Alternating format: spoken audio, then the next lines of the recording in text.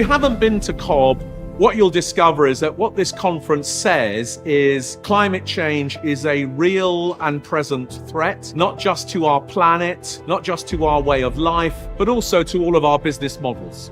On the other hand, climate change is a real and present opportunity, an opportunity for enterprise, for innovation, for investment, and for creativity. And what COP has been about is exploring all of that.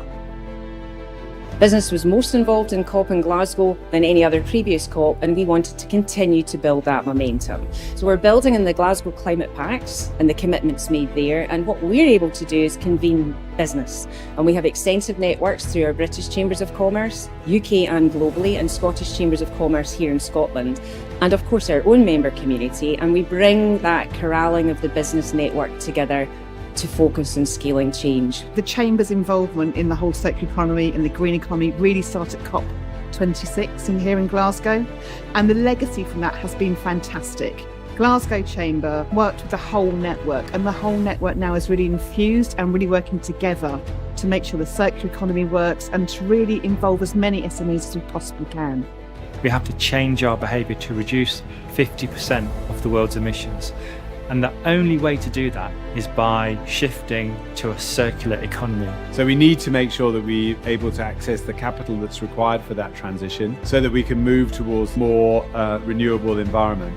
And networks like this are very powerful ways of exchanging views and figuring out what we can do together to address those challenges and take advantage of the opportunities. I think it's important for businesses of different types to get together to solve all problems. And obviously, sustainability and the climate emergency is the biggest one that we have facing us at the moment. I think it's always interesting to look at another business through a different lens. And I think you can learn a lot by listening and talking.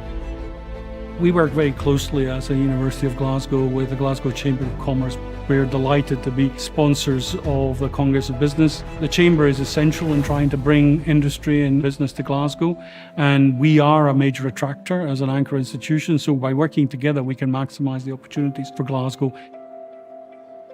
Congress of Business has been a fantastic innovation by the Glasgow Chamber. It brings together businesses, of course, from small and medium-sized enterprises to larger businesses, but it also brings together volunteer organisations, grassroots organisations, and really creates that energy that we need to create between all these different organisations to drive towards net zero. As businesses, this is a great opportunity to share that learning and get a sense that there is a collective endeavour and that there is support both through the network and through the Chamber and by other means. And I think that gives not only reassurance but also inspiration for being part of that concerted collective action. Great businesses try to make the world a bit better. And one of the ways you can make the world a bit better in the 2020s is by recognising not just your societal obligation, but your environmental obligation. It's been fascinating to see a range of speakers talking about financial innovation, right down to what we can do as individuals to make us move towards more of a net zero future. Climate change is a real and present danger, but it's also a very real and very present opportunity. And now is the time to seize the opportunity because business has appetite, finance has appetite to back it, and there are opportunities to differentiate and create unique kinds of value that will not be around for a long time. Now's the time.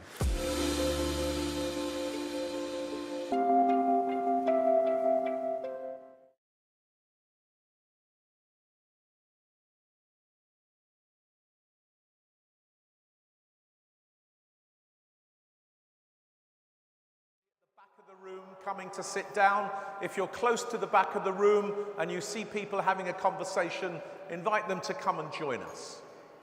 Thank you very much. What we'll do now is, for those of you who are already seated and are ready to go, let's give you a round of applause. So it goes like this. I think it needs to be a little bit louder than that. Can we try that once more, please? Good morning.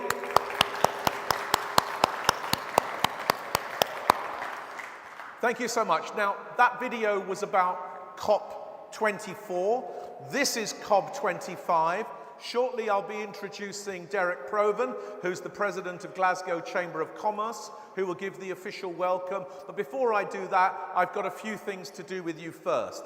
Firstly, my name's Greg Clark. I'm your host on stage for the day. It's a great honour for me to be here working with the Glasgow Chamber of Commerce and all of their partners. Now, some of you very kindly filled in the pre-event survey, where we asked you a few questions about who you were and what you wanted to do today. Let's preview the answers from the pre-event survey, please. So we asked you two questions. What do you think are the key areas where business can lead on tackling the climate emergency? And this is what you said. Skills and education came first. Net zero in the built environment came second. Renewable energy third. Clean utilities. And you can see the rest. So we know what you think are some of the priorities, and during the course of the day we'll be talking about those. Can we see the second question from the survey, please? What's your main reason for coming to COB? And thank you for voting here. Hearing great speakers was number one. Well, we certainly hope we're going to do that. And as Derek will tell you, and as you'll hear during the course of the day, we have some amazing speakers for you. Secondly, you want to build your networks, and we've plugged in plenty of opportunities for you to do that, both during the sessions and in the various breaks, and there'll be networking activities organized, so we're very pleased about that. And then finding partners for climate ventures, there'll be a focus on that, particularly in the afternoon, and learning about new sources of finance. You'll also hear something about that as well, and as you can see, the rest is all here. Now, during the course of the event, we want you to be very involved as partners. So I'm going to ask you if we could go to the next slide, please. And we're going to get involved using Slido today. And so firstly, the free Wi-Fi, top left-hand corner, SWG3 free Wi-Fi. Please join the Wi-Fi. And then using the link here, please join Slido. And if you're joining it manually, then put in the code #COB25 or go straight through on the link. Now, we're going to be using Slido in three ways today. Firstly, of course, we're going to be doing some polls. We're going to be asking you what you think on a whole series of questions. Secondly, we'll be inviting you to build some word clouds, and we'll practice one of those in a minute so that we can see some of the creative ideas in the room. And thirdly, we're going to be using Slido for most of the Q&A today. And in particular, I'm going to be inviting you to prioritize and like the questions proposed by other people so that we always know which are the questions that the most people in the room want to hear. So hands up if you're already into Slido. Okay, that's old technology. Hands up if you're still trying to get in. Okay, we're going to give you 3 minutes more, or maybe 2 minutes more. Keep going, because we want everyone to participate. At lunchtime today, we're going to do a lunchtime survey with you using Slido, which is going to create some unique survey data that Glasgow Chamber of Commerce will then share with you later about your perceptions of how we're doing on the climate emergency, the energy transition, the other transitions, what's needed to really make this work. And that will create a kind of COB-only survey, which will be very useful to us. How many people still waiting to get into Slido? Hands up if you're still waiting. Okay, come along, sir. We're nearly there. And we look forward to you joining us. Let's go to the first poll then, live poll of the morning, if we may. First poll looks like this. So, Glasgow hosted COP in 2021, and the hosting of COP was part of the inspiration for why COB, the Congress of Business, has been created, with this idea of creating a sustained business legacy from the hosting of COP, with businesses really leading on the climate agenda. Do you think that it was worthwhile to host COP in Glasgow? Yes, no, not sure. Please vote now.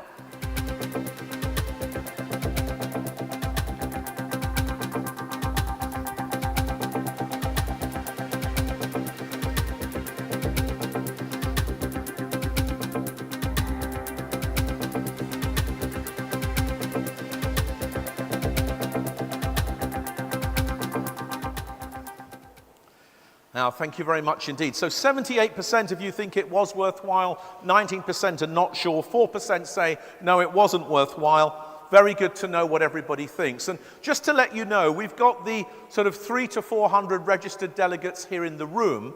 We also have a large number of delegates joining us online, many of them coming from international locations. So I want to just take a moment on behalf of you and on behalf of Derek and the Chamber to welcome all of our guests from Ecuador, from Egypt, from Singapore, from Zimbabwe, and from India in particular, and also to welcome guests that are joining us from Cumbria, north of Ireland, Wales, and Plymouth. So will you give them all a warm welcome and give them a round of applause?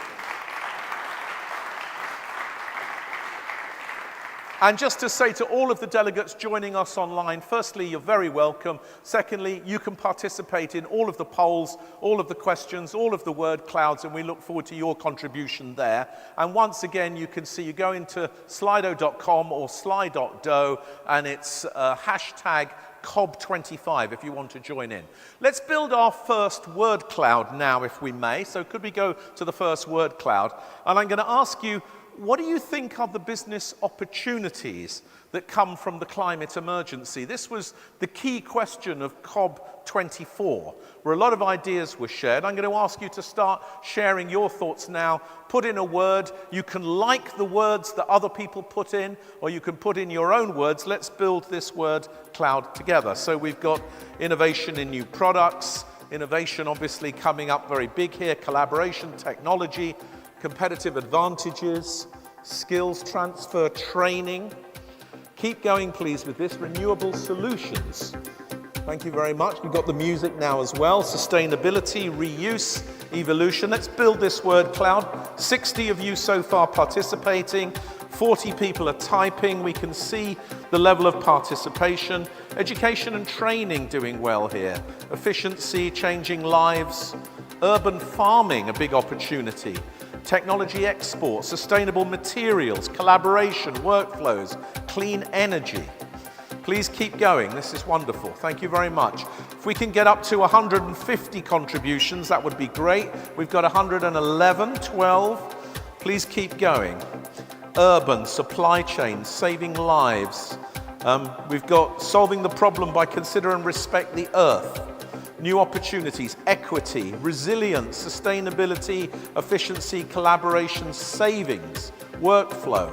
Please keep going. Let's keep voting. What are the business opportunities that come from this climate emergency that is urgent for our planet, but creates opportunities for all of us? Let's take just a few more. We'll continue with the music if we may. Thank you, the team at the back.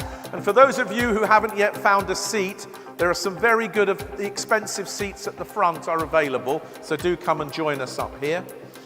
Thank you very much to everyone. Let's pause that there then and say I think you can see, and this was the key debates we had last year, the opportunities that come from the climate emergency. Later in the day, we'll be trying to take this forward in another way as well. So thank you for that. Let's go to our third and final poll before we hear from Derek, if we may. So the third poll, please. So which of the following should be prioritized to show business leadership on climate change in your view? Is it the carbon footprint? Is it resilience? Is it shift in energy, water and waste systems? Is it developing new products and services? Is it all of the above? Is it none of the above? Please vote now.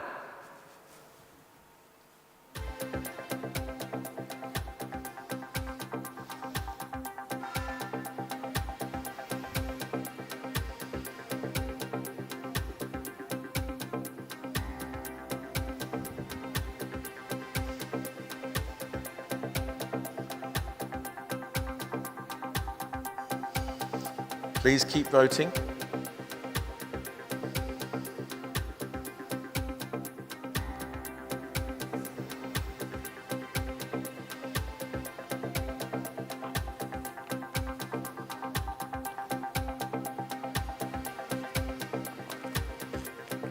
Great, thank you very much indeed. Let's pause that there. 38% of you, 37% say all of the above, 24% say embracing circularity, 12% the business carbon footprint, and you can see the rest. Of course, all of the above, I guess, is the right answer. Please join me for the official welcome and welcoming to the stage the President of the Glasgow Chamber of Commerce, Derek Provan.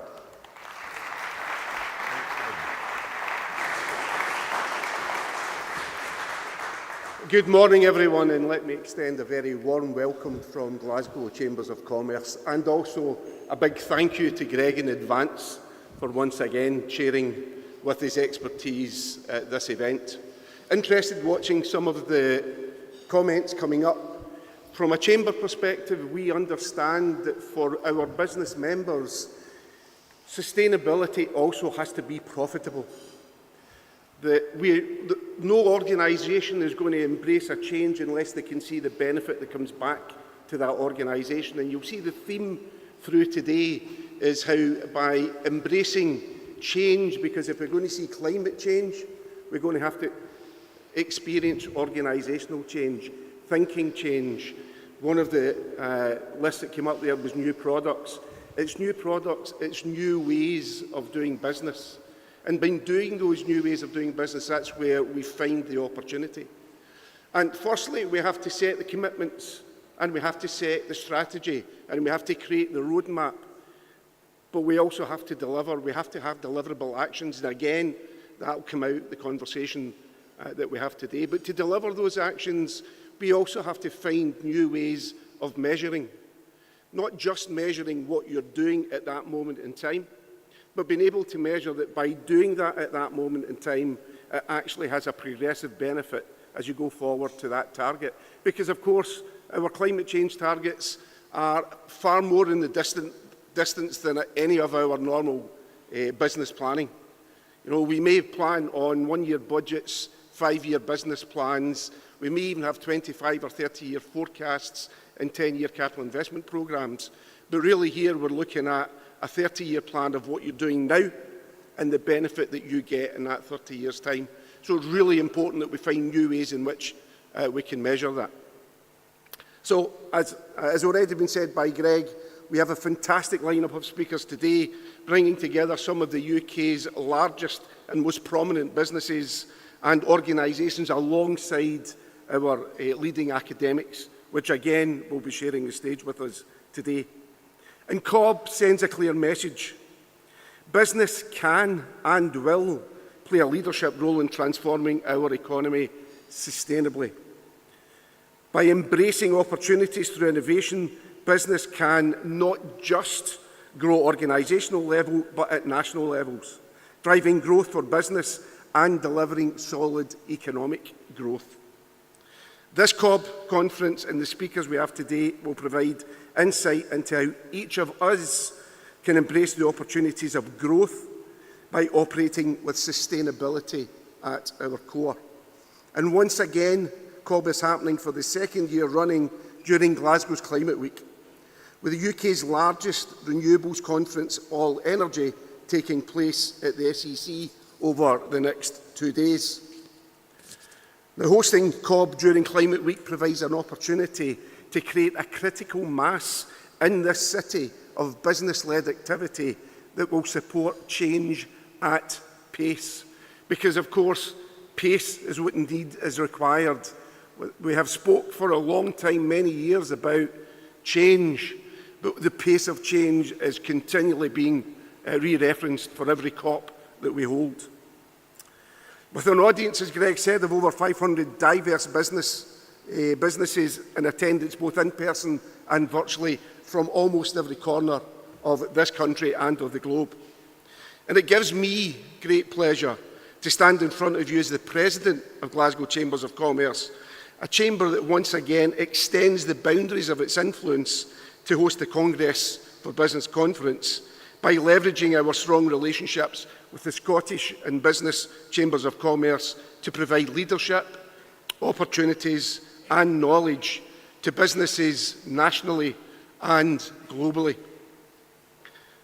Building on the Glasgow Climate Pacts established in COP26, with a focus on Glasgow Financial Alliance for Net Zero GFANZ, COB drives meaningful change by turning sustainable strategies into actionable results for businesses here and for businesses in cities globally. And further, building on our legacy as host chamber during COP26, Glasgow Chambers of Commerce continue to influence policy that supports our business community and creates skills for the future to a climate-focused trade mission programme that we have been running for numerous years now, and this year again has been highly, highly successful, with the team travelling across the US and Asia. So an idea of some of those recent successes are our Circular Glasgow network, which has grown to over 400 members across the Glasgow business community. Engagement with the University of Glasgow's Gallant project, a £10 million project delivered by Glasgow University and the Glasgow City Council to help build bridges in the business community, and delivering the delivery of the Circular Economic Leadership Programme just in March this year for senior executives of organisations aimed at accelerating their transition to a circular economy through building confidence at a senior level. As an ex-chief executive, I know quite often I stood on stage and felt as a bit of an imposter as I tried to explain the organisational strategies and ambitions towards sustainability. And we need our senior leaders to really understand the benefits and the opportunities to growth for that. And that is why this course and programme was created, and so far it's having rave reviews. So we will be holding these in future years. Please speak to the Chamber team to make sure you get the opportunity to go on one of these executive courses. But of course, none of this would be possible without the strong relationship and support we receive from our principal partner, the University of Glasgow, and our other partners, Barclays and E.ON. These ongoing partnerships will see COB-related activity continue to happen throughout the year. This is not a one-day only event. The breadth of our reach of Glasgow Chamber of Commerce and our ability to operate on an international stage as we do is facilitated by the roles and the support we receive from the Scottish and British Chambers networks and the close working relationship that we maintain with them continually. So, we have the partners, we have the track record, and we have an unrelenting desire to be the catalyst for change and help organisations like you recognise the opportunities for a more sustainable world. As stated, today we have a fantastic lineup of speakers, and first to the podium is someone that has shown great leadership in the entire Chambers of Commerce networks, here and internationally over the past few years. She is the President of the British Chambers of Commerce, and it gives me enormous pleasure to welcome to stage Baroness Martha Lane Fox, President of the British Chambers of Commerce.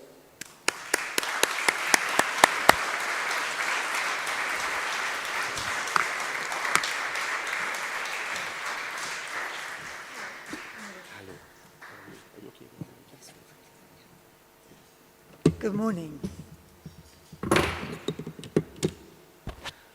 So I'm looking around, and you don't look like many of you can remember the dawn of time back in the late 90s when the internet was just evolving. But maybe some of you can try and think back to what it was like in the late 90s. That's when I was starting my first business with my friend Brent, lastminute.com.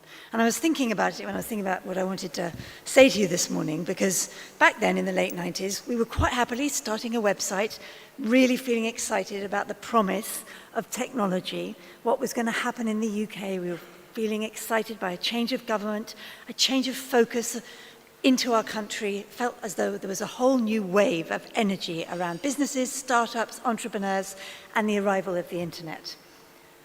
We didn't think for 1 second about the impact on the climate, of us sending people to New York on short flights for £99. We celebrated it. I remember writing taglines saying, "Live your dreams at unbeatable prices, go away at the last minute, be spontaneous, have fun, be romantic." Well, looking back now, nearly 25 years later, I think that two of the most significant trends that I can remember in my business life are converging and becoming even more pressing and important.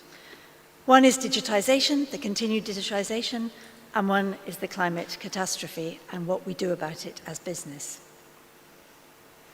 For me, neither are negotiable.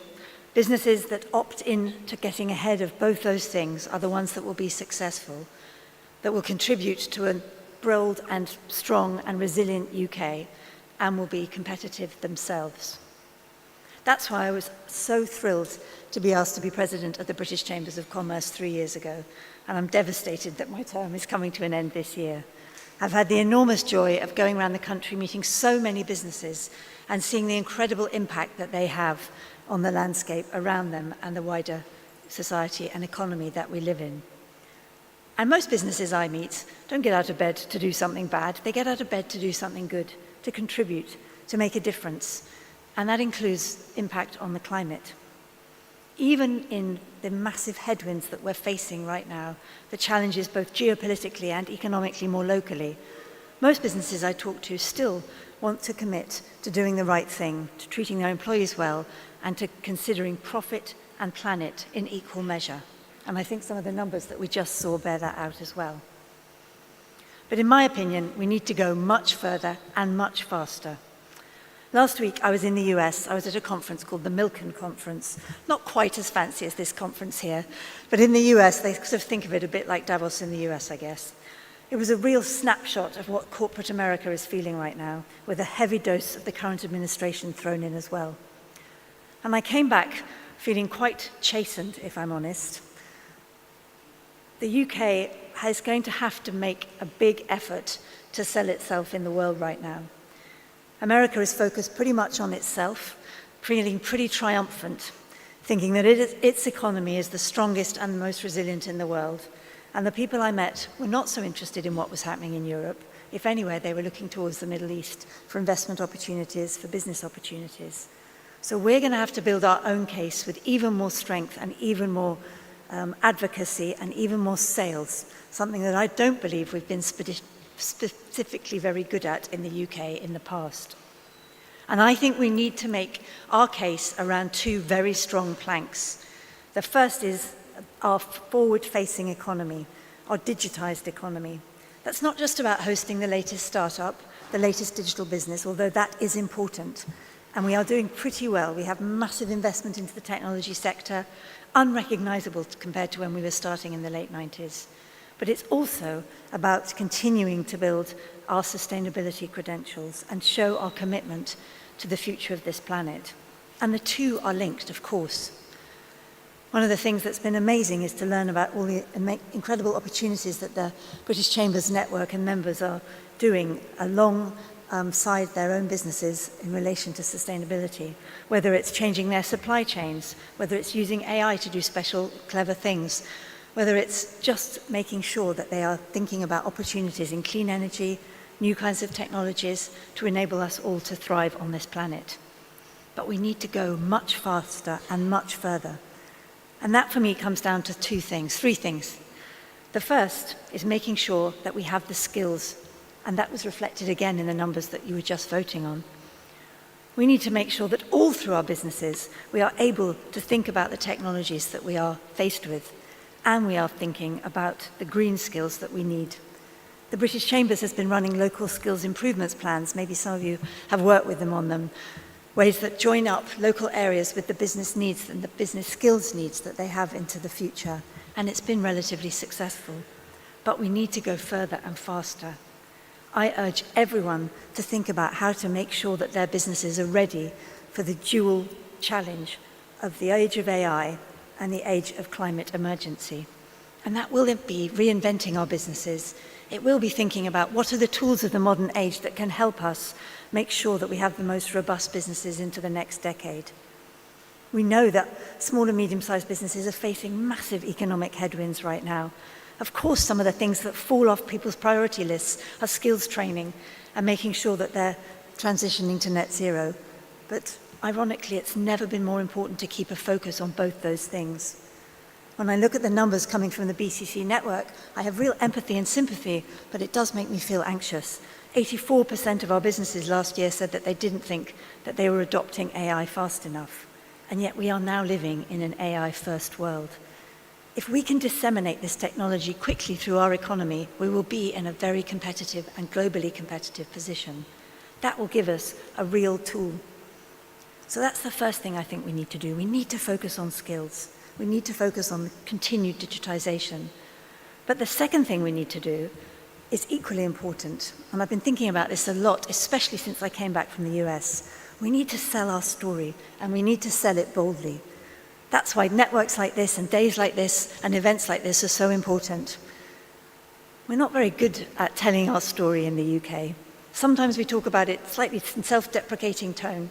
Well, that's not going to cut it. It's not going to cut it when we're faced with the US feeling triumphant or the Middle East building such a case for green investment and such a case for it being the future of the global economy.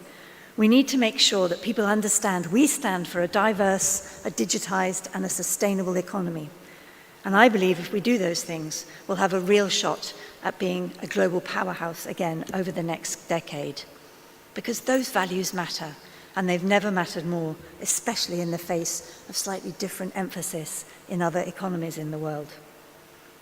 Those are the values that I see when I travel around the British Chambers network. I know they're values that Glasgow has and have held dear since hosting COP26 in 21. And I really hope that I can urge all of you to go further and faster and keep those values at your core. Keep those important and different voices in the room. Keep the importance of diversity, digitization, and sustainability at your heart, because then I believe we will have a shot at countering some of the global difficulties and making sure the UK is seen as one of the best places to do a green digital business. Thank you. Thank you. We're going to have a chat, right?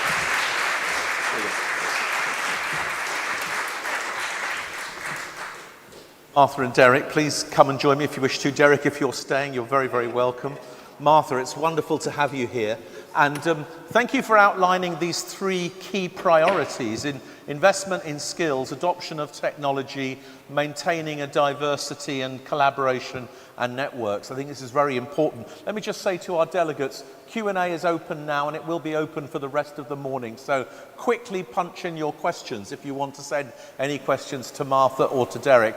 And I suppose actually I want to ask you both a question, seeing as we've got you here, Derek, which is from the point of view of British Chambers of Commerce, Martha, and Glasgow Chamber of Commerce, Derek, what are the important ingredients that a business leader needs to bring to this task, herself or himself, if we're going to sustain, our opportunity here? Martha, why don't you begin? I think that two things are very important, and I often find myself having conversations that are too short-term with business leaders, which I completely appreciate. I'm a small business owner myself. I have a small karaoke business as my side hustle. It's called Lucky Voice in London. And believe you me, I really understand facing into some Should we just say that again? It's called Lucky Voice. Lucky Voice, and it's somewhere in London. It's all over London, it's your yes. side hustle. Yeah. Who knew Martha Lane Fox had a karaoke business? There you go. Well, it's good fun, but it really does give me a fast track into understanding some of the challenges that we face right now. The increase in national insurance obviously affects hospitality businesses really deeply. The macro climate is meaning our customer base don't feel quite as wealthy to go out and spend money on drinking and singing. So I feel as though I do have a fast track understanding, as well as talking to so many businesses around the country. And so it's not surprising that things fall off your priority list. Investing in skills, thinking about the next decade as opposed to just worrying about the next few months. But arguably it's never been more important to keep your eye on the long term and to think about it from two angles. Firstly, am I investing in the right technologies? Am I keeping learning as a leader?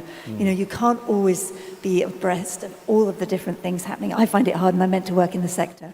But I do believe as the leader it's incredibly important to lead by example and to play around with the latest tools, to play around with the latest technologies. That's the first thing.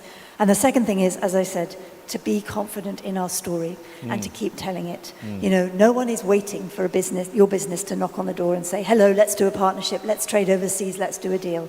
You have to make that happen. And that's true locally and it's true nationally. And I just really urge us all to have confidence to go out there, make partnerships, think about collaboration and tell our story with boldness. Great, thank you very much indeed. Can we just pass the microphone to Derek? Derek, the question is about what does a business leader need to do, herself or himself, really to provide the leadership we need on climate? Yeah, well, I think there's a couple of things. Firstly, for a lot of business leaders today, there's still quite a bit of education required around sustainability and the opportunities that sustainability can bring to a business. And so first they have to spend as much time understanding the future as they do the present, as much time understanding the opportunity that arrives through sustainability as the opportunity in their general business that they spend a lot of time on today. Secondly, leadership starts at the top. So that culture of understanding and exploration into sustainability and the opportunity that it provides has to find its way back down through the organisation. Many organisations today, quite rightly, still operate on profit and loss. That's the primary focus for most organisations. Probably second or equal to that would be safety. Actually, sustainability now has to be up there at the same level. Everybody in the organisation should be asking questions, because only when the questions get asked does the organisational culture start to change, and all of that curiosity that every organisation has on new ways of working, cost reduction, if they can bring sustainability into that, it becomes part of the normal cycle of the business, rather than an adjunct that sits with a lot of organisations still in that separate function of expertise. Thank you very much indeed. Now, is my mic on? Yes. Thank you. Martha, since you made your remarks, about 40 questions have come in. Oh, God. Now, about 5 of them are asking the same question in different ways. Okay. Which is, given that this is a conference about climate, and given that you've been talking about the important opportunity of AI, what about climate footprint of AI, particularly the high energy usage, particularly in data centres and other things? How do we square that circle? Yeah, it's a really fundamental question, and I'm glad you asked it, 5-10 people that did. Firstly, I think transparency and having the data is incredibly important. It's been super interesting to me to talk more and more about the intersection of technology and the climate. I'm not a climate expert, I know a little bit about technology, and it is so often misunderstood the impact that we're all having through our use of data and our use of technology. And we all have, airlines or travel or other things as big bad wolves of the climate catastrophe, when actually you're absolutely right, the technology is a very important piece of the puzzle too. I think the last numbers I saw, though somebody here might know better, was about 7% of global carbon emissions come from IT services in its widest sense. It's a huge number. So it matters. But I think the 2 things that give me comfort are that the big providers, and we have to be realistic that this is a sector that is increasingly still run by monopolies, and unfortunately the same old monopolies in the US, whether it's Google, whether it's Amazon, whoever, are making big attempts to make sure that their data centers are carbon neutral and are working to a huge degree and making huge investments on this. So that's the first piece. And the second piece is that I feel quite energized by the thought of quantum computing and the changes and innovations that are happening over the next 5 years. Not quite here yet, but when those improvements in compute power happen, you will see a dramatic reduction in data usage, compute needed to do different data transactions, if you like. So that's kind of an exciting plank of innovation coming. There's also other things happening, whether it's ways of storing carbon capture around data centers and just bits that are being improved all the time. But it's a really important question and one we can't hide from. And one of the things I've learned since becoming president of the BCC is just our own local grid capacity is so complicated here in the UK. And if we're going to have a massive push towards AI, that is going to provide huge complexity to how we actually even get our energy, let alone the energy that the transactions are using? Yes, I mean, it's a very challenging question, isn't it? And I think what you've said very clearly is actually there's a technology acceleration that's going to reduce the energy intensity of AI and data centers, we hope. Secondly, there's the opportunity, of course, to locate them in locations where there's more renewable energy. And thirdly, as you were saying very clearly, we'll move towards quantum computing. It's going to enable us to do it more efficiently. I want to ask you another question, Derek, and then I'm going to come back to you for a big one, Martha. Derek, there's a question here about how do we incentivize businesses to make the change to become more circular and sustainable? What do you think are the priorities in terms of incentives? I think at board level, we have to see organisations, as Martha said, that are thinking longer term than they currently are today. If we look at most of the sustainability opportunities that people may see at the early stages, probably have a slow burn and a slower return than most of their commercial activities. But this is about the sustainability of an organisation over the long term. So I think we need to see the ability for organisations to think way beyond their normal budgetary cycles and their normal capital investment programmes. They have to understand that the return on that investment may come much later on, but will have far greater value than the short-term investment that they're putting in today. Thank you very much, Derek. So, two final questions for you, Martha. The first one, Dr. Poonam Malik, and she's right here. Nice to see you. She said, in the light of recent political headwinds, my mic seems to be not very good. So, in the light of recent political headwinds, does it still make sense? Is it still coherent for the UK to promote itself in terms of diversity and sustainability as our kind of primary values? You did address this in what you said, but I suppose the question is, do you think that the current change in the kind of business climate that's being created by the US, can we still sustain our position in that context? 100%. It has never been more important, in my opinion. I think one of the things that I found most depressing on my trip to the US was how few, in fact, I heard zero, although I wasn't in every single session that was in every single bit of the event. Corporate leaders in the US took any counter-narrative to the current political one in the US, which one of triumphalism, one of a decrease in importance in all kinds of things that I think we've all been trying to establish as important over the last decade. I was in one panel where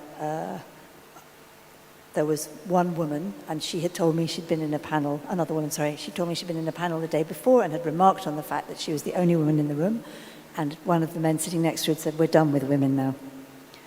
Now, if that's not an opportunity for the UK, I don't know what it is. And I would be extremely surprised if this country wants to waver from core values that I think we have had over the last huge chunk of time. And you might express it in different ways. I have literally never talked about DEI before the last 2 months. That's the irony of it. I've talked a lot about having more women represented. I've talked a lot about underrepresented youths in technology, equality, opportunity, all those things. I don't want to put my gender pronouns on my email. That is completely irrelevant to whether or not it's right to still fight for equality for all people to be part of the workforce and our economy. And so I don't think a country that chooses to walk away from that will be successful. And I would be immensely surprised, and that's not the mood I hear from the businesses in the UK, if we walk away from it too. And I just wish there were there were less cowards in the US, because it's really very depressing to see. Hear, hear.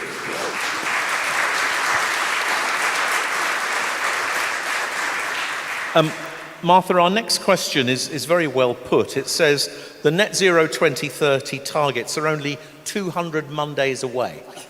And those 200 Mondays are obviously bringing it much closer. Yes. Public organisations and large companies are addressing their obligations in their own ways.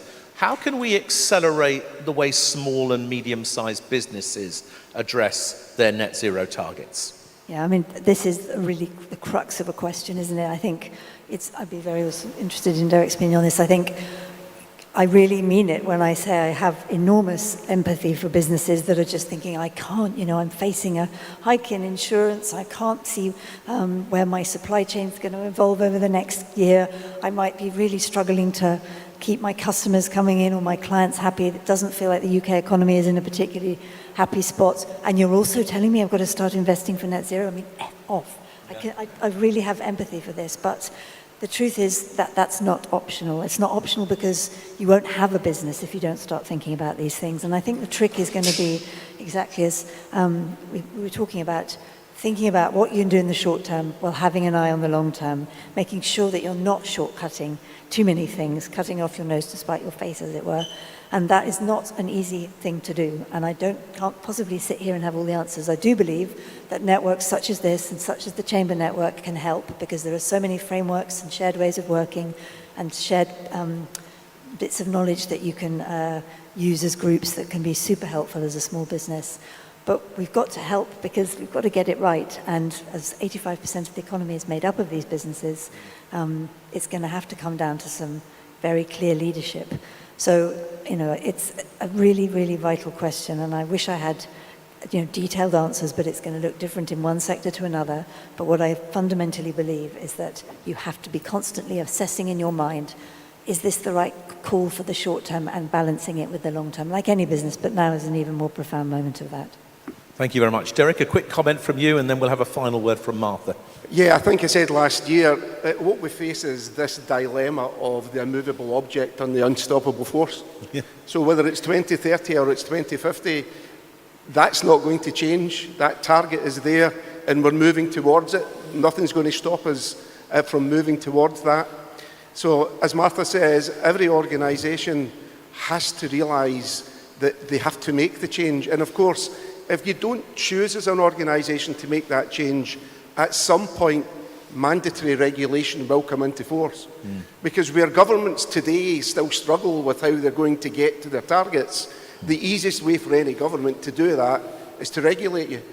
So you either have a choice to do it on your own terms, within your own capabilities, or at some point it'll come down the track and you'll have to do something that you probably are unable to do. And to Martha's point, it really is a point of business survival.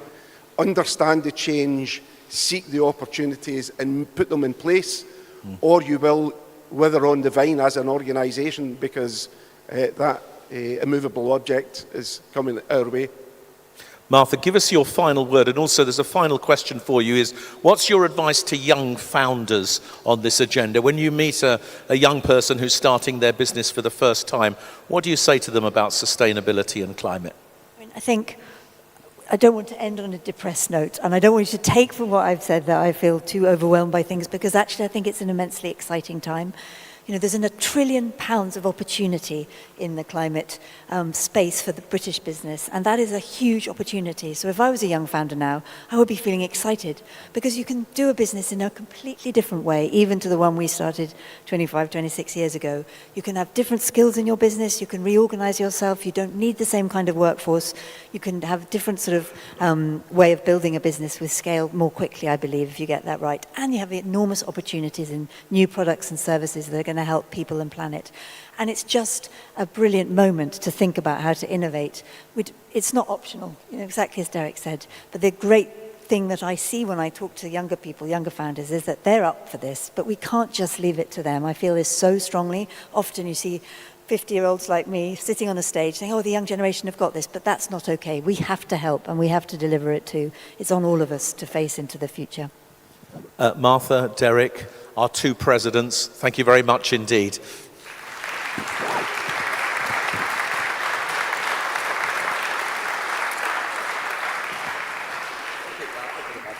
Thank you very much to both of them. Great to have them both here at the same time. And I'm going to introduce our next keynote speaker. And just to tell you that the Q&A is open now for all of our speakers. And I've also got the brilliant Michael sitting in front of me, who's telling our speakers how much time they've got left each time. So if you're on stage speaking, do have a look at Michael. Just before I introduce our next morning keynote, we're going to do one more poll. So could you go back into Slido, please? And we're looking at the role of universities in the climate climate challenge. And here's our poll. How should universities address climate change? Is it through research and discovery, innovation and commercialization? Is it training and education, carbon footprint and supply chains, induced travel and other carbon incentives? Is it work with local businesses? Please vote now.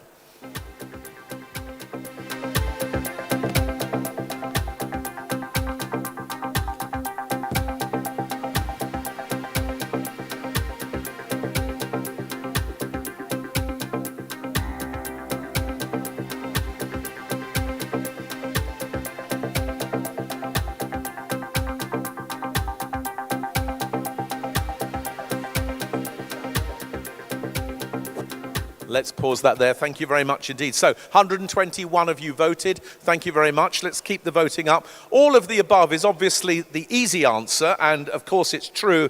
Innovation and research and discovery, innovation and commercialization together, training and education at 10%. Well, there's no better person to discuss this question than the Principal and Vice-Chancellor of Glasgow University. Please welcome to the stage Professor Sir Anton Muscatelli.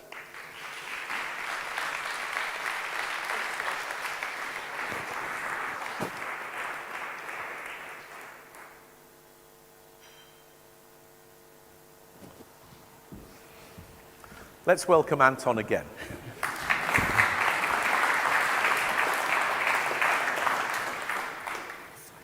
Well, thank you very much, Greg, and it's a real pleasure to be here at the Congress of Business again. And the message of Congress of Business is clear.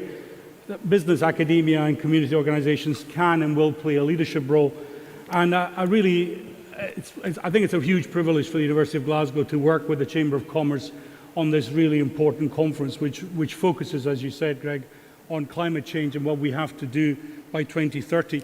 Now, when I was here last year, and I think the year before as well, I talked about other aspects of the work that the university does around net zero, particularly the impact on that we have through our estate, through the Gallant project that was mentioned by Derek a moment ago. I want to talk today, in the 10 minutes I've got before our Q&A, really about the impact of research and discovery and indeed innovation.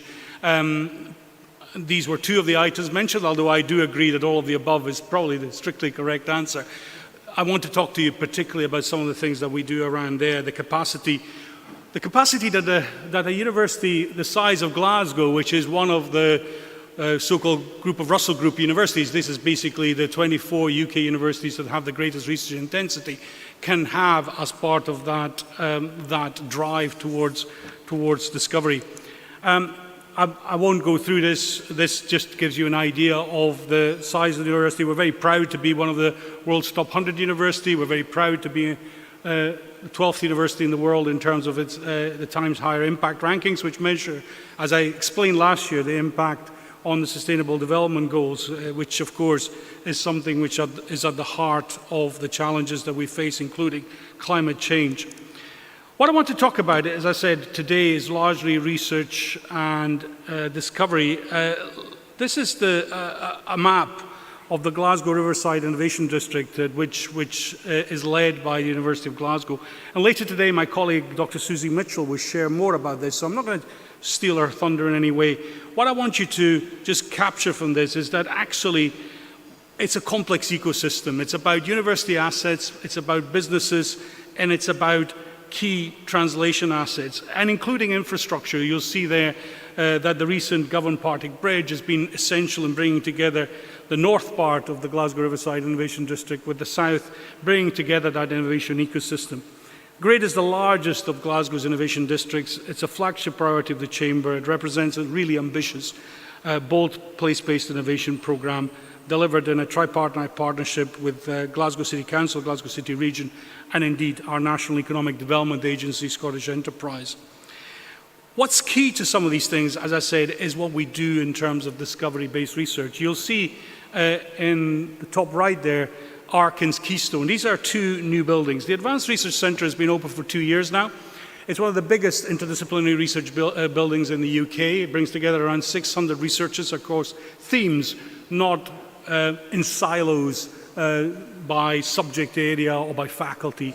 It brings together researchers across the main challenge areas. And it's a really exciting new experiment, which I think is working really well to drive innovation. The Keystone building, which is right opposite it, which is under construction at the moment, will house part of our engineering college, engineering school, and will, with the ARC, continue to drive innovation. Now, and these are the kind of assets that we've been helping to develop over time. We've invested around 1.8 billion. The Keystone and the ARC, I've mentioned. The Health Innovation Hub is being developed by our partners, Haldane, south of the river, and will house a lot of our spin-out work at the university. I'm going to skip this. I want to give you 4 different examples of the work that we do, and I'm going to focus on those examples that are linked to net zero. I'm going to mention 2 spin-out companies, and I'm going to mention 2 programs of research. And I think that this again highlights how commercialization is at the one end of what we do, but at the other end, that fundamental research is absolutely, really important to drive that. Chemify is probably one of the fastest growing spin-out companies, certainly in Scotland at the moment. It was born out of our labs in the Advanced Research Centre in the ARC. It has the potential to revolutionise digital chemistry. And essentially what it does, it brings together AI with chemistry and allows much more rapid discovery of molecules which are fundamental in areas like the pharmaceutical industry, also in the case of materials, etc. One of the really interesting things about this is, however, it also has a net zero component, it has a sustainability component, because the chemical industry is also one of the biggest generators of waste. It was last year I shared exciting news that Chemify had just done its 33 million Series A, which is probably one of the biggest Series A raises in the UK. It's currently raising its next one. But actually, in terms of employment for the city, it's now employs over 130 staff. It's about to open its first factory just to the north of us in Maryhill, again bringing jobs to some of the most deprived parts of Scotland.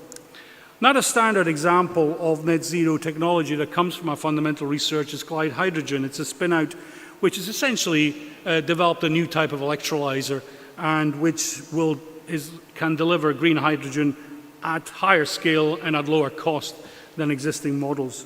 It's addressing one of the critical challenges around hydrogen production at the moment. And again, I think the significance of this area is underscored by the Scottish Government's 180 million investment in hydrogen and carbon capture technologies. These 2 examples I've mentioned, Clyde Hydrogen and Chemify, are just 2 examples of many more companies in this space. They've been fundamentally supported by programs which have been delivered by the UK government, by the Scottish government, and indeed working with Glasgow City Region in partnership through mechanisms such as the innovation accelerators in recent years, which are key. I'm going to then mention a couple of programs of research. I think this is a really important point, that collaboration really does matter here. And I'm going to return to this at the very end, because I think we need to do even more in terms of being collaborative across our ecosystem. Scotland Beyond Net Zero was an initiative that was started by the Universities of Edinburgh and Glasgow as Scotland's 2 biggest research-intensive universities. But it was an open model. It's not one designed to exclude anybody. And in fact, 13 of Scotland universities are now taking part. What we're doing is we're seed funding a lot of new initiatives around net zero. A good example, I think, of some of this partnership in action is a collaboration with our neighbours at the University of Strathclyde looking at electric wallpaper, which might be a really great solution in terms of heating up old tenement buildings in a way that is compatible with our net zero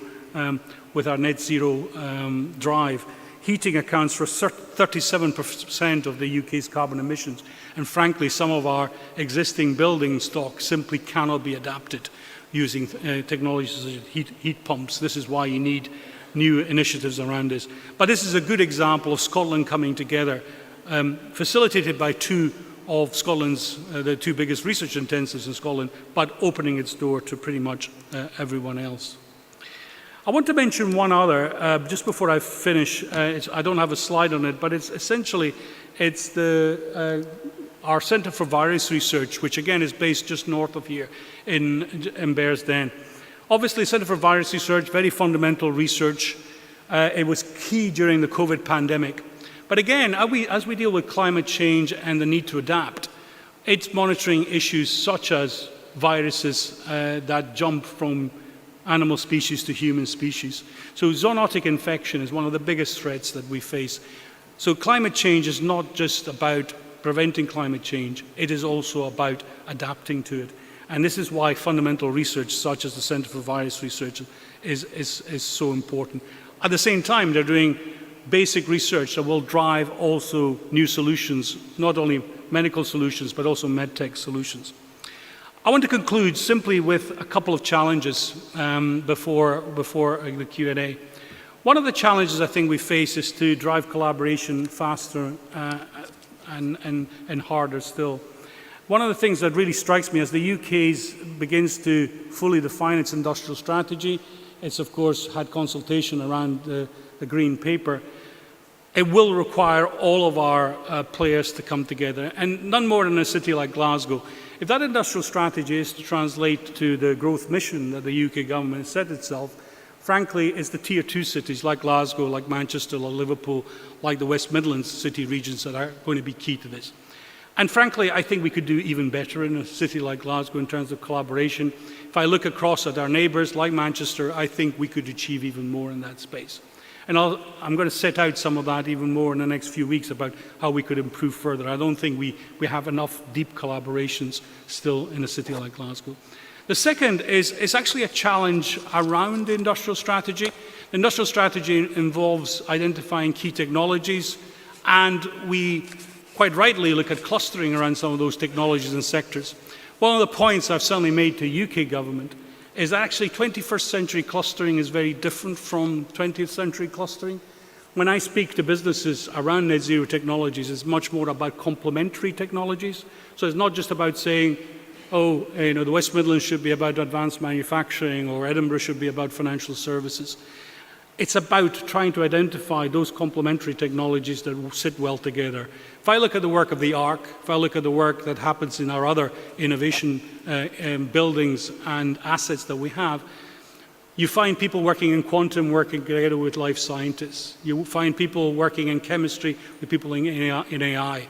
It doesn't make any sense to simply classify cities around individual sectors or individual technologies. And I think we need to get smarter around that. So those are my two challenges, Greg, as I conclude. And thank you very much for joining in COB, and delighted to be here, Greg. Great, thank you very much, Anton.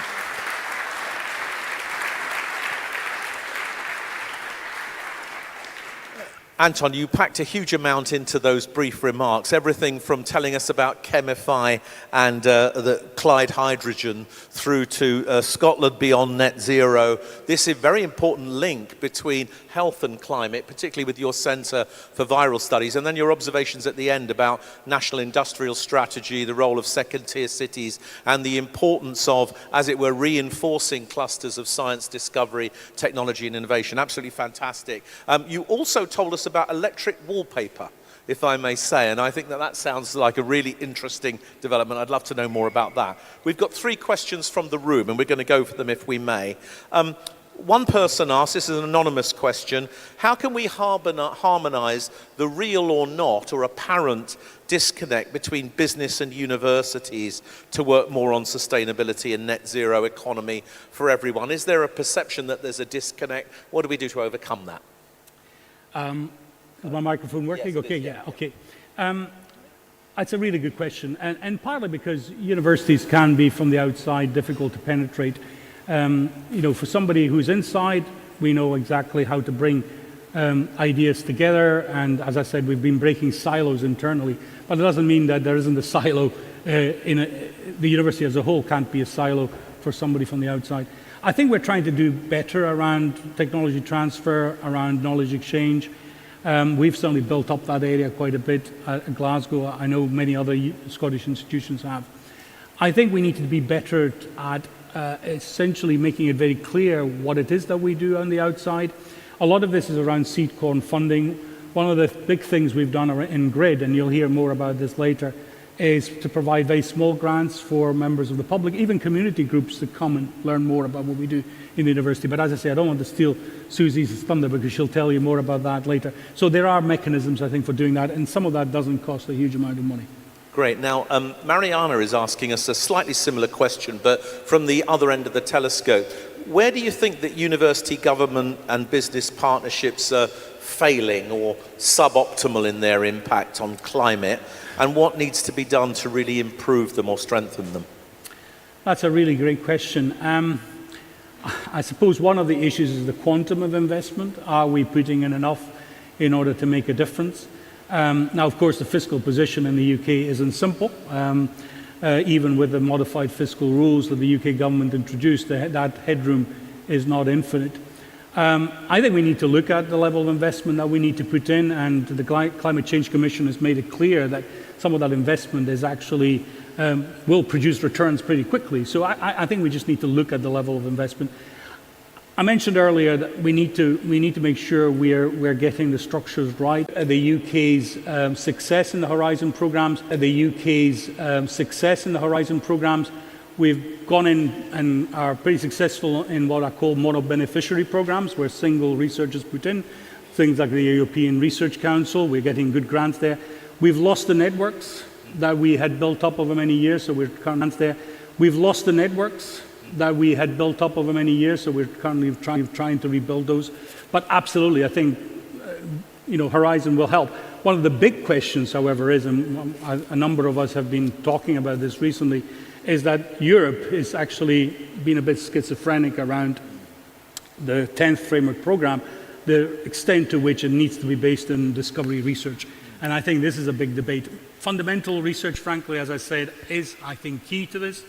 And it's interesting because after all those debates, we suddenly saw, of course, the European Commission President von der Leyen and President Macron saying science is important. So hopefully it's been... One sentence answer to the question, how is the University of Glasgow helping young entrepreneurs, especially students and researchers, to establish their own enterprises?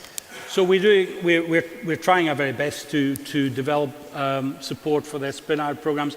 What we still probably need to do more of is around wider entrepreneurship programs. What we do at the moment tends to be, you can't universally access it. It tends to be focused on certain programs, whether it's through our business school or School of Computing Science, Engineering, etc. We're trying to roll out a more comprehensive program at the moment, but it's a really good question. I think universities do need to scale that up, although given universities' financial situation at the moment, it's not easy because this is all additional activity that we need to put in place. Great. Well, Anton, firstly, thank you from all of us for Glasgow University being the principal partner of COB. Ladies and gentlemen, Professor Sir Anton Muscatelli. Thank you very much. Thanks so much, Greg. Thank you very much. Now, I'm going to introduce our third keynote speaker in a moment, but first we're going to do two more polls. So please get your phones out and get back into Slido if you would. And if we could have the next poll up on the screen, I'd be very grateful, please. So this is a very simple question. Do you know how to mainstream sustainability in your business? Yes? No? Somewhat? Please vote now.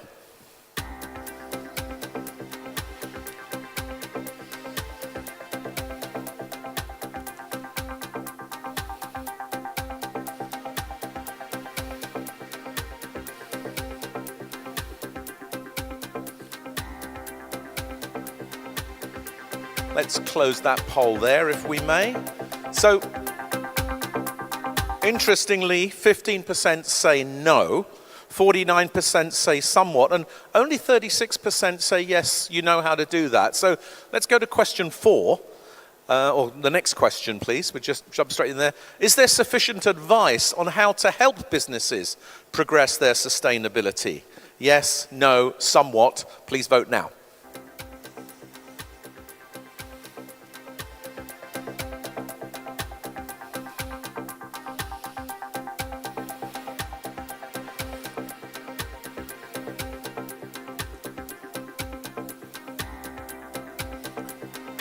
Okay, let's pause that one there, please. 125 of you have voted. Thank you for that. 44% say no, 39% say somewhat, 17% say yes. So a real minority think there is sufficient advice. Now, our next keynote speaker is a man who does this for a living. He's the global sustainability leader for clients and industries at EY, which means he spends his whole life helping EY's customers really put sustainability at the heart of their business model. Please welcome back to Glasgow, because he's a son of Glasgow, Gerard Gallagher. Gerard.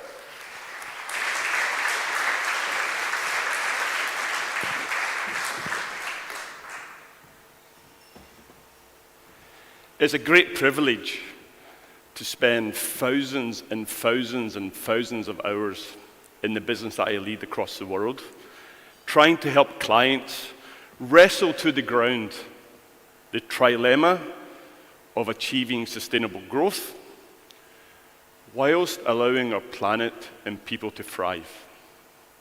However, it does come with a great responsibility. And the responsibility, particularly at times like now, when there are headwinds, to share with you what we're hearing. And thank you, Greg. I am so excited to be back in Glasgow to share with you the insights from business. In the world of sustainability, the low-hanging fruit has been well and truly picked. In the last decades, businesses and governments have been busy setting and/or refreshing their targets towards a more sustainable planet. In the last decade, the transformation pathways have been published. The communication plans around what they want to do have been distributed.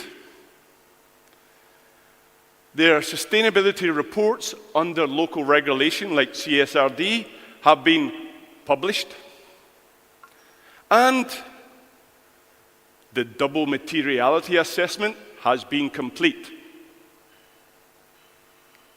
Yet, our planet is still struggling. Global warming is accelerating. The last decade has been the warmest. It is a really, really challenging time. If you think about the business world, in 2022, 1.8% of global GDP was put at risk because of climate-related events. Roll forward to next year, the World Economic Forum predict 10% of GDP is at risk due to climate-related events. 10%. So what is the challenge when it comes to business? Sustainability needs to find and access new value pools to move to action. Sustainability needs to hyper-collaborate across business. Sustainability needs to find new alliances to move to action. This might sound strange as a sustainability leader, but in the action zone, sustainability, meet your new best friend, capitalism. I'm going to go quick today because I want to share with you some new insights, particularly as we're awash with headwinds. I want to share with you some insights which are publishing after today's conference about what business is saying. And I want to debunk a few myths. I also want to spend a little bit of time sharing with you the language of business. And I've got some free gifts to give you, some advice about how to access these value pools. And then I want to finish to allow some time for Q&A and more discovery on the business case for action. So let me move quick. So this morning, we have published our 5th long-term value report. The long-term value report is an attempt to speak to the biggest businesses in Europe and the UK about what they're thinking about sustainability. And I have to say, the pressure is still on. My role is global. I'm zoning into Europe and the UK at the moment. The pressure is still on. Well over 80 to 90% of them say that their shareholders are really applying a lot of pressure, and their investment communities are pushing them hard to create and invest in sustainable plans. Their employees, as many of you will be aware, are also applying a lot of pressure. Some of them are getting really hit hard around activist investors, around PR and bad press, and the EU's greenwashing legislation is hitting them so hard financially. There is a lot to do, but it's really important for you to hear that the biggest businesses across Europe and the UK are still moving to action. But let's talk about the opportunity for business. No one buys sustainability. No one says, Jared, I'd love EY to come and do a sustainable transformation. They invest in these things. And this is part of the change in the language we must use when we move into the action zone. We need to be talking about how you can arrange and integrate your business through products, through supply chain, through operations, but also use technology. It is really important we move forward with the language of business and what they need to do to get their operations and how to deploy technology. In the world of business, I use this slide a lot as the opening slide. On the right-hand side, historically, sustainability professionals and businesses have used risk. I just talked about climate risk. And they use regulation to get to action. That has been our mojo for the last decade. The planet is warming. Our communities are falling apart. We're using the planetary resources way too fast. CSRD regulation, TCFD, whatever regulation, you need to do something. Shock, horror. The omnibus arrives in Europe. It's the end of sustainability. No, it's not. 7% of our clients surveyed last year told us that they were compelled to action because of regulation. Only 7% were going to do anything because regulation asked them. I want you to flip to the other side about the opportunities in new business models and new opportunities in supply chain, operational efficiency. This is where we get the action. This is where we get the new value pools. I'm going to take you to another level. And this is an example of what we use with some of our clients. It's an example from the consumer products sector. This is called a value bridge. If you ever worked with anyone in the PE sector, this is their go-to model. EBITDA, on the left-hand side, is roughly the margin that CPR companies project for their operations. And EBITDA is a really good way to look at impact because it removes the financial, accounting, and tax. It goes into the operations. Speaking the language of business, what we lay out for our clients and what I'm considering that you might want to start using is on the right-hand side, the risk agenda. What's the cost of doing nothing? I just gave you some figures around the GDP. It's really damaging. If you don't get them on that, which you won't, because we all have an optimism bias when it comes to risk, let's go to the other side and talk about the opportunity in the value bridge. This is the language that we need to start talking when it comes to moving into the action zone. And I'm sorry, folks, this is a bespoke game. This is a game of detail. This is a game of getting into the nitty-gritty of the business, the sector, the customers, the regulators, the geographies to make this work. But this is the tools that we have to deploy to get access to the capital.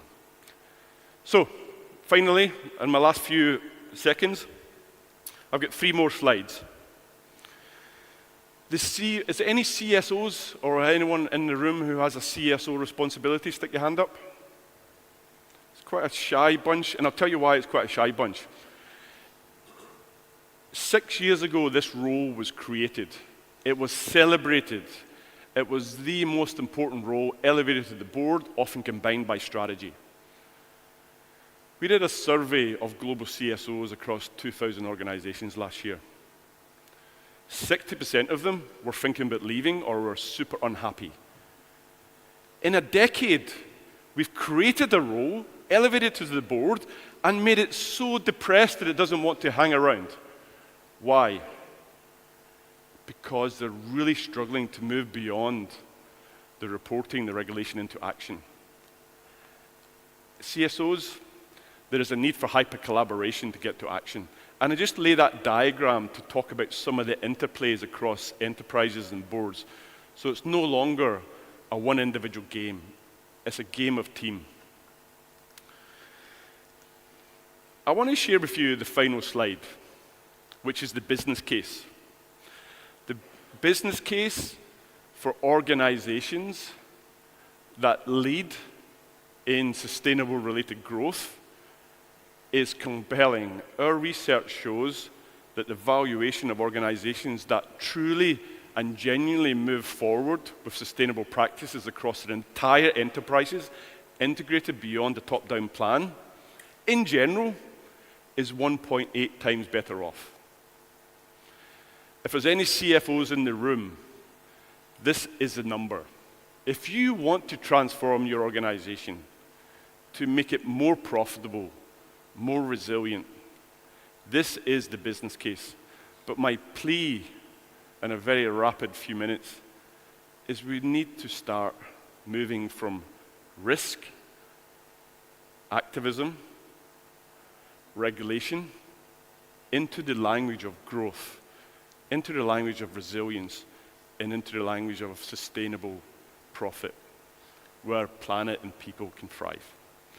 A lot to cover there, but I just want to give you a sense of where business is.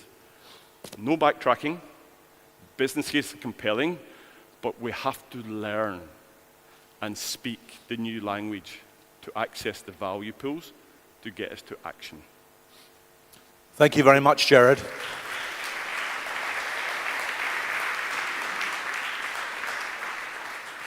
I got so excited by what you were saying, I started to have a nosebleed, so I'm sorry I had to leave the stage for a second. That's a bit worrying. I apologize to everyone about that. What's been fascinating in what you've said is your exposure of what we might call the profit-loss model and the value enhancement model, and we've got lots of questions for you, so I'm going to go to those very quickly. And the first question, I'm just going to ask if somebody could bring me some tissues on the stage. I'd be really grateful for that. How do we convince business in Scotland to make sacrifices in order to achieve sustainability? And in particularly, given the global political discourse that's moving against this agenda? This is really straightforward, actually. Often businesses and professionals who are trying to move sustainability agenda forward kind of let perfection get in the way of progress. Yeah. I have a client right now who we're deploying what we call the sustainability essentials across their business. And we started with really easy things that create a business case. So reduction of energy and energy usage, energy efficiency, understanding their energy, looking at water, going down the supply chain and start to understand how they can deploy that. The business cases for the low-hanging opportunities right now is really strong. That builds momentum, it builds confidence. One of the largest challenges that businesses face is taking this grand plan and giving it to an operational director in the field who doesn't have a budget to spend on sustainability endeavors. So the business case needs to be really strong. My view on that is go after the opportunity where you can really go at that survey where we talked about what clients really need, to really focus on that. And the business case pops out really quickly, really quickly. Great. Jared, there's a question here from somebody who calls himself a little bit of a cynic, but says you did mention greenwashing. What's your assessment really of how many companies have been engaged in a kind of greenwashing exercise, and are we reducing that? Is the situation getting better? That's a good question. I have my risk hat on and my lawyer in my ear, but I'll go to the EU. So the EU regulation is probably, and the UK also has regulation which is very robust around calling out greenwashing claims. The penalties for that are large. The EU has been focused on the aviation sector, and there's some really high-profile cases out there about sustainable flying and making cases there. The penalties are really big, really substantial. There is definitely, unfortunately, in this area, the level of trust in anything that organizations say about sustainability is down here. It's part of our challenges. It's really bad. I haven't come across any business that have gone out their way to create a positive story by greenwashing. What's more worrying right now, and the first speakers talked about this, is the green hushing concept. I see that much more of a risk than the greenwashing, where organizations are not standing up, like we talked about for DE&I, not standing up for the business case and not allowing this global situation to wash over us. It's not acceptable, and that's where I see the biggest risk, actually. Very, very helpful. And there's quite a few questions here, Jerry, but we've got about 3 or 4 minutes. So somebody says, what advice do you give to someone who gets to a board meeting or an executive board and discovers there's the anti-chief sustainability officer at the table, the person who's always talking down the sustainability agenda? How do you deal with a character like that? I really embrace that. I think one of the great privileges in life, you might not feel like this, but spending time with people who have the opposite views, in general, I find to be quite a productive conversation. So first of all, I think embrace the challenges, because they're probably speaking from some level of truth. But in business, it comes down to mostly the same things. That trilemma: sustainable growth, protecting our planet, and protecting the people and customers they serve. So cynics are there. But when you start going after the low-hanging fruit in the business cases, it tends to resolve itself. But spending time, I spend a lot of time with activists just to keep me fresh on those challenges about what businesses are doing. So I would encourage that dialogue. And there's another question on a similar vein that says, and obviously you won't want to mention particular companies, but the question is from Marcus, and it says, how do you feel about the general withdrawal of companies like BlackRock, JP Morgan, and other key financial groups from the Net Zero Asset Managers Initiative and that kind of thing? I suppose my version of this question would be to say, is the change that we're seeing at the moment temporary or permanent in your view? I think it's permanent. I think it's permanent because there's some fundamental things that need to happen around the funding of the transition. And I also think it's temporary with regards to the noise and so on, but I really worry about the financial infrastructure looking for the perfect project or the perfect opportunity to put money behind. And this is a really heavy lifting game. The energy transition, for example, is about continuing to produce hydrocarbons whilst removing the impact of hydrocarbons on our economy. And transition technology and transition funding has been something that I've seen the banking sector really struggle to fund because it's not renewables, it's not new, it's not green.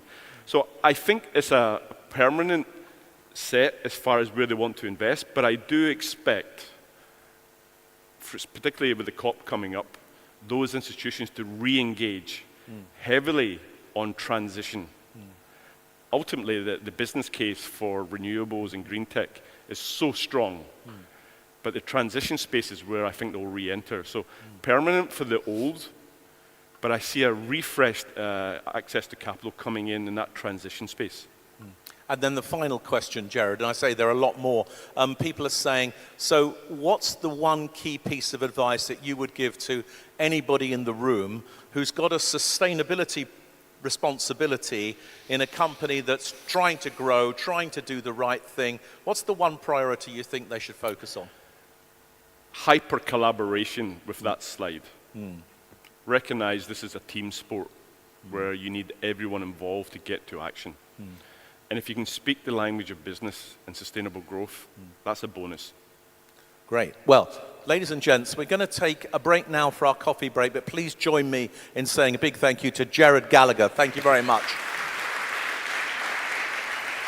Sorry about the drama with the nosebleed. Well done.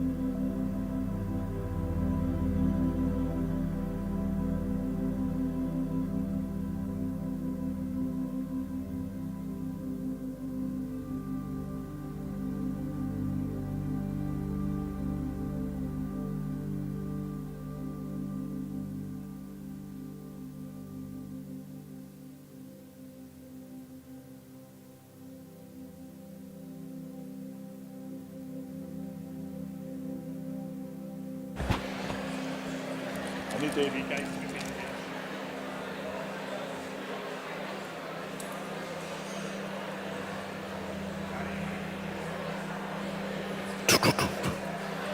Ladies and gentlemen, if I can ask you just start to take your seat again, please, that'd be much appreciated.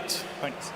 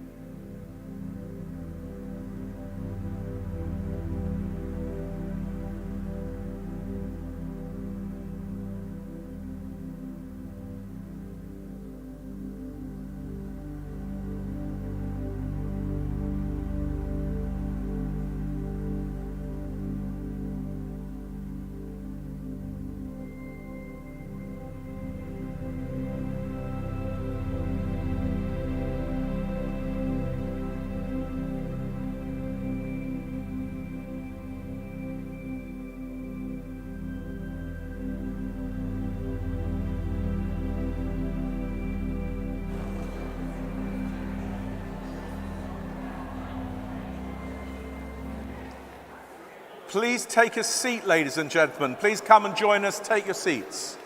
Please take your seats now. Thank you very much indeed. I'm going to start this session by doing another poll. So please get your mobile phones or your other devices out and go back into Slido. And then I'm going to introduce our very special guest, and then we're going to watch a film. So can we have the next poll, please? Thank you, team. Let's get there. Okay, so this is poll number 6 today. Are corporate leaders showing sufficient commitment to the climate transition? No? Yes? Somewhat? Please vote now.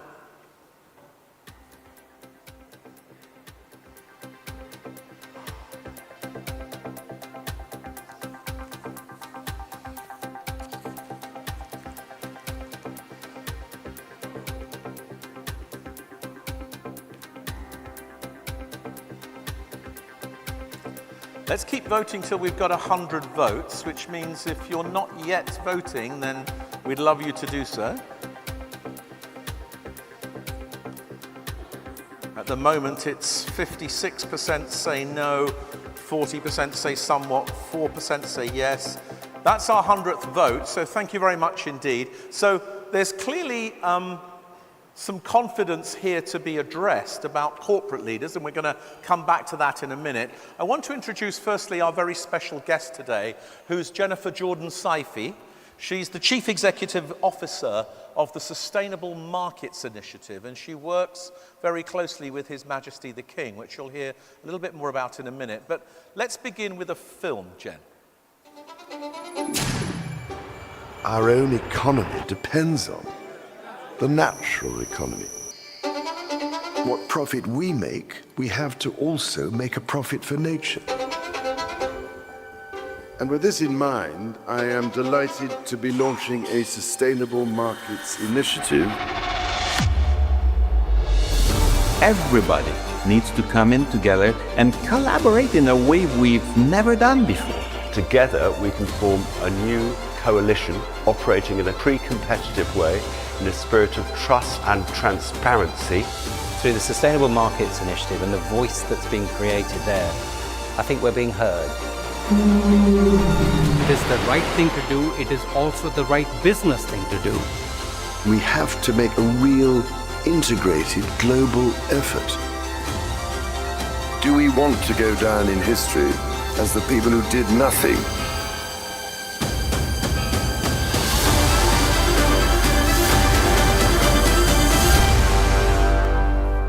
How did we get here? It started with a visionary mandate. I am launching the Terra Carta as the basis of a recovery plan for nature, people, and planet. His Royal Highness's leadership in bringing companies together is really catalyzing the opportunity for the private sector to deliver the change we need. He's a leader in driving change. At a time of global pandemic, could the private sector take a pioneering approach? We do have a heightened, potentially game-changing opportunity. People, planet, and profit have to go hand in hand. And you can't have one without the other. It's so important that the private sector is part of the conversation at the G7. Global solutions require creativity, design, and innovation. The Terra Carta Design Lab is a call to action to save the planet through the creative insights and power of design. Leadership is having the confidence that the thing you're designing is the right thing. Can global ambition deliver tangible results? The biggest issue, I think, is not committing and executing that action. And I see that happening already at COP26. This is the growth story of our time. You have an obligation to accept the realities of what is going to happen. It's getting worse, but you still have time. It's incredibly important to bring the business community together. The Sustainable Markets Initiative is such an extraordinary cross-industry, cross-country effort, and we really require that kind of cross-stakeholder collaboration to move things along. You hold the solutions. 2022 saw the SMI continue to expand its coalition of CEOs. The world desperately craves two things at the moment, and that is leadership and long-term planning. And Sustainable Markets Initiative and its buy-in from the private sector is doing both. You have to ask a question. If not we, then who? If not now, then when?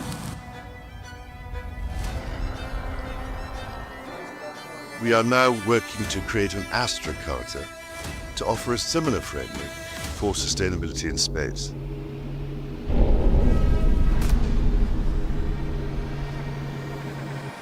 Scaling to new heights takes leadership and courage.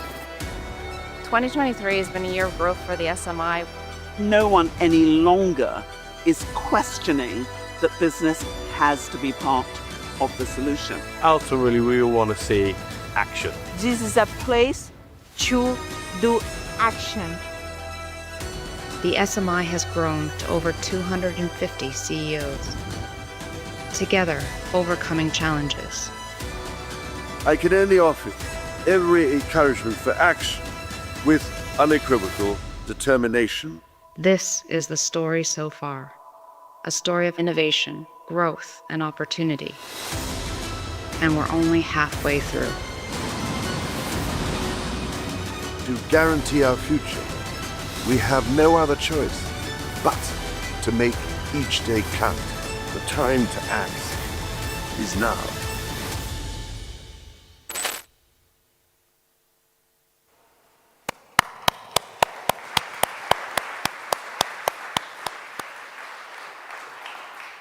Jen, firstly, welcome to COB, and thank you very much for being here with us. It's very clear from watching this film that this is an agenda that's very important to His Majesty. What role do you think his leadership plays in galvanizing corporate engagement, especially given what we saw in the poll earlier?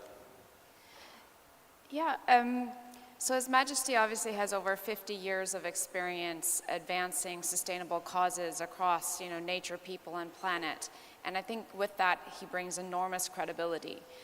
His Majesty is also king of 15 different countries, we call them realms, and he's also the head of the Commonwealth. So in terms of diplomatic engagement, if we talk about world leaders, over many, many years, he's had a huge amount of respect in the global community. So bringing that credibility on sustainability and his global convening power at the highest levels of global government is, much of the reason why people are listening to him. And I think, what I've have found engaging with all of these CEOs and even world leaders is that being a CEO can be a very lonely place. And you're trying to do something that's never been done before.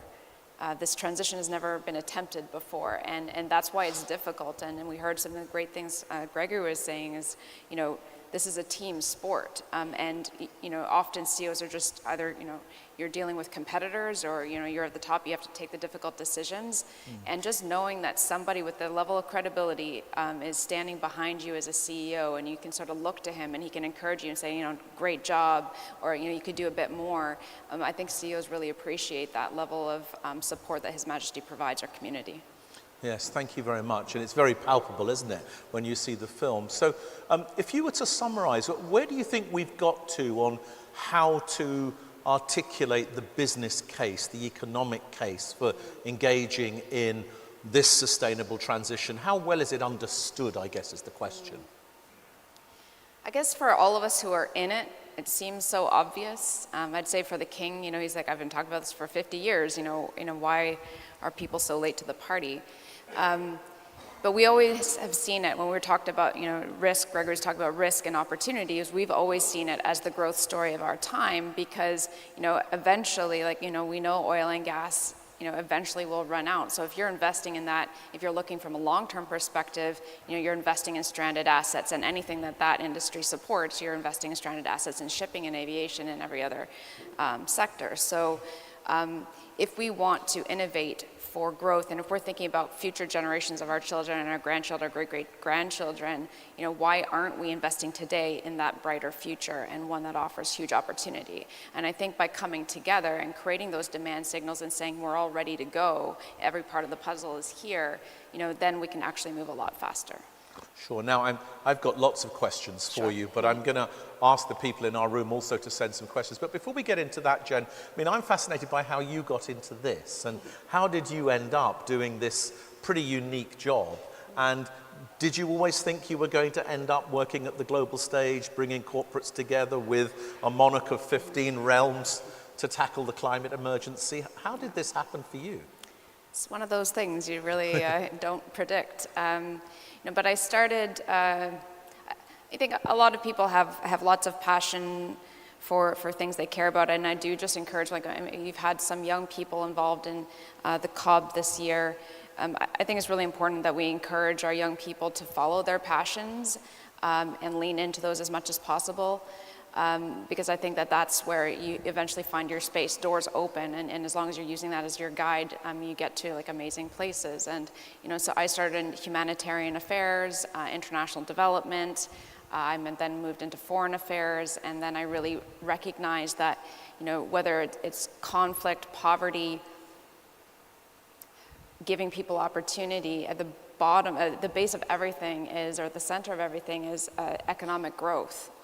We need to be able to teach people to fish and take care of themselves and their communities. And so I did my MBA to sort of bring, all these different worlds that don't often talk to each other, the public sector, the private sector, the philanthropic sector, they don't necessarily talk to themselves as equal partners in the same exact conversation. And I really felt, that the private sector has to be at the center of that. But as a diplomat, I was seconded in to work for His Majesty. He had private secretaries. He had one private secretary as Prince of Wales to represent the Commonwealth.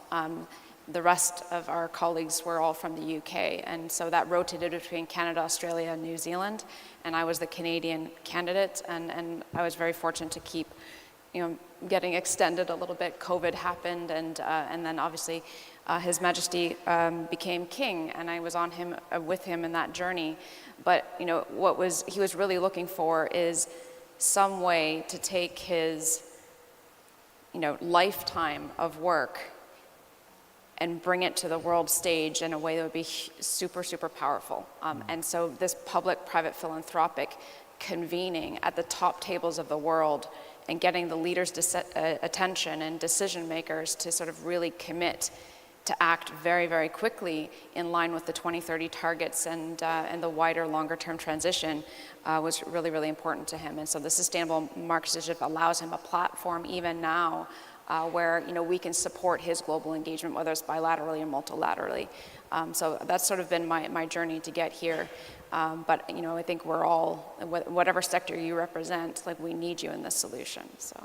Thank you very much, Jed. And my understanding as somebody who's sort of listened to this and seen the film a couple of times is that His Majesty is really invoking something very big in British history anyway, with this idea of firstly a terra carta, a new commitment, a new contract, a new compact with the world, and then an astra carta, a new compact with space. And the SMI, as I understand it, is the platform for bringing business leadership into that co-commitment with him and with others, as far as I can see it. And this has an echo, of course, in the Magna Carta of 800 years or so ago. Is the idea then to bring business into a permanent relationship with these ventures, this transition, this pathway? Is that the idea? This is not just a club, is it? It's you have to make a commitment to be part of it. Yes. Yeah, and I think it was really important as we drafted this. So obviously, like, the Magna Carta gave rights to people, and the Terra Carta is giving rights to nature and to our planet, and we have this sort of responsibility. And then the Astra Carta is really giving rights to the wider universe, that we're about to discover as the next frontier for humanity. I think that one of the key things is it is a long-term commitment. It's a multi-generational commitment. If we listen to the world's indigenous peoples, that's something that they talk about a lot, is like thinking 7 generations ahead. And the Magna Carta has this lasting power that we see in the Universal Declaration of Human Rights. It's sort of really become foundational with the US Constitution and things. And so we hope that this is a permanent example of like how the private sector needs to be brought in. And when we developed it, we made sure that the private sector is aligned with what governments have agreed. So the SDGs, the Paris Climate Agreement, the Convention on Biological Diversity, so that we're not in a different zone doing our own thing. It's like we're trying to align with what the world is asking us to do. And some of the discussion earlier was about the NDCs, or the nationally determined contributions of countries. And the private sector needs to sort of work hand in hand with countries to help them implement. But I think there's still a big gap in terms of implementation that I think we still need to talk about. Yeah. Now, I want to come on to ask you about the inspiring companies and what they're doing and everything else. But there's one question that's already popped up here, which says that, in the past, His Majesty was occasionally criticized by politicians or by certain businesses for being too forceful and too vocal on the environment and sustainability and planetary rights and everything else. Has that changed, or does he still face criticism in some quarters? I imagine he faces criticism in some quarters, but when he became king, he has new constitutional responsibilities, not just in the UK, but with these 15 realms. And I think that, he's needing to shift a little bit about where he used to be very vocal. He would maybe be up on the stage here. I'm sure it would be more interesting for many people, but he doesn't have the same ability to come out and talk about policy in the way that he used to. But I think that what he's seen over his lifetime, that he has faced a lot of criticism, and I think early adopters, visionaries do face criticism, and I think, again, CEOs who are trying to do things different in their company are going to face criticism. And I think he's an example of like the importance of persistence, and if you really believe in something, just keep going. And I have to say, it's not easy.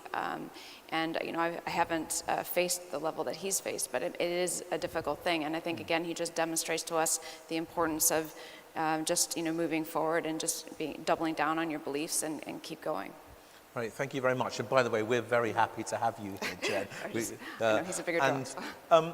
Let's start talking about the companies for a minute, because there are a lot of other questions coming in about how many charters do we need, and is it confusing? And there's one big question at the end, which is, what do you want companies in this room to do, which we'll get to later. But let's talk about the companies that His Majesty and indeed yourself find inspiring. What are the companies that are in the lead here doing, and how do you see their commitment? What is visible to you and to him in terms of their leadership here?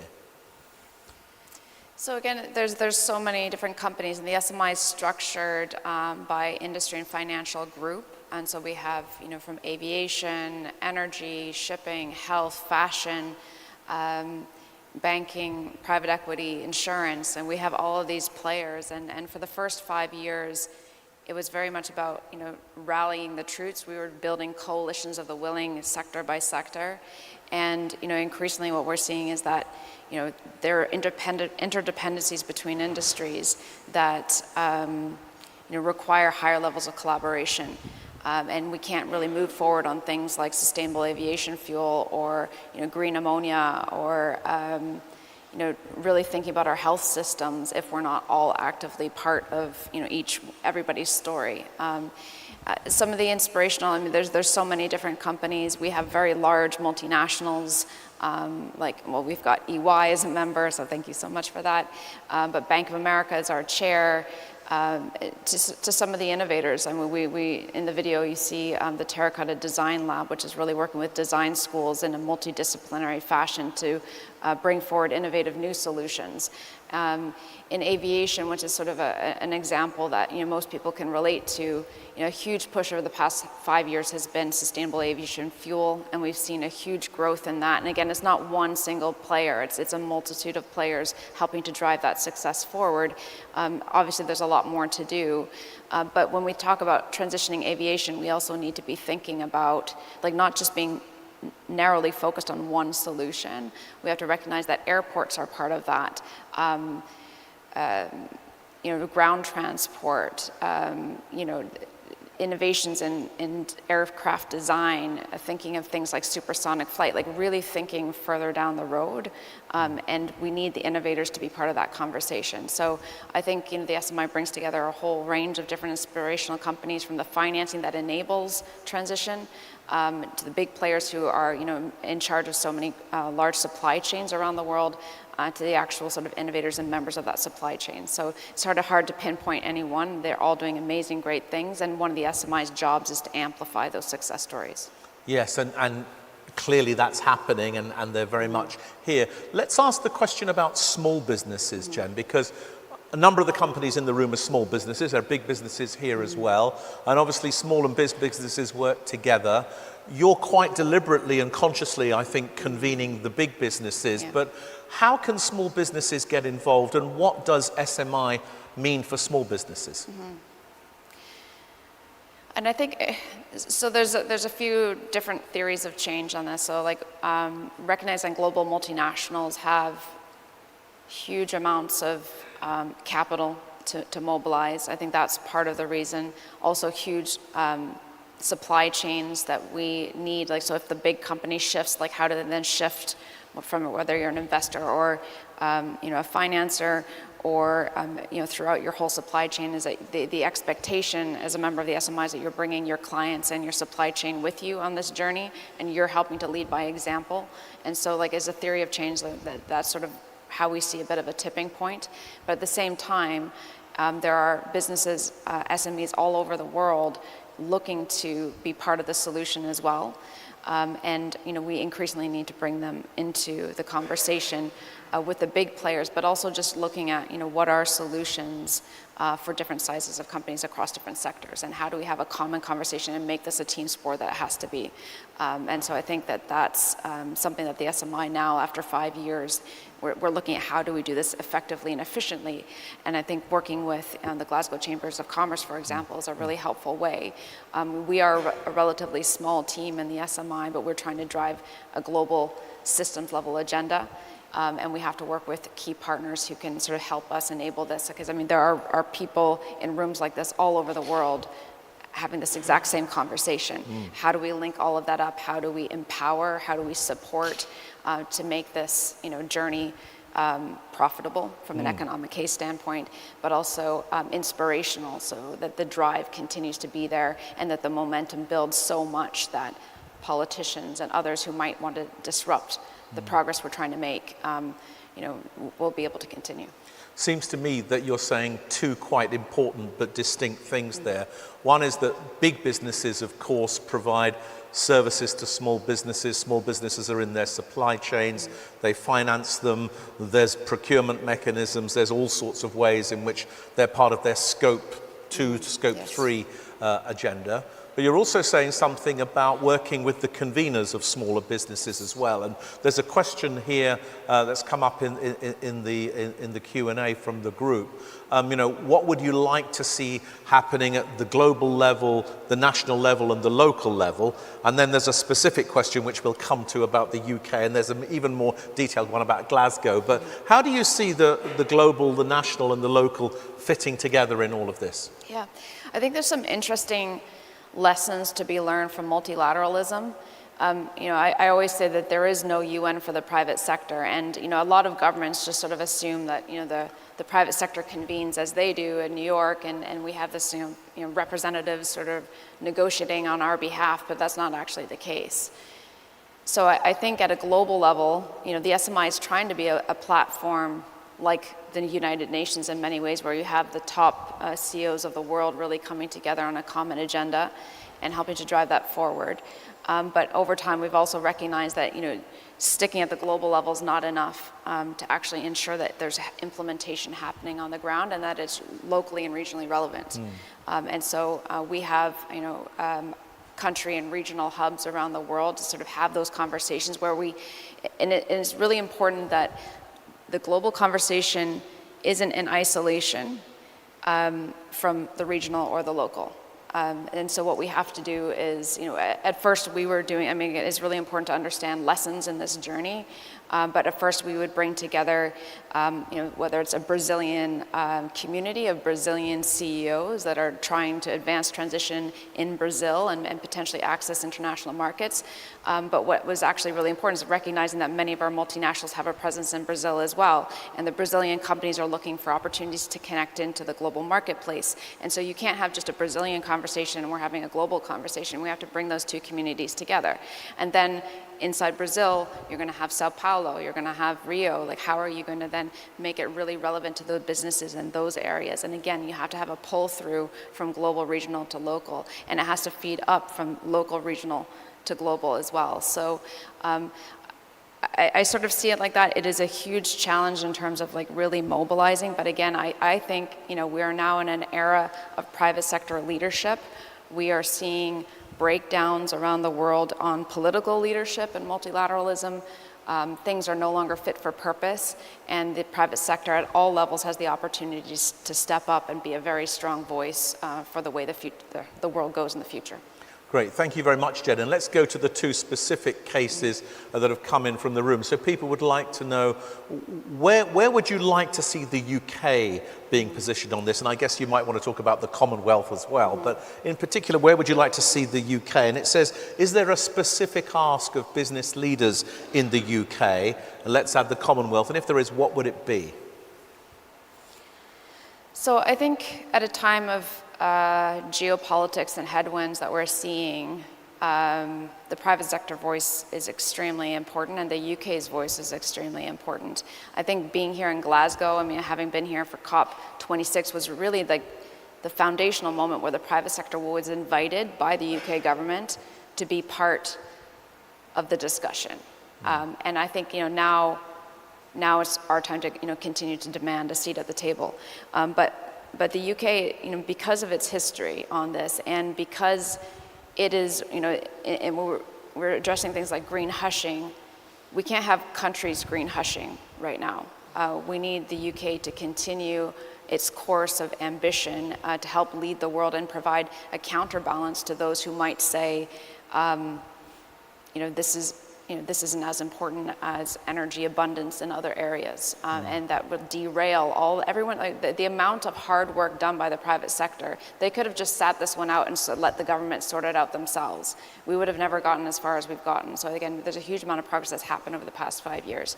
But again, it does actually come down to UK leadership, and I think we are seeing the political leaders of the new government stepping up on this.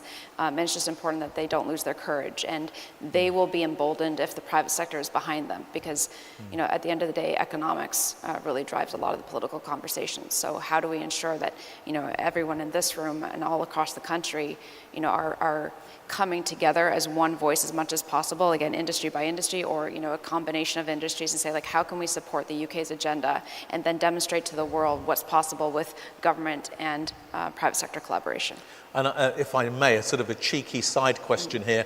Obviously, in your own home country, Mark Carney, who is a great advocate on climate and has been a business leader on the climate agenda, is now the Prime Minister. Is it the same advice for Canada? Is that what you want to see Canada doing? I would love to see Canada step on the world stage a little bit more, to be honest with you. But I think UK has been leading, to be honest. So where has Canada been on the world stage? And that's something that I do hope Mark takes advantage of. We have the G7 coming up. The SMI delivers market signals. So in terms of like that global conversation and us bringing the private sector voice, in Cornwall in 2021, just before COP, I guess, we had all the business leaders and the G7 leaders all having a conversation without staff. Like, it was the first ever conversation like that at a G7. And that's, again, the level of decision makers you need to bring to the same exact table so that we can accelerate the agenda. And I do hope Canada will take advantage of that leadership opportunity. And sometimes you do need to sort of stand up in the face of, whether it's the US administration or someone else. It's like, we can't just be led down a path that we don't agree with. And I think standing up to those things is really important. So I do hope that Canada will take that. And I think that Mark will. I think he's a solid guy. Yeah. So. I think a lot of us in the room are pretty confident that he's, as you say, a solid guy. Yeah. There's a specific question about Glasgow and small businesses, and how would you like to see, a business community like the business community in Glasgow engage with SMI? What would work? What would look good for you? Yeah, like I said, it's just really helpful to have a partner like Glasgow Chambers of Commerce to help us bridge the gap between what we're doing and what you guys are doing locally. The way we've been structured is again very much along industry lines. I think it's helpful to understand whether it's the space industry. I just learned yesterday that Glasgow is a great space for space, and so I'm really excited to bring the Astra Carta to Glasgow and explore that leadership role that Glasgow can play there. But if we sort of start by connecting the industry conversations, but then looking at, okay, if in Glasgow we want to accelerate any one industry on the transition journey, how can we then connect with the regional and the global opportunities that are there? And then again, what are the interdependencies? Like, how do we crowd in the right people to make Glasgow succeed in the way that it wants to? So if we can help, I think that we'd love to. Great. Now, Jen, in about 7 minutes, I'm going to ask you my final question, which is about looking forward and what we should be looking out for. But there's 2 or 3 questions here that are kind of asking the more difficult questions. So one of them says, is there a risk that we have too many declarations, sustainable development goals, agreements, commitments, charters, and we end up losing focus? How does it come together, and how do we get a single focus here when there's so many different initiatives going on? Yeah, I mean, it's definitely a question, and that's why, like, when we started, we aligned ourselves to what's already out there. Like, we're not trying to invent something new, but what we're trying to do is encourage, like, the private sector to understand, like, how you can support those various agendas. But for example, we have a climate COP, and we have a nature COP, and we have a desertification COP. CEOs are very busy. It's very hard for us to get CEOs to travel to all of these places and be at every table. We want them at the G7, we want them at the G20, and the king might be traveling to Italy, so we'd like you to go there too. CEOs aren't diplomats and don't have that kind of time to just travel everywhere to sort of address all of these diverse agendas. I think for the king, he sees all of this as one thing. Like, nature and climate are actually mutual, and oceans is another area. But the way they're handled by global governments is sort of very siloed. And I think, whatever the private sector can do to just recognize that transition is a journey. We also are a very big tent. So inside the SMI, we have oil and gas companies, which many sustainability organizations might not have in, but it's about transition. So many of these oil and gas companies are actually integrated energy companies. They're investing in renewables, they're investing in things like hydrogen. So we need to be with them on their journey and meet people where they are. Some people are starting today, some people started 5 years ago, some people started 10 years ago. And it's really important that, in the SMY, we're just supporting everyone in their respective journeys. I think it's there's no right or wrong on how we exactly do this, but the key thing is sort of, trying to move in the direction of decarbonization, trying to move in the direction of nature positive. There's no prescription that I can give you on this is exactly how you should do it, because every business is going to be slightly different, every industry is slightly different. But the key thing is your organization should be prioritizing as much as possible a default sustainable orientation. So start from there and say where is there a discrepancy, and how do we then move ahead? And I think increasingly we're going to see sustainability, the efficiency gains, whether that's productivity, whether that's energy efficiencies, those are going to become very, very quickly competitive opportunities, right? So the businesses that are further ahead on AI or further ahead on sustainability will outcompete their counterparts. So the faster you get moving on this agenda, the more profitable you'll be and the more successful you'll be as a business, small businesses and large businesses. It's really great that you've said that, Jen, because part of what we're thinking here at COB is that, last year we focused a lot on the opportunity of decarbonisation, and this year I think we're hedging towards the theme of the advantage of being, truly committed to a decarbonisation, a resilience, a biodiversity path, and what kind of advantage that gives to business. So that's fascinating. There's another question here that says, has SMI or His Majesty, or do you yourself have views on ascribing legal rights to planet, to rivers, to places, the sort of client Earth approach? Yeah. What's your perspective about that? And is that something that you and the CEOs have discussed? Yeah, it is actually, because we have a legal task force, and we take a lot of inspiration from Indigenous and First Peoples around the world. Obviously in the Commonwealth, we have large Indigenous communities across the Commonwealth, and His Majesty for decades has been engaging with Indigenous communities, so he really values their wisdom. And this sense of nature being in somewhat sentient and deserving rights and protection, it's the lifeblood of our ability to live on this planet. Dirty water, pouring chemicals into water and poisoning our children is not what anyone wants. How do we protect them? How do we, whether it's from a corporate side, from a government side, obviously I don't think that we're doing enough. But it's really inspirational to see our legal task force with these legal companies and CEOs saying, we want to help this, whether it's through mediation, whether it's through innovative legal approaches. We've seen some great progress in places like New Zealand.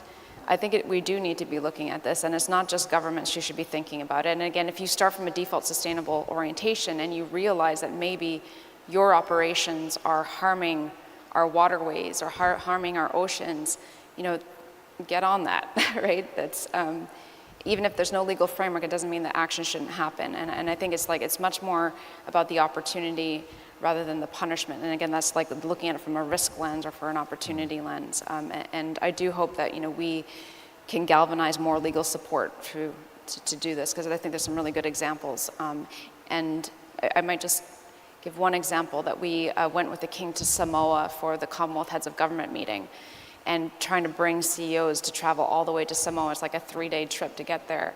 And a lot of our CEOs were asking, well, what does Samoa want on transition? And what they said, it was an amazing opportunity to engage with local people and support them with things like mangroves, which many of you will have heard about. But they said, we don't want anything from you.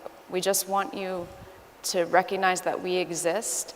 And if you don't take action in your own communities, we will no longer exist. Our history on this planet will be erased. And our hope is that you see us. And there are people around the world who are in that exact position. And it's not just happening to emerging and developing markets, it's happening in developed economies as well. We're seeing these nature-related disasters. And so I think it's a real opportunity for us to sort of do more. Great, thank you. Now, Jen, I'm somebody who's very motivated by history, so the story of Magna Carta, Terra Carta, Astra Carta really makes sense to me. But Jim is asking the question, is there a risk that some of this language would put certain people off? And he's asking the question, what about young people? Is there a way that SMI tries to engage with young people, make this relevant and interpretable to them? What's the young person's engagement with SMI? So we've had a few engagements. What are some of the things that we do? Whether it's our staff or our companies, we encourage them to engage with young people. Some of our staff have talked to schools. I've done a few talks to schools. I think it's really, I started my career as a psychologist, and I think it's super, with child development actually, but super fascinating to see, let's say 5-year-olds, they're uninhibited by what society says is possible. And they might not know all the technologies that are possible, but they can definitely visualize a future in a very imaginative way. And I absolutely think we need to be engaging our young people more effectively and bringing them in on these solutions, because increasingly, obviously, they are much more tech savvy than some of us, myself included. And we have to harness that because whether it's AI, or wider digital tools, like this is going to shape the future of transition. And I think we need to absolutely bring these voices in. How we do that effectively for the whole world, which is the SMI's mandate, I think, again, we have to rely on our partners, so all of our member companies, asking them, what are you doing with young people? There's an interesting split I find with companies where, it's particularly large companies that might have their own foundations, how aligned are that with corporate strategy? I think there's an opportunity there. Is how are you using your philanthropic capital to help mobilize this agenda, including outreach to communities and young people and children? But definitely, I would encourage everybody to talk about this. And I actually find that the Magna Carta, Terra Carta, Astra Carta is a compelling narrative from a historical standpoint, because it talks about 800 years ago, and let's think 800 years in the future. Most people are thinking incrementally. What's the next 5 years going to bring in terms of a political cycle, or what's the next quarter going to bring in terms of financial returns? But are we actually thinking 800 years ahead on what the future of this planet is going to look like, and what's our role today? And earlier I love the point about it's important to engage young people, but that doesn't absolve us from the responsibility we as leaders need to take today. And I'm going to be a CEO for a short period of time, so what am I doing to make sure that my time in my leadership seat is worthwhile? So I always challenge our CEOs with that. Last question from me, Jen. When you look forward over the next 12, 24, 36 months, what are the things that you're looking for, the moments, the decisions that will tell you how things are going? How do you read the next period of time? What for you will be the meaningful moments that will either tell you some of the right things are happening or more of the wrong things are happening? Tell us what's in your mind about that. Yeah. I guess all I know instinctively is that we need to mobilize more people, we need to accelerate, and we need to prove the economic case.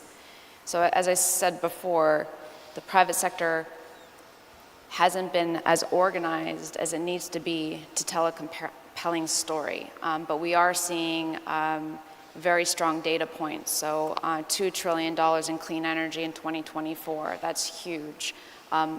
While our trajectory on trying to maintain 1.5 degrees hasn't been as successful as we like, at least it's not 4 or 5 degrees where we were in 2019, right? So there has been good progress, but you need to, particularly in business, you need to be proving with stats, right? So one of the key things that we do in the SMI is monitor trends across industries and across markets.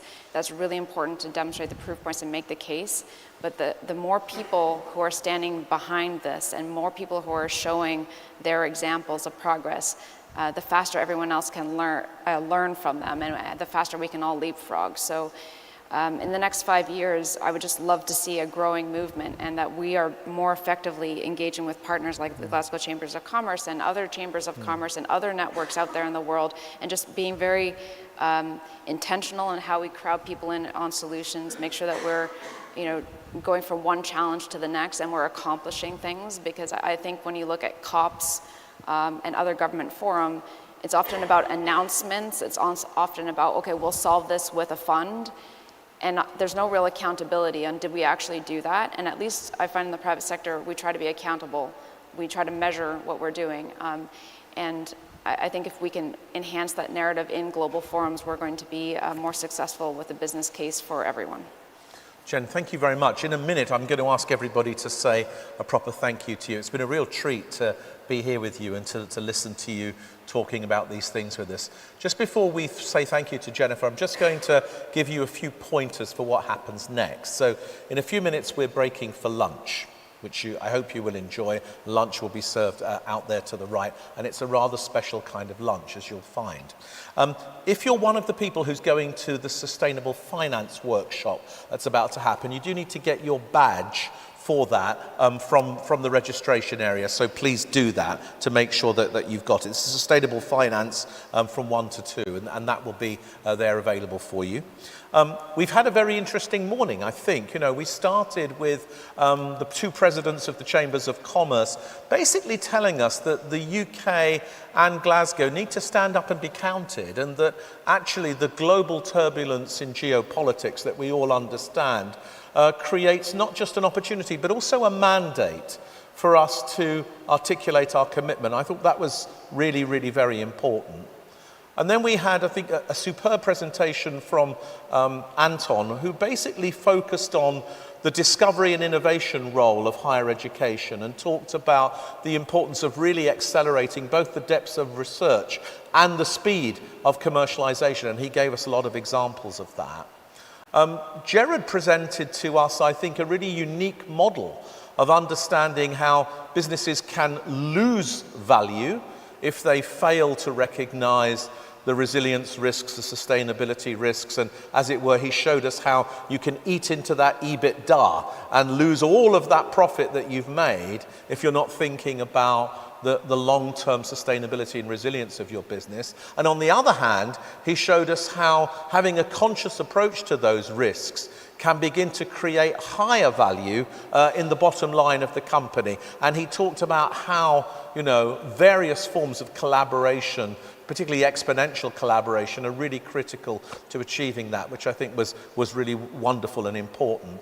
And then what Jenna's been doing with us, I think, in the last half an hour is explaining to us, in a sense, what does leadership actually look like in this agenda, recognizing the huge diversity of the world, the myriad of different locations, the different kinds of companies, how they can be part of this, but also the importance of having somebody who takes a longer term perspective, who's prepared to say, actually, this is not about a 4-year mandate, it's not about an election, it's actually about something else. It's about the long-term sustainability of markets, which I guess is why it's called the Sustainable Markets Initiative.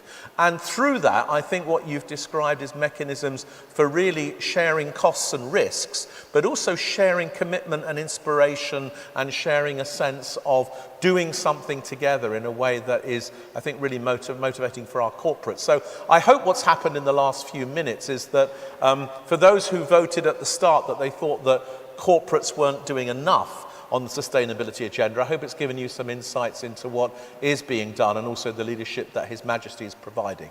So I'm going to invite you to do two things now. Firstly, get ready to enjoy your lunch, and secondly, join me in thanking Jennifer Jordan-Saifi for being here with us today. Thank you, Jennifer.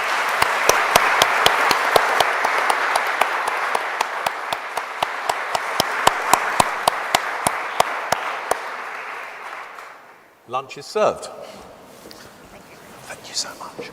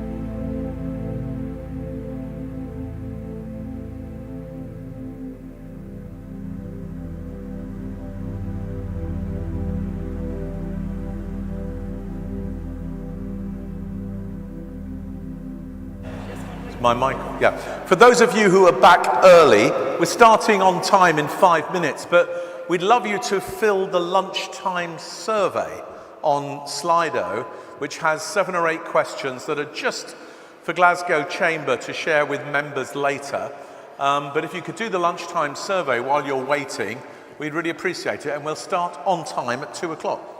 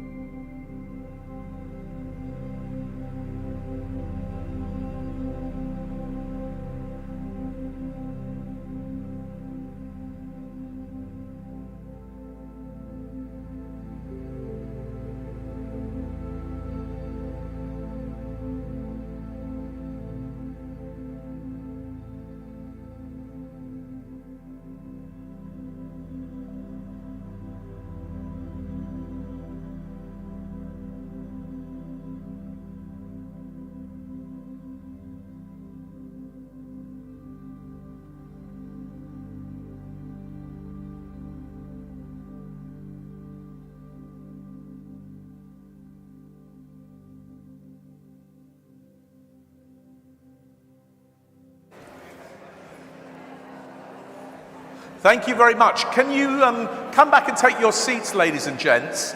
And don't forget to fill in our lunchtime survey. And then in 2 minutes, I'm going to get the ball rolling with our first word cloud of the afternoon. Don't look too excited, Gordon Kennedy.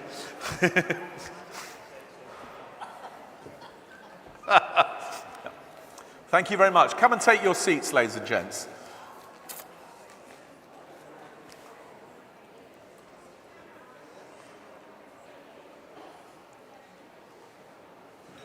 Welcome back.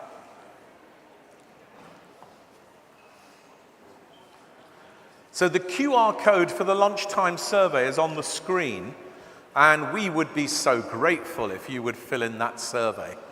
Imagine what we're going to learn by seeing what you all think on those questions.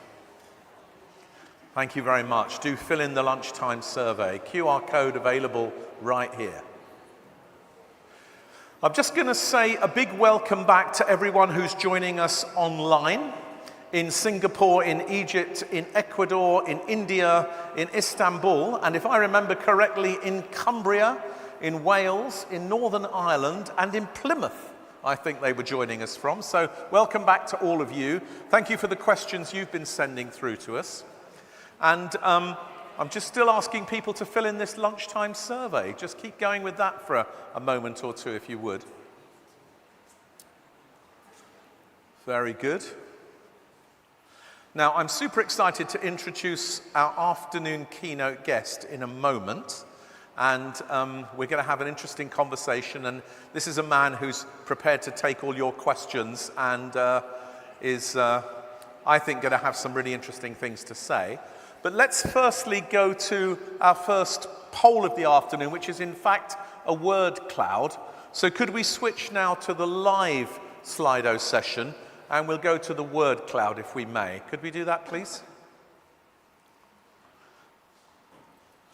Those of you who want to complete the lunchtime survey, you can do it later. Let's go to our word cloud at slido.com. Okay, so what will accelerate business commitment to the climate transition? In your own words, tell us what you think will do that acceleration. You can favorite other people's words, you can add your own, you can say other things. It's got to be a Scottish audience with the mention of funding as the biggest line here. Communications, legislation, regulation, financial gain, carrot and stick coming out. Thank you very much. Keep going with this. Let's see if we can get 150 responses. We're on 39 here. Training, education, markets, knowledge, incentives. So we've got funding and we've got finance. And we've got fear. That's an interesting one. I guess we've probably got a bit of FOMO as well. Shifting levies from electricity, utilities tariff innovation, consumer demand, knowledge, regulation, legislation. These are the big ones. Return on investment. Very interesting. We're up to 72 contributions. Keep going, please. Understanding the ROI. There's a lot in here about innovations in financing and shifting the levies, changing the way the subsidies work. Profitability, return on investment coming up big. Funding staying big, the biggest one in the middle. Government policy, consumer demand, incentives, education, legislation. We're on 77. We'd still like to take a few more, 79. Those who haven't yet given us a word or a vote, please give us one. Policy certainty, that's an interesting one. Ownership. These are the things that will accelerate business commitment to the climate transition, according to this amazing group of people. Women coming through here. Team effort, better access to funding again. Commercial viability, collaboration, accessibility, reputational incentives. We've got 85. We still want 15 more. Poll stays active. Okay, looks like we've come to a natural end. Thank you very much. Thank you for all your contributions. So we know something about this. We'll do another word cloud later on a similar kind of topic. We'll take things from there. But now I just want to say it's a great pleasure to introduce to you Andy Haldane, CBE, who is the Chief Executive of the Royal Society of Arts, Manufactures and Commerce. And please join me in giving a big welcome to Andy. Thank you.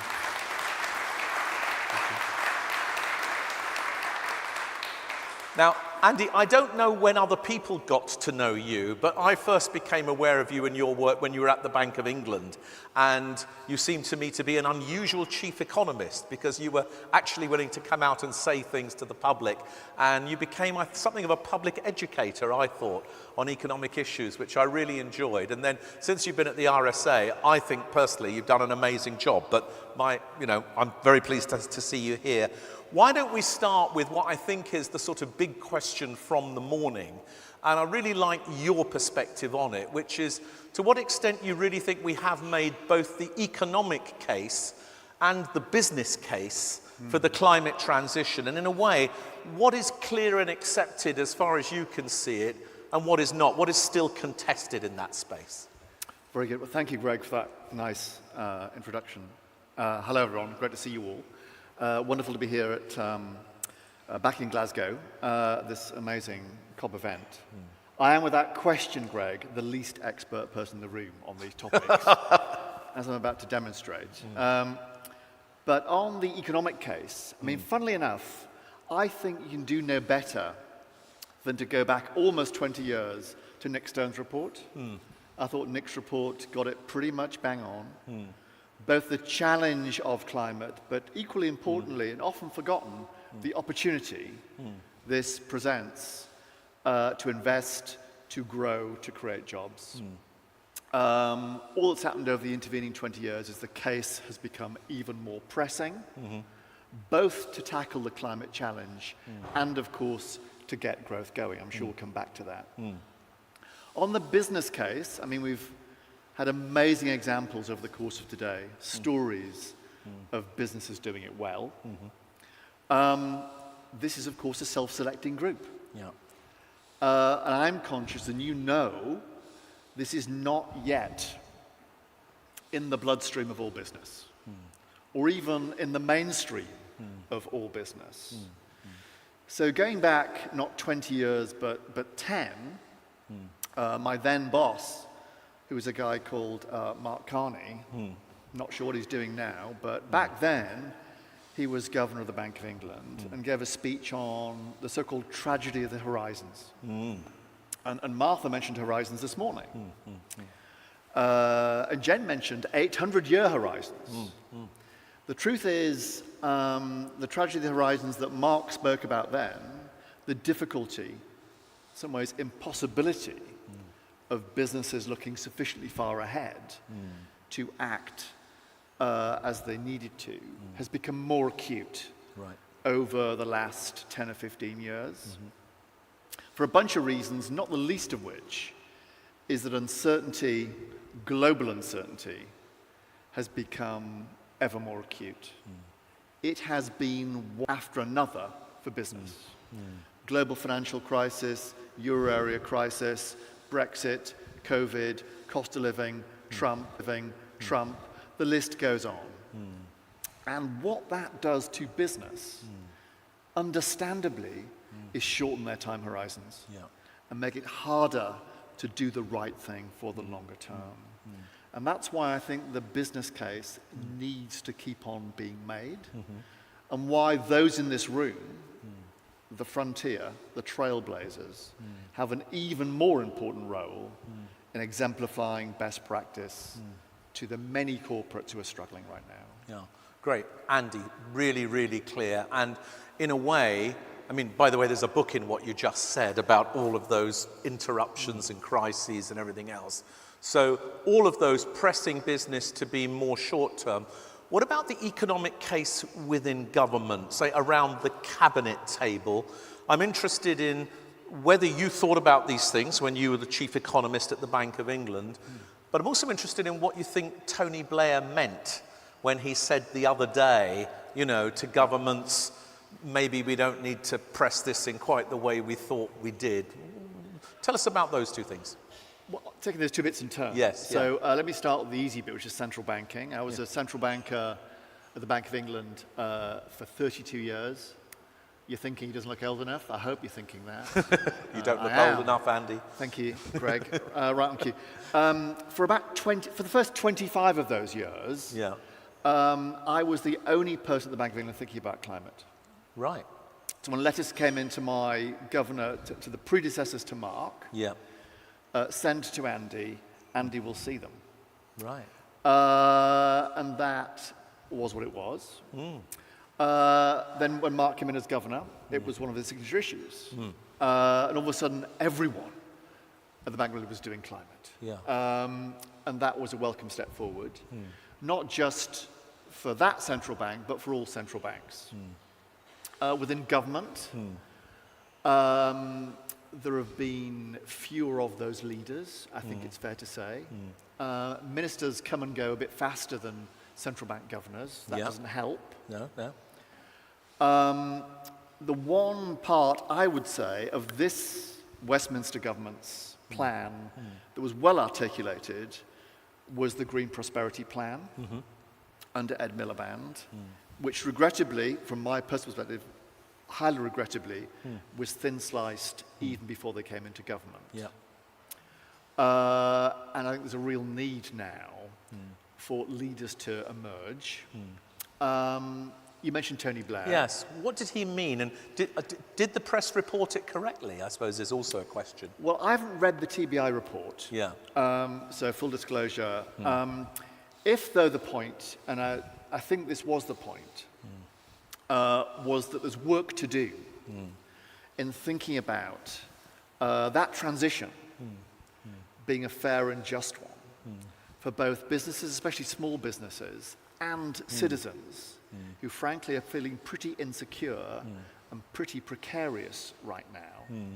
And us being very upfront and transparent about the costs as well as the benefits of this transition. I think that's a point well made that we should heed.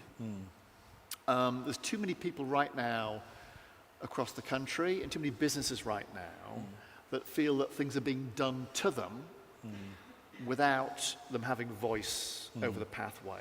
So you think he was making a point more about agency and engaging people where they are rather than telling them they should be somewhere that they're not? Was that the point he was making? I think agency and transparency, which I think are useful lessons, whatever the domain of public policy you're talking about right now.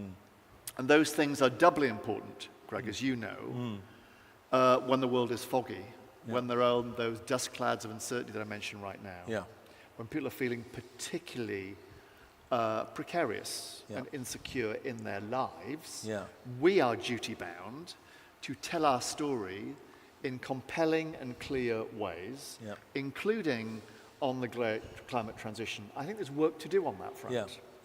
The language that we've used today in this room, clear, compelling, but let's be honest, would make little sense to a great many people across the country right now. So the comms part of that is really important.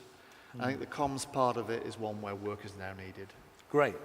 Well, Andy, that leads brilliantly into the next topic I wanted to ask you about. So, you're chief executive of a pretty unique organization, and some of us who've been involved with it for a long time sort of remember, the inspiring sort of ideas of Benjamin Franklin and others that sort of established the RSA. And it's the Royal Society of Arts, Manufactures and Commerce. So it's a really intriguing combination. And I suppose I want to ask you what is the idiot's question, which is, on this agenda of climate and transition and resilience and everything else, what's the role of manufactures and commerce and art? Is there a way that these things can work together to help create pathways to change? I mean, can it work? It needs to. The RSA, because of its shorthand moniker, was born out of the Enlightenment, so apt to be here in Glasgow. as one of the homes of the UK Enlightenment movement. Indeed, Adam Smith was one of our earliest fellows, whose alma mater, of course, is here, indeed sponsoring this very event. The essence of the Enlightenment, as all of you will know, was not to make any hard and sharp distinctions between the natural sciences, the social sciences, and the arts and humanities. They need blending in various ways if we were to move things forward in an enlightened way. It was never enough to stick to sectoral silos. Hence, arts, manufacturing, and commerce. If you were shifting systems, as Anton said earlier on today, that is by its nature a cross-stakeholder and cross-sectoral endeavor. So case in point, one of the very earliest examples of conservationism environmentally in the UK was carried out by the RSA. When we planted 65 million trees across the UK in the 70s. Wow. And that is the 1770s, not the 1970s. Very, very early stage example of conservation, and drawing extensively on that cross-disciplinary, cross-sectoral approach to system-wide change. Just what is needed now to make a success of the just transition. Leaving this to the natural sciences and engineers would not deliver solutions that were socially acceptable and would not bring with it the imagination and design flair we will need to rise to those challenges. So, although of the Enlightenment, we now need a 21st century Enlightenment to rise to our challenges, both environmental and social. That's my strongly held view. One other thing I'd say, Greg, though, which is relevant to the previous question, is that another hallmark of the RSA approach to change is that it is done from the bottom up. It draws upon the views of citizens and consumers and businesses when designing solutions.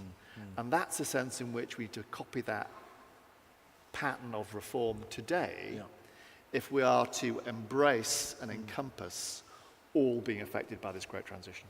I mean, this is a brilliant point, and I just want to, in a sense, check that with you, because in a way what you're describing is a different model of change. It is. You're saying it's a model of change that actually begins at the local level with businesses, with investors, with artists, with manufacturers, and it's about generating solutions that then become scalable as they move up some kind of pathway.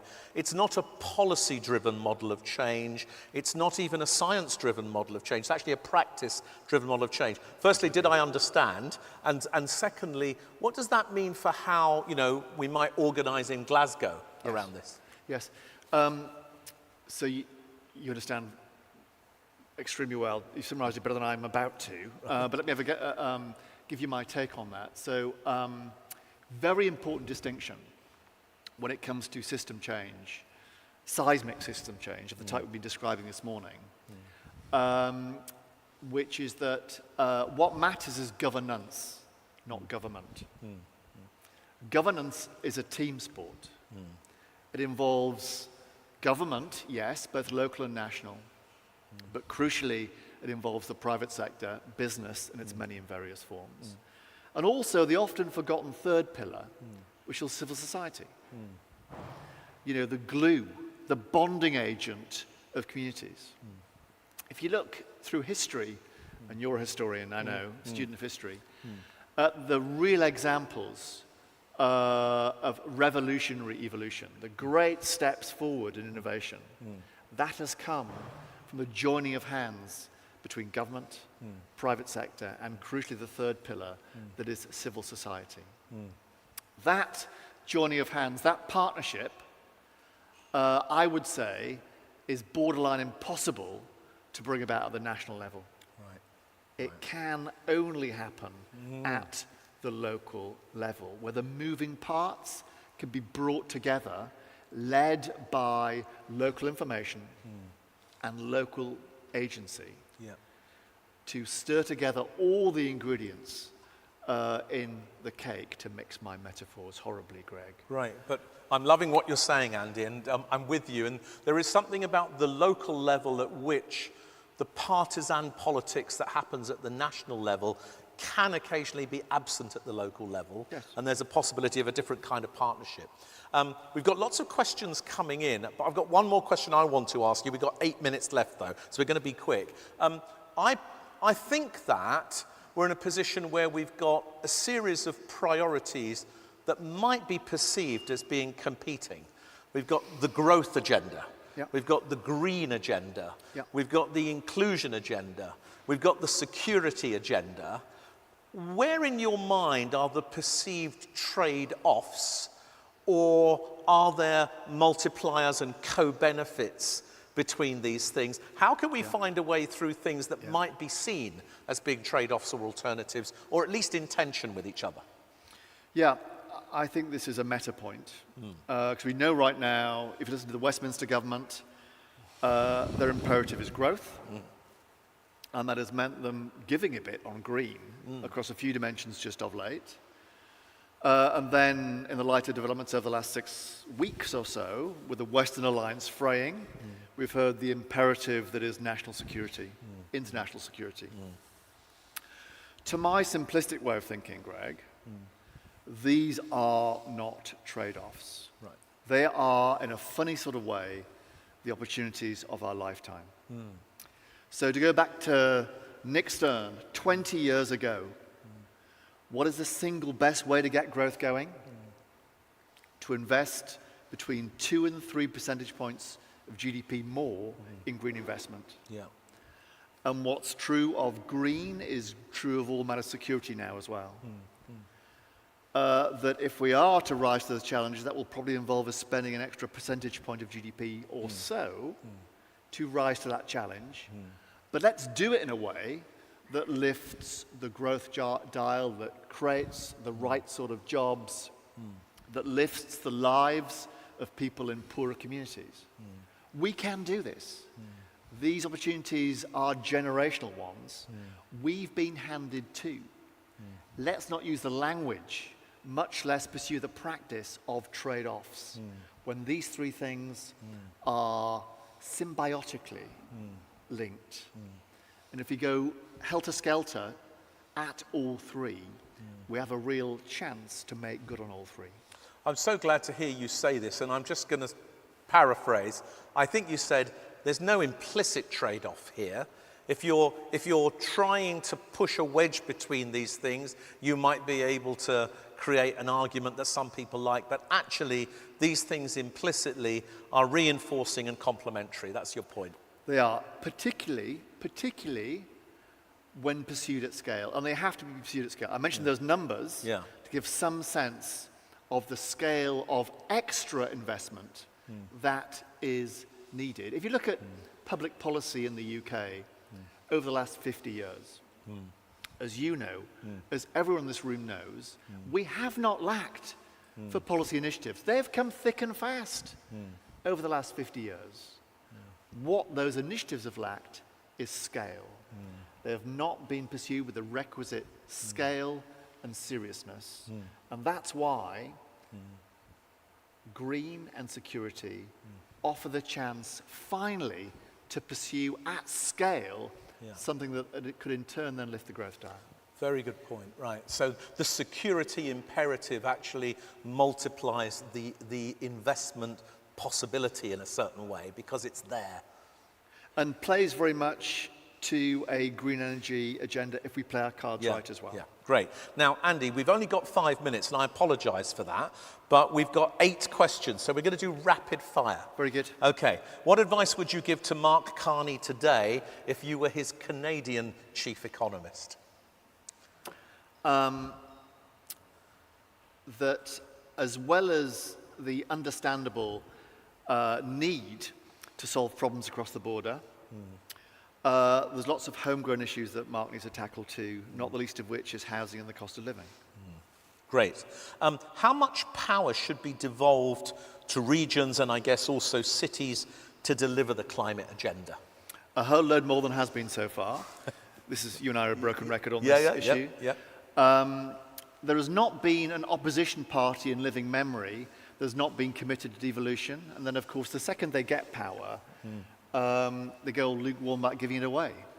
And this government so far is no exception to that. It's been thus far incremental and rather mealy-mouthed. We need full-fat devolution for Scotland, for Wales, for Northern Ireland, and all of the English regions, and that we do not have.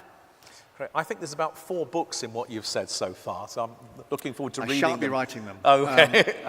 How do you build the voice of civil society? It feels quite forgotten at the moment, says one of our delegates. And it has been largely forgotten, and that's a huge regret for me if someone's been steeped in the charity sector, and he'd set up a few charities throughout my working life. We need a minister for civil society, don't we, to be that voice around the cabinet table. And we need also to put money where our mouth is on this front, which we've simply failed to do, given the way in which funding of the charity sector has been truncated, not just charities, but including charities. So people and money and a degree of power, that tends to be the recipe for success. Great, let's try and do 2 more. Infrastructure in the UK is absolutely key, and yet we can't get a high-speed rail that connects the north and south delivered. Why? The Treasury brain.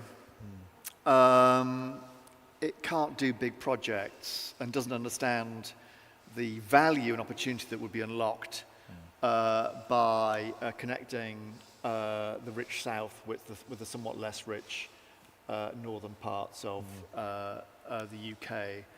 There are other reasons, but that's a reasonable start of a 10. Great, and that takes me to the question I'm going to jump to as the final question, which is, what more, if anything, do you think central banks can do to support the sustainability agenda? And I guess I'm obviously thinking UK, but I'm also thinking Europe and more widely. And globally? Well, one of the benefits, going back to my previous gig at the Bank of England, of being the bank, was the global footprint. Yeah. And there is a club of central bankers that meet regularly out in Switzerland. Quite a collegiate bunch, actually. So there is the potential that it's much easier to forge community and consensus within the central banking community than it is within the governmental community. So I think central banks, in this age of nationalism and nativism, have an even more important role to join the cross-border dots behind keeping inflation low, behind getting growth going, and crucially, behind the wider social and environmental agenda that is existential to all social institutions, of which central banks are but one part. Andy, it's been far too short, but it's been very sweet. Ladies and gentlemen, Andy Haldane. Thank you so much. Brilliant. Thank you.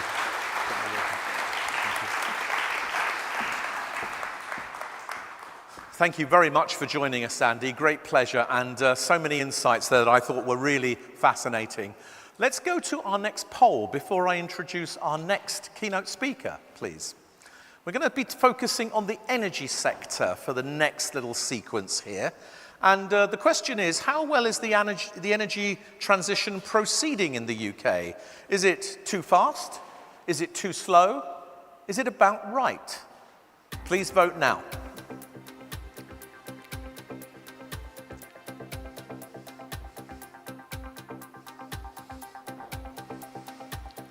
Let's see some more votes, ladies and gents.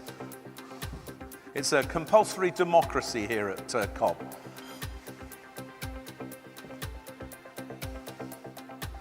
I think it's fairly easy to predict what the outcome of this poll is going to be already. But we're up to 87. Let's have just a few more votes, if we may.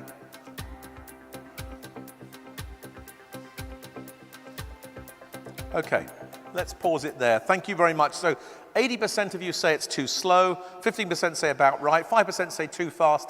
There is no better person than our next guest to discuss this. Please join me in welcoming the Chief Executive Officer of E.ON, Chris Norbury. Chris. Thank you.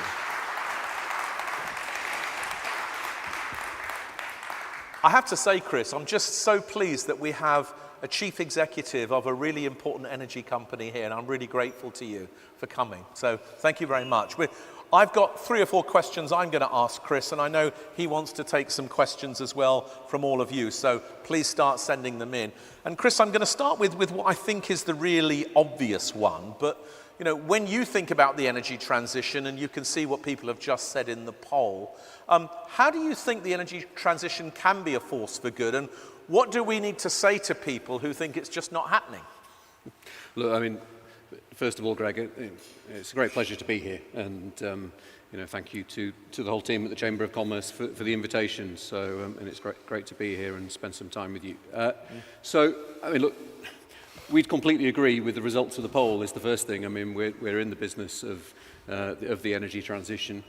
We have been delivering the energy transition for our customers, for cities, for communities, and we have been for some time. So we'd completely agree with the results of the poll.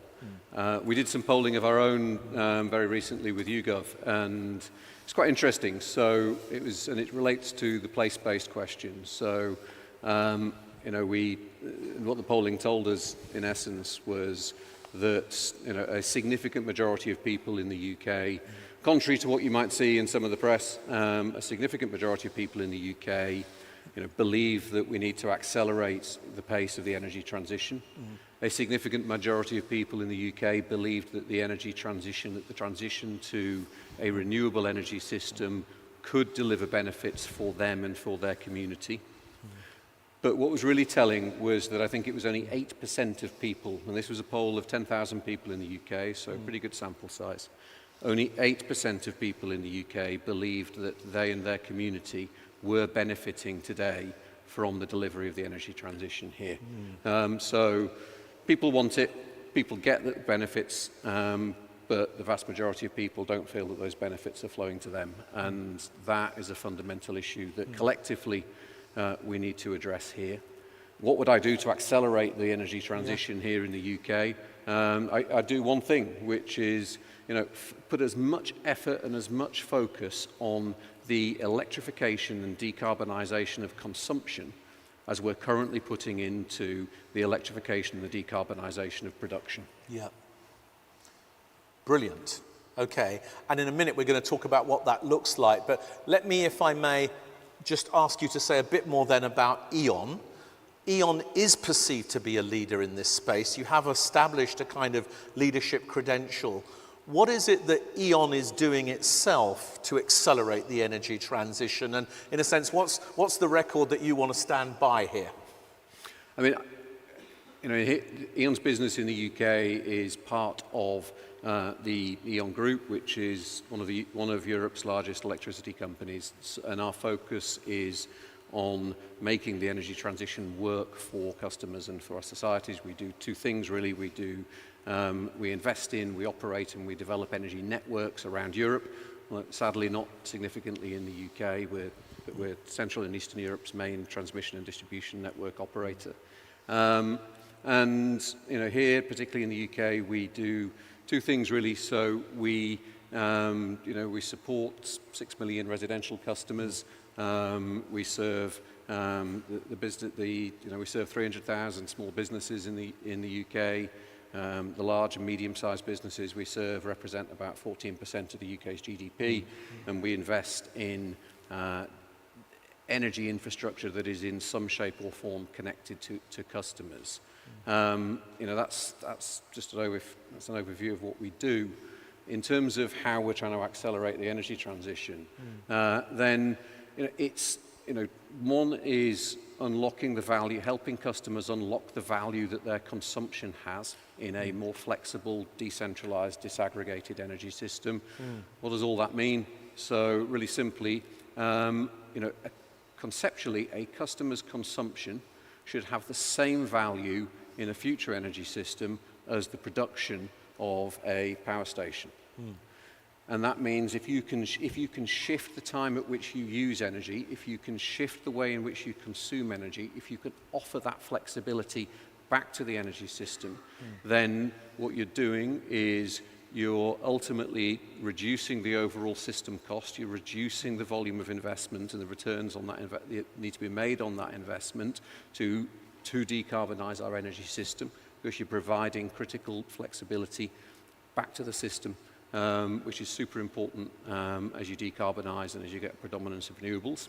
And what you see in other markets, so if you go to Australia, for example, which is probably about 5 to 10 years ahead of the UK market, you know, you see a market where value has flowed from the producer, from the upstream to the downstream, to the customer, you know, and you see customers who are able to provide that flexibility to shift their consumption, who own energy assets in the home or in their business, you know, and you sit there and you go through bills of Australian consumers where energy is an income, not a cost.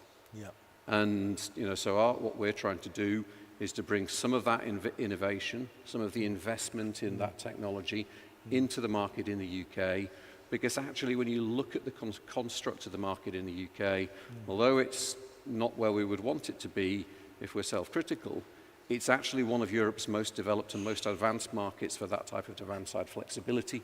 So through things like the partnership that we have with Amber, through the partnership, the investment that we make in startups like Naked Energy and Illume, a long list of them, you can bring some of that technology into the UK market, you can unlock some of that value, and then ultimately you can do what we absolutely have to do, which is deliver a sustainable energy system, which in a way which is, you know, energy is both more sustainable and more affordable for everybody, not just the affluent few in our society.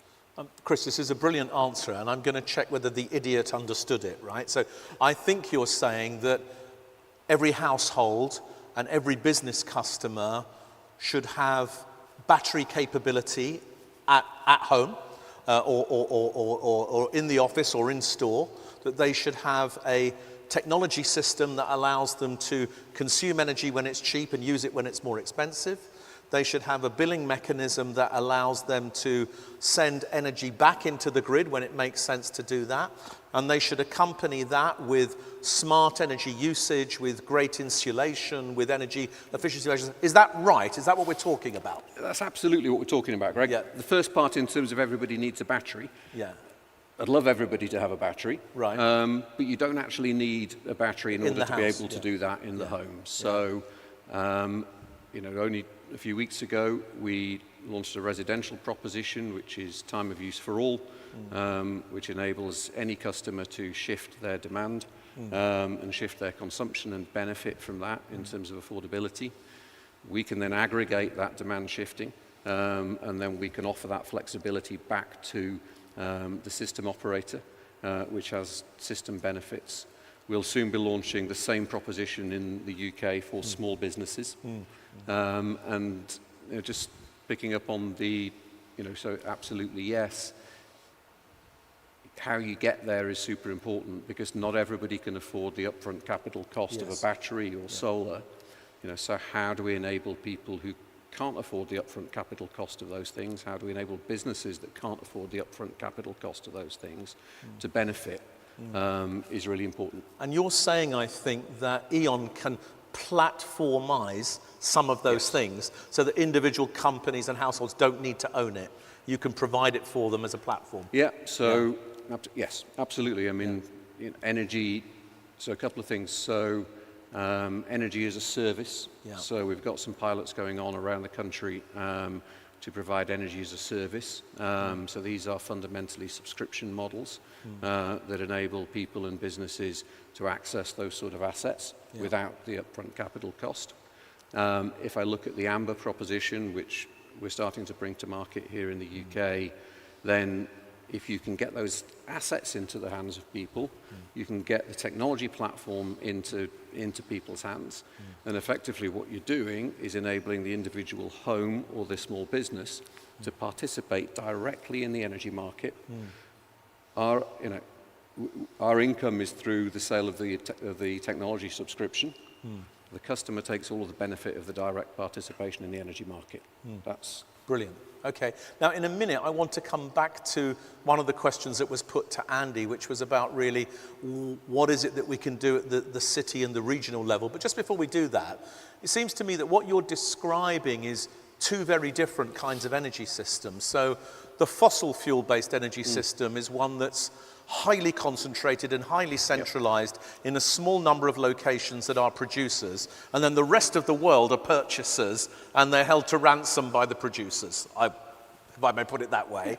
Whereas the energy system you're describing is distributed, it's multinodal, it's bottom up, it's accessible to all sorts of people, and you can have a multiplicity of different players with a different kind of competition dynamic within it. Firstly, have I understood it? And secondly, what do we need to do to persuade everyone that the second system is better than the first one? I mean, yes, you've absolutely understood it, but I think there is a choice here. So you can choose for a path in which you simply try to replicate the system that we've got today and just swap out fossil for renewable generation. My belief, our belief would be if you try to do that, then you will deliver a decarbonised, you will deliver clean power, but you will not deliver it in such a way that it is both sustainable and more affordable for people, for businesses. And if you take that path, then ultimately you will fail because you cannot, it's the how that matters, how you get there that matters. Yes, in the long term, a renewable power system is clearly a cheaper power system than a fossil-based one because there's no input cost. But in the long period of time between now and then, how you get there matters. And if you choose for a path that makes it more expensive or doesn't deliver the bill savings that are required for people who are struggling and businesses that are struggling today, you will fail. Therefore, you have to choose for the second path, which is the one that you described, where you have a more decentralized, more disaggregated energy system.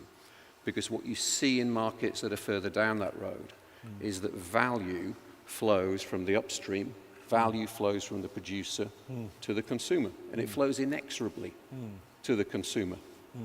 And that is a far more inclusive energy system than the exclusive fossil energy system that we've all grown up with, where capital is concentrated in a relatively small number of hands, and in the hands of a relatively small number of actors, and you get a far more inclusive energy system as a consequence. But wonderful. Okay, I'm really grateful for your clarity about that. I want to read you a quote, if I may. So this is a quote that mentions Glasgow. There is an external congruence there. There is something different about the cogency of Glasgow that you don't get anywhere else. Now, that quote is from you. And what did you mean, and what do you think is the potential for Glasgow in all of this?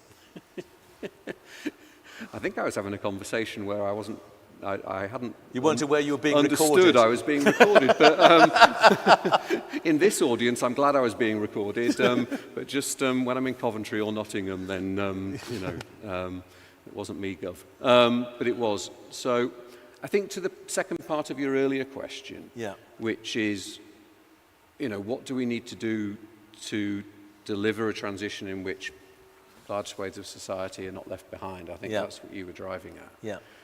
Then, Andy described it far better than I could earlier, which is all of the system stuff I'm talking about, all the investment stuff that you talk about, there's a fundamental limitation where trying to do that in a top-down, spatially, centrally planned way has a fundamental limitation to it.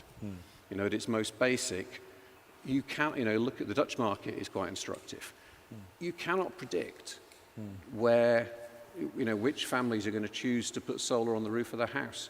you cannot predict in a top-down spatially planned way which businesses are going to choose to invest in demand-side infrastructure. And if you look at the Netherlands, where you've got, bizarrely, it's, my wife's Dutch, but it's cold, wet, and the water comes up through the ground and there's never any sunshine. You've got the highest level of residential solar penetration in Europe. And you can't top-down spatially plan that. You know, but where can you act? You can act in a city. You can act in a place. And it's the point that Andy made earlier, where it's actually in the city and it's in the place where you can hear the voice of civil society, where a business such as ours can get a far, far better understanding of what the needs of the business community in that city actually are, what the needs of the people in that city actually are.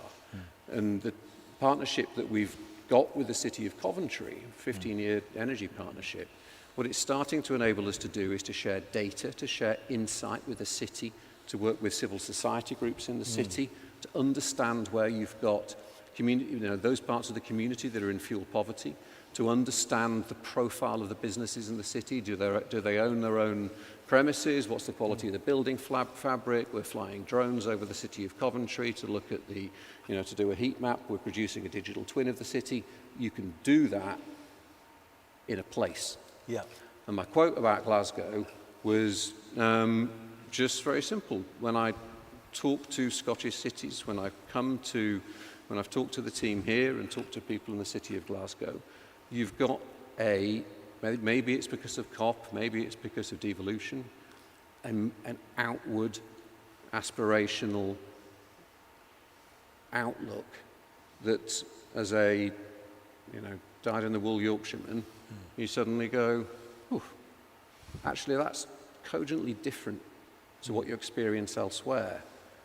And when I look at our European markets, where place-based energy is a far bigger feature than it is in the UK, it's far more reminiscent of a city, it's far more resonant of a city such as Malmo, who've been market leaders in this for a long time, or Berlin, than it is of other cities that you find in the UK. So those of you from Glasgow, you've got something you should be really proud of. I think we should give you a quick round of applause at this point, because I think you've got it, right?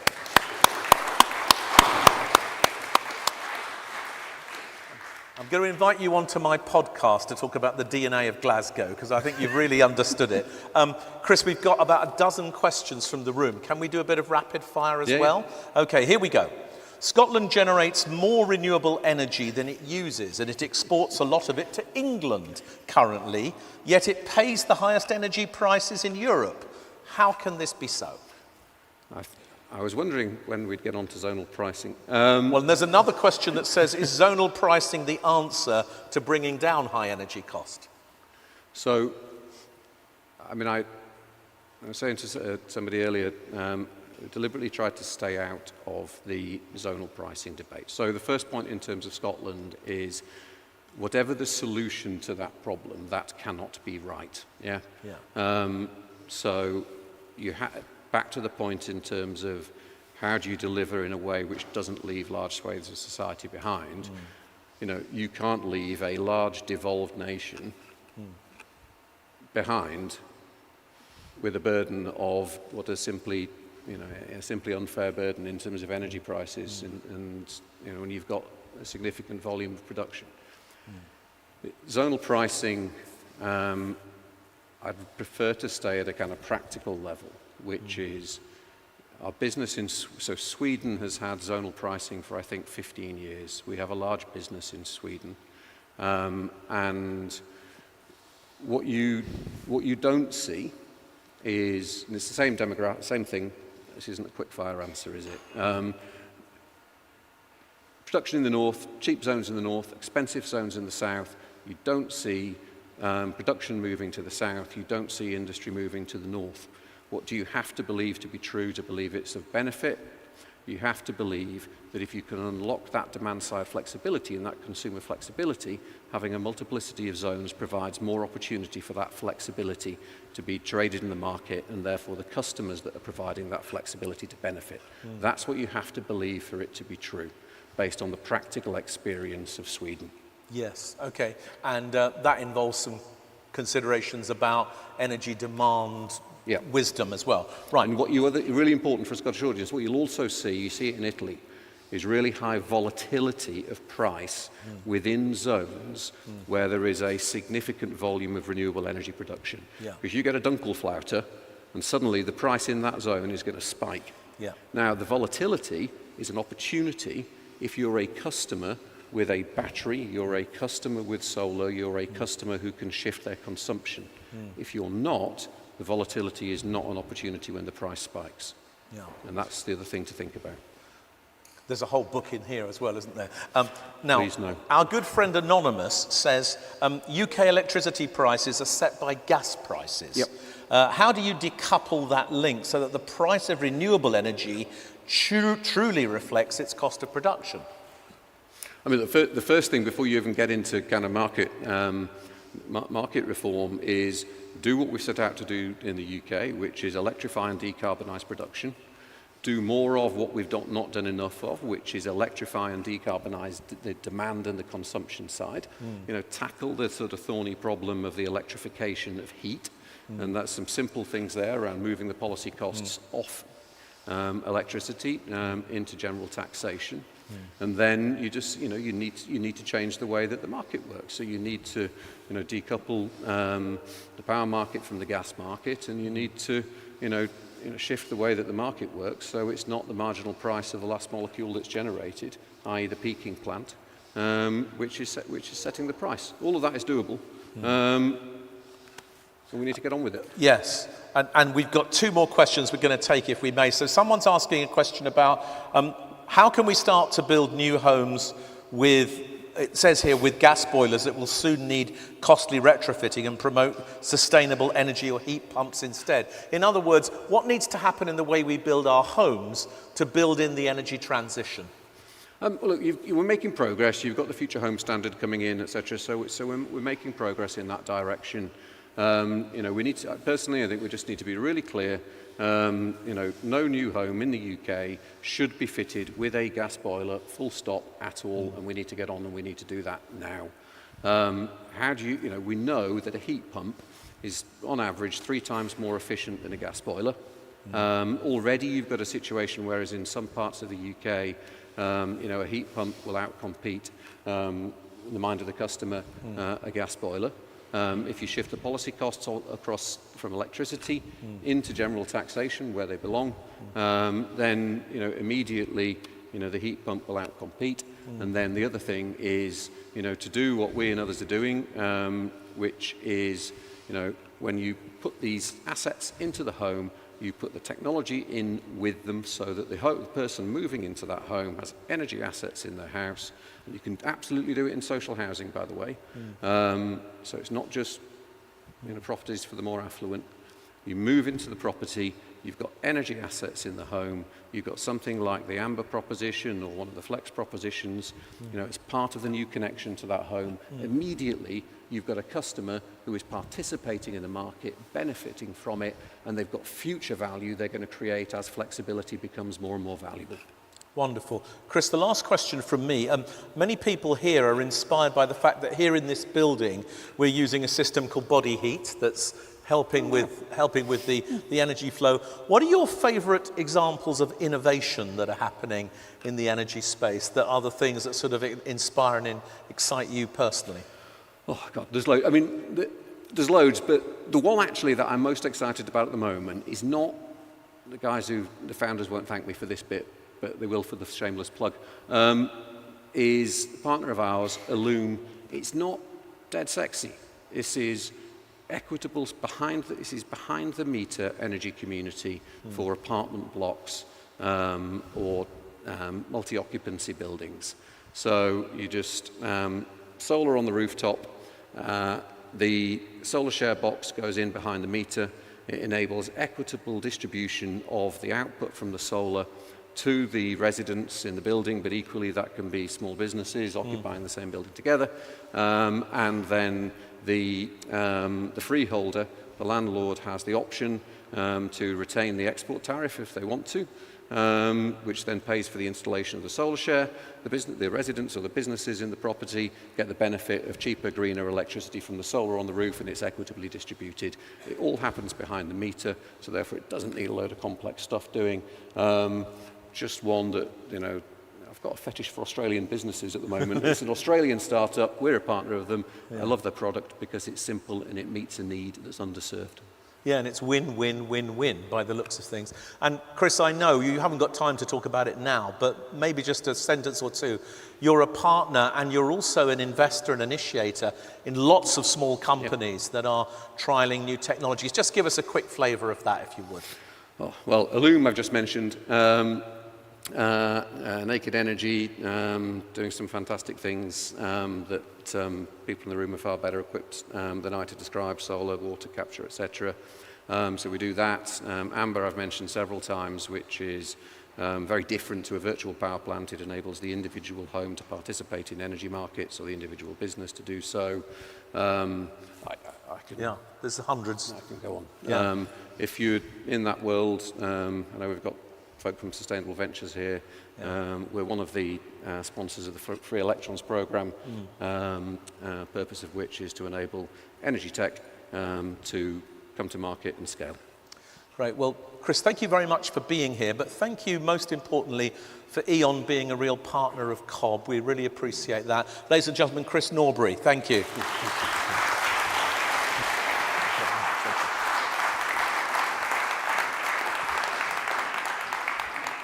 I have that feeling we could spend a couple of hours with each of our guests this afternoon, and Chris, thank you so much. Colleagues, what we're going to do now is something a little bit different. Now, back in the old days, we used to do this thing called head, shoulders, knees and toes. Do you remember that? We're not going to do head, shoulders, knees and toes. Don't worry. What we are going to do is just stand up for a minute and get a bit of a stretch of the legs. And I'm going to ask you to keep your mobile phones ready and primed, because we're going to do another word count, a word cloud. And then we're going to just send the microphone around the room a little bit to see who wants to say something about what we're going to build our word cloud around. So enjoy the stretch of legs. It's fine to have a bit of a stretch, roll the shoulders back, etc. Enjoy a bit of a breather. And could we have our word cloud, please, initiated on the screen for everyone? So what is the advantage to your business of taking climate leadership as you see it? What's the advantage? Not the opportunity, not the thing you might do, not the thing that you feel you have to do, not the thing you're regulated or incentivized to do, but what's the advantage? Let's start to see some of these words, and then my friends who've got the microphones, I don't quite see where they are, but I'm sure they're coming. Here they are. Lisa's got the microphone.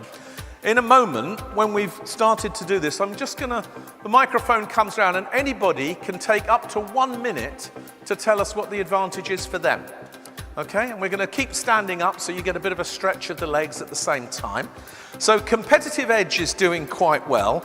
So is trust. So is standing out. So something to do with brand and differentiation. That's interesting.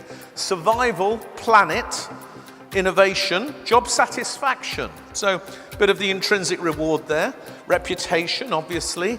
Partnerships, ownership. Unity in the business, brand value coming through. What's the advantage to your business of taking leadership on climate? Social benefits, staff attraction and retention. That looks really interesting. Profit and profits we've got here. Pioneering solutions, ownership, reducing costs. Very important.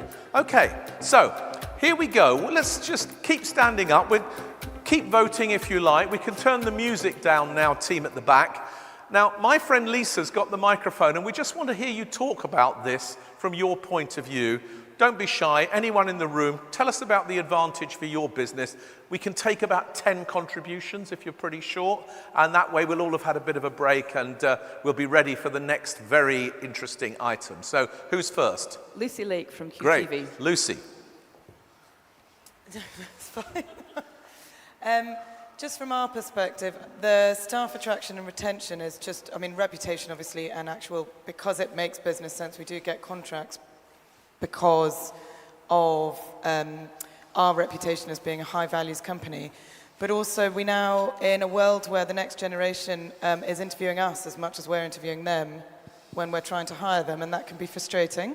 But it also means that you have to put your best foot forward. So for staff attraction and retention, that has given us a competitive edge to get the best people that you could possibly want at entry level and at senior level. Brilliant, thank you very much. So positioning, talent attraction and talent retention. Okay, who's next? Over to you. Thank you, Lisa. Hi, I'm Kate Samuels. I'm Policy Officer, Environmental Lead at Sustrans, or Sustainable Transport. I've initiated the Stand Out, partially because one of the things I'm working on is adaptation. So I'm working on plans, 20 years in advance. And because not many businesses are doing that work, we've actually been asked to join a government group on how we do this work. So I think sometimes actually implementing climate within your work makes you more attractive, both as a government advisor and to kind of other businesses, just to inspire. Wonderful. And by the way, what a wonderful organisation Sustrans is. And we should give you a round of applause. Let's do that. Makes you a more attractive partner, makes your advice more sought out. So who else wants to come in? What's the advantage to your business of being a leader on climate? And the microphone is coming. It's Alison Fullerton from SWG3. Very good. Please keep the microphone nice and close to your mouth. Thank you. Hi, we've had a lot of advantages. You mentioned our body heat system. It's a system that gathers energy from people dancing at gigs and clubs and recirculates that to heat and cool the venue. And since we announced that, we've had something like over 400 bits of international coverage. So for us, it's brand awareness, publicity, and it's put us in rooms where we maybe wouldn't normally get into and given us a seat at the table around discussions in ways that we wouldn't have. Thank you very much. Did I understand you're a sustainable nightclub and venue? Brilliant, brilliant. Who wants to go to the sustainable nightclub? Okay, so just tell us where it is and we'll come. Who's next? Oh, it's this? It's here. Oh, it's just the lady behind you, Lisa. Where are you? Put your hand up. Oh, thank you. This is the nightclub, right? Brilliant. I've only been here in the day. Hi there, I'm Debonisa Ahmed. I'm the Sustainability Manager at Virgin Money, and collaboration's been really effective for us. We've been able to collaborate with lots of agencies and companies to really level the playing field in social issues such as cost of living. Examples of helping people in poverty or deprived situations just get access to data, to be able to go digital, to do things that they can't do normally. We've had stories where people are emotional telling us things like, by doing this, they can get access to free lunches for their children at school. You know, the real things that make a difference to their lives and help them get benefits that they couldn't apply for before. Things like that, and collaborating in that way have been really effective for us. Brilliant. So it sounds like the sustainability journey has led you into being a better digital partner and being more compatible with others. We could take two more. Let's take two more. Who's ready? Thank you. What's the advantage for your business, sir? Derek Fletcher in urban farming. I just want to reiterate what Chris has said, that if in the short term all of this results in higher costs, this exorbitant energy cost that we're having to consume in this country, putting us at a huge disadvantage in the short to medium term. And if we don't fix that, we'll fail. Great, that's a very helpful comment. Not quite an answer to my question, but that's okay. We're going to take one more contribution. Let's come to you, madam, if we may. And how nice it is to hear from all of these companies. Over to you. I'm Jane from Thrive Consulting, and we work with mid-sized B2B businesses, helping them get clear on their sustainability plans. Without that, without taking climate leadership, I'm going to talk on behalf of our clients, not so much us, but they literally can't bid for tenders without this. So it's not just it's not competitive edge, it's just being competitive and commercial and being able to grow their business. Wonderful, thank you very much indeed. So Thank you for doing that. I hope that's been a way of kind of refreshing the legs, and I'm going to invite you to sit down again, and we're going to get ready for our next word cloud before I introduce two very important guests. So thank you very much, Lisa. Let's go to the next word cloud, if we may, because in a minute we're going to be talking with Councillor Susan Aitken and her new friend. And we're going to be asking her, we'll be talking about this area, but in which domains should Glasgow City Council prioritise climate action? In your view, we're building a word cloud again. So please keep going. Built environment, that's a good start. So decarbonising heat in tenements. I think Chris could help with that. And healthcare, circular economy, urban regeneration, youth training. Spoke a lot about training and education this morning, Susan. Very interesting on the sort of the skills side of the transition, which was interesting. More trees. Yes, Andy's comment about, I think, was it 70 million trees the RSA planted in the 70s? The 1770s, I think he said, was really interesting. Removing the ring road.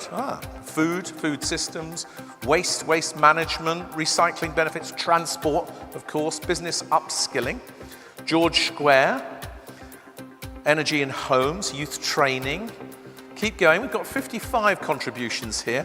While this is coming on, I'm going to invite Susan and James just to come and join me on the stage. I'm going to introduce you properly in a moment, so please come and take a seat.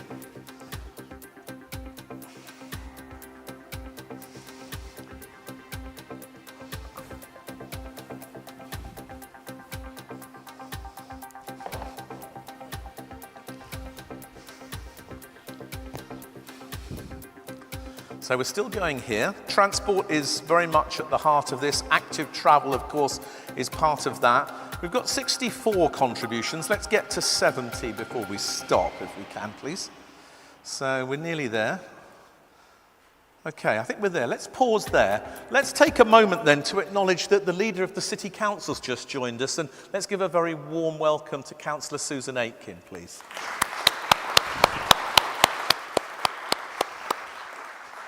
And I described James Byrne as Susan's new friend.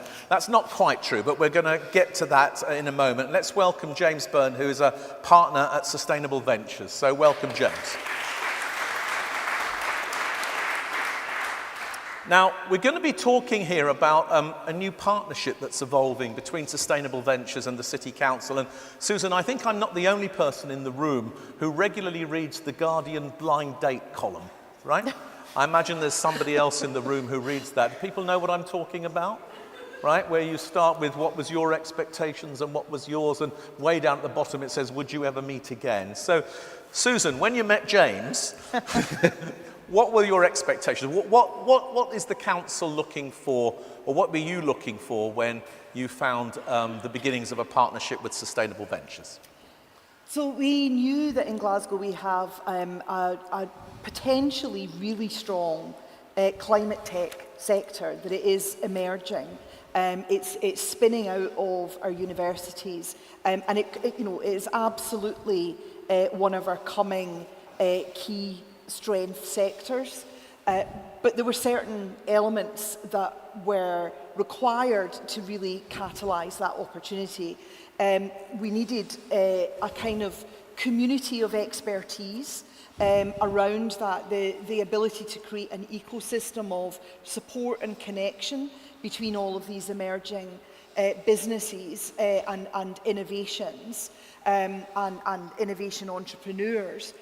And we needed a place, a physical place where they could find the opportunity to locate and then to grow and to do so within the context of that ecosystem. And they needed investment, venture capital and other kinds of investment directed towards those businesses where and when they needed it. So when my colleagues in the economic development team in Glasgow told me about Sustainable Ventures, who they had met with, and I think we met. I met you, James, during Scottish Cities Week, which the Scottish Cities Alliance has organised in London for the past sort of 3 Januaries. I then went down to meet James and some of his colleagues in County Hall in London to see the work that they've done on the top floor of County Hall. And it is absolutely amazing. It genuinely, we came away knocked out by it, and we're like, we want one of those. We want one of those in Glasgow, and we need one of those in Glasgow. And more importantly, we need Glasgow to be the place where that happens, not just in Scotland, but the next place in the UK. And as it happened, we have a building.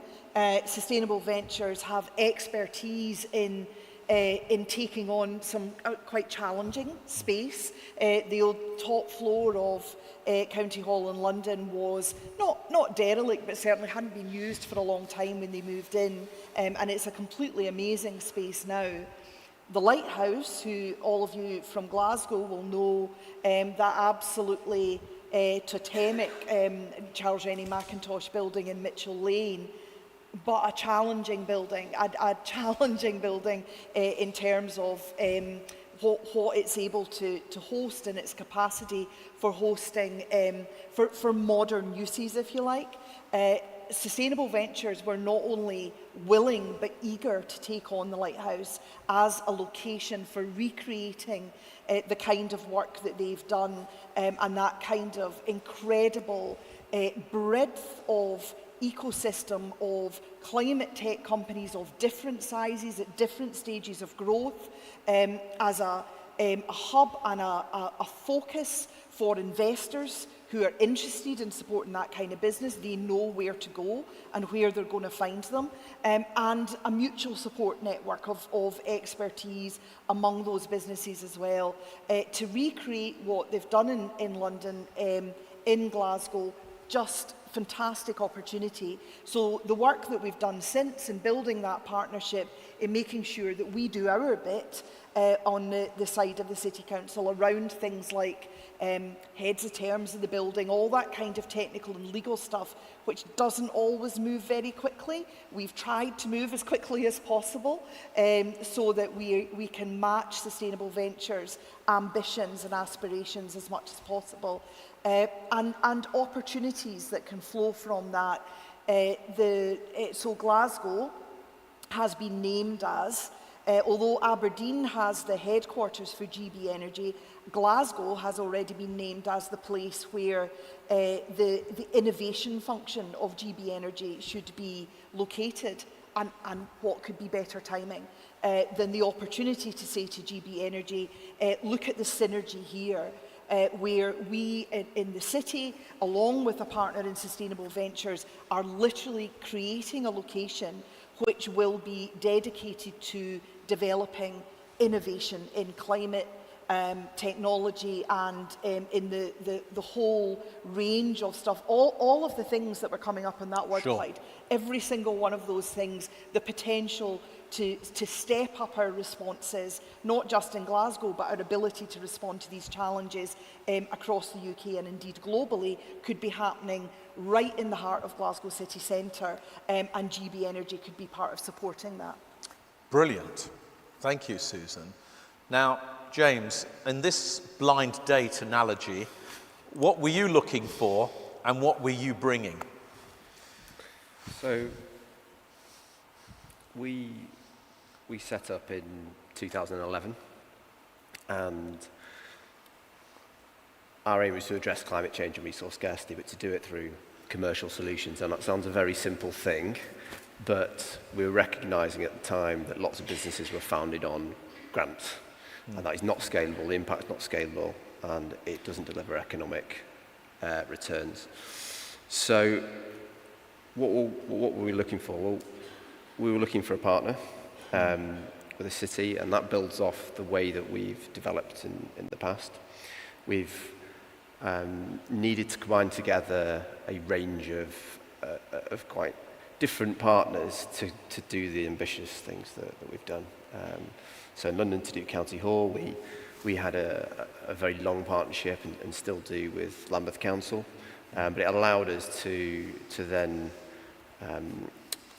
not a property owner, but to allow us to bring together other partners around that partnership. So property owners, social impact investors, other key stakeholders, corporates to convene around it and actually make that particular project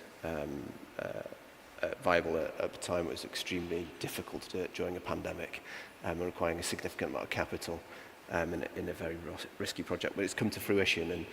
And that's only one thing that we do, and maybe we'll talk about a bit more about it in a minute, but the impact of that, and I think, you know, it was nice to hear those complimentary words, Susan, to have now got to the point of maturity as one space where we've got 665 sustainable organisations co-located there. It's one of the highest densities, if not the highest density in the world, of organisations. The interactions that you get within that are quite unique. We have 40,000 plus visitors a year, very specific, specialised, 400 events that we put on and host there. And those interactions that create are critical for creating some of the language that was used earlier, the kind of hyper, super collaboration. You've got to get people together, and it has to be in city centres. You have to get those densities to create that collaboration. Wonderful. Now, there's immediately a question that's arisen from the group. I'm going to ask you some more, but perhaps you could say something about this, James, and then Susan, it'd be great to have you comment. But so what's the timeline from here to get to the point where this presence at the lighthouse will be open and functioning? And then, we'll talk obviously about what the long-term view of success is, but where are we in the cycle now? Do you want to start? I'd probably preface this with our previous historical track record of property, which is indicative of property. Yeah. So it took about 5 or 6 years to open County Hall, and we've done 6 different spaces before that over a 10-year period to accumulate into that. So it is property. It takes a long time, particularly when we're talking about a grade A-listed building, and County Hall's 2-star listed. So it's always challenging under those circumstances, and to combine together those kind of unique stack of capital, you need to take different types of risk and do it. So that's context. The answer to your question is we've made exceptional progress already. The partnership's growing. It's now about building the other partners around that partnership to slot in different bits of funding to allow us to open that and think about how we scale it over time. It's a substantial building. It's even bigger than our space in London is. That's the level of ambition and the belief we have in Scotland and in Glasgow as the kind of lighthouse, the green leading lighthouse of that activity.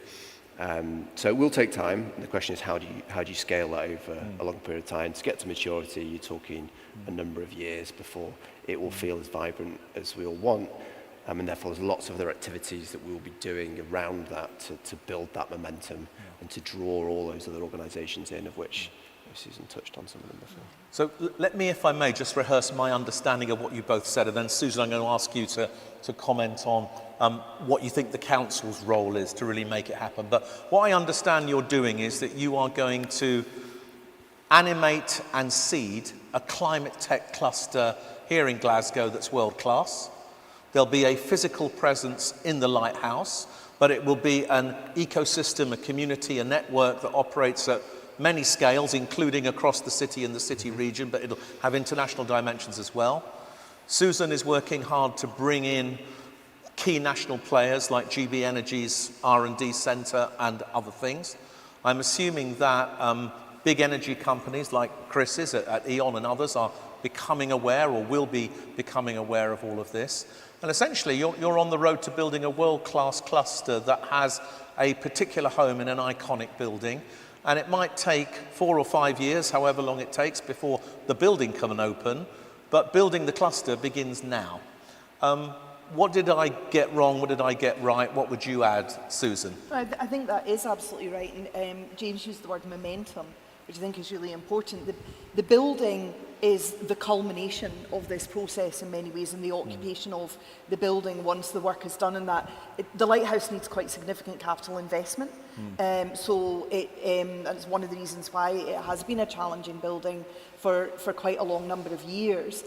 So we need to corral that capital investment and different sources of that, but also bring in those partners over time. But the creation of the ecosystem doesn't require the building. No. And in many ways, the expectation of the creation of the lighthouse as this particular space will be a catalyst for growing that ecosystem and attracting the kinds of businesses that we're talking about to Glasgow, or encouraging them to grow in Glasgow from existing innovation ideas that are happening within our universities and further education sector, for example.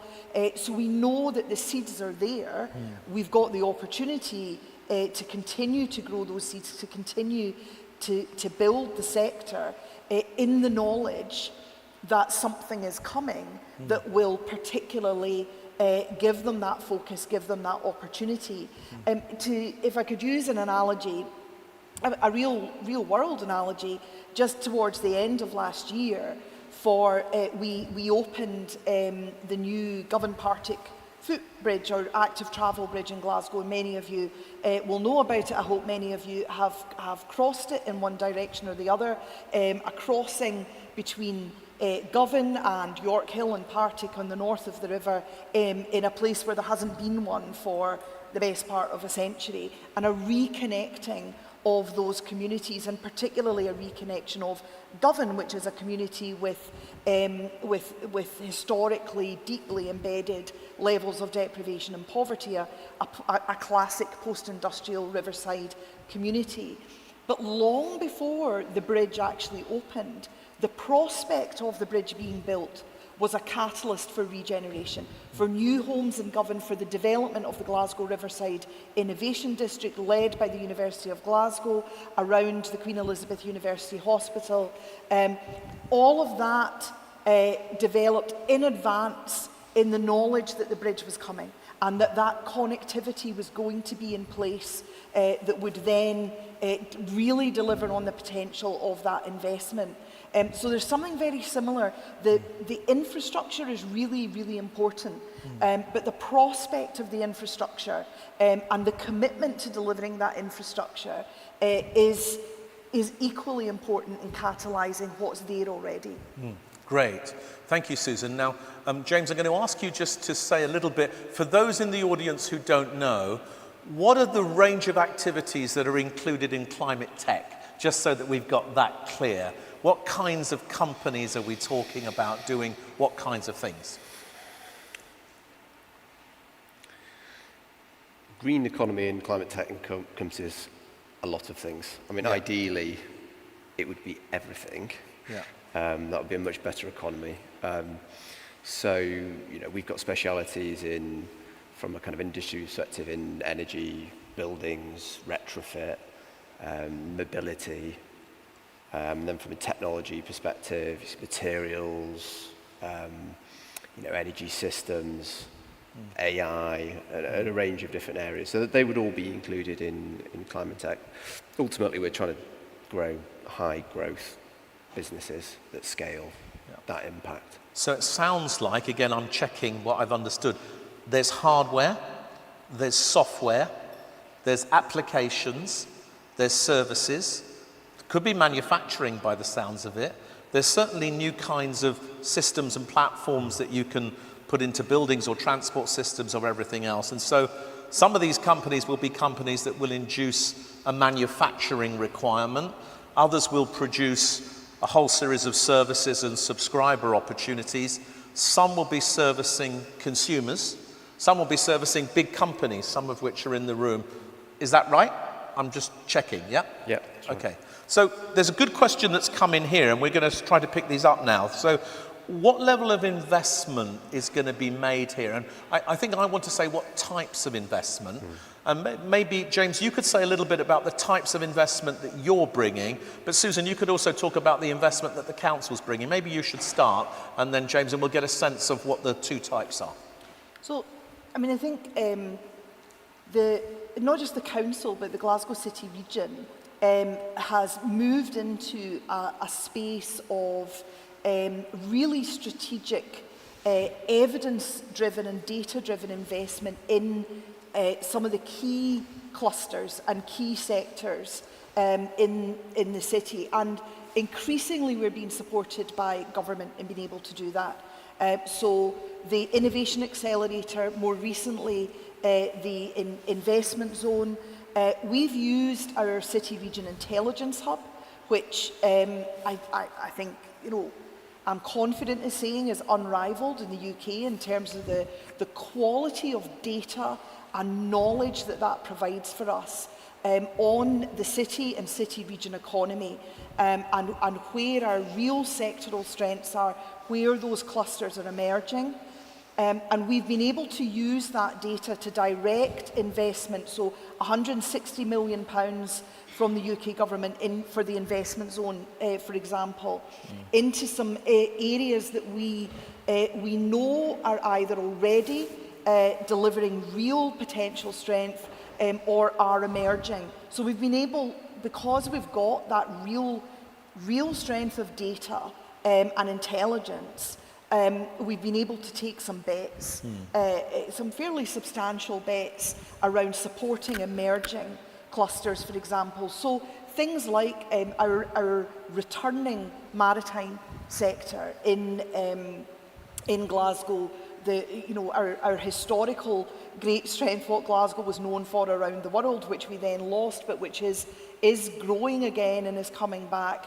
Space and space manufacturing, I think now very well known that Glasgow is a global leader in fact, certainly a European leader.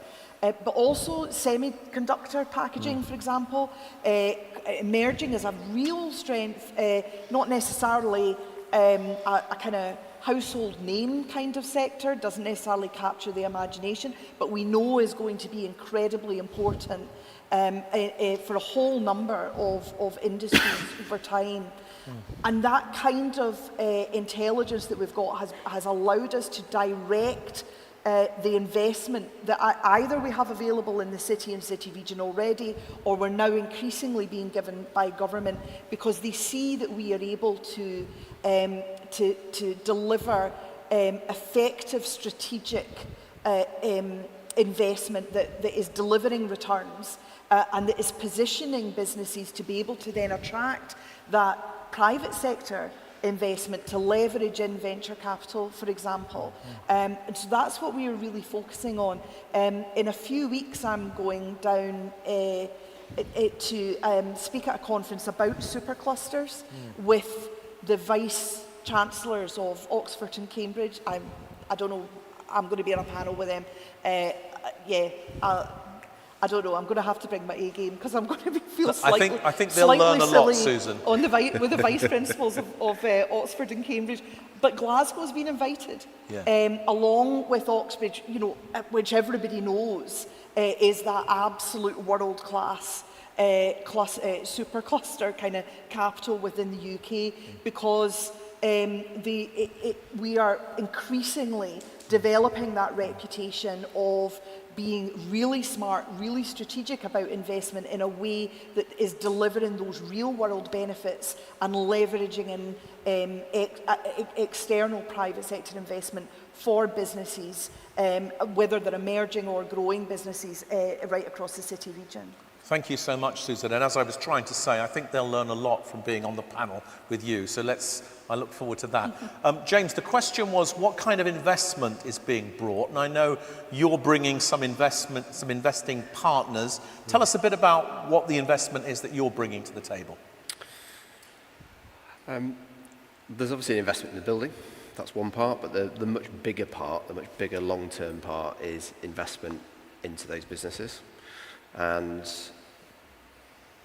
you know, for the region, for the UK, it's really important how we think about that.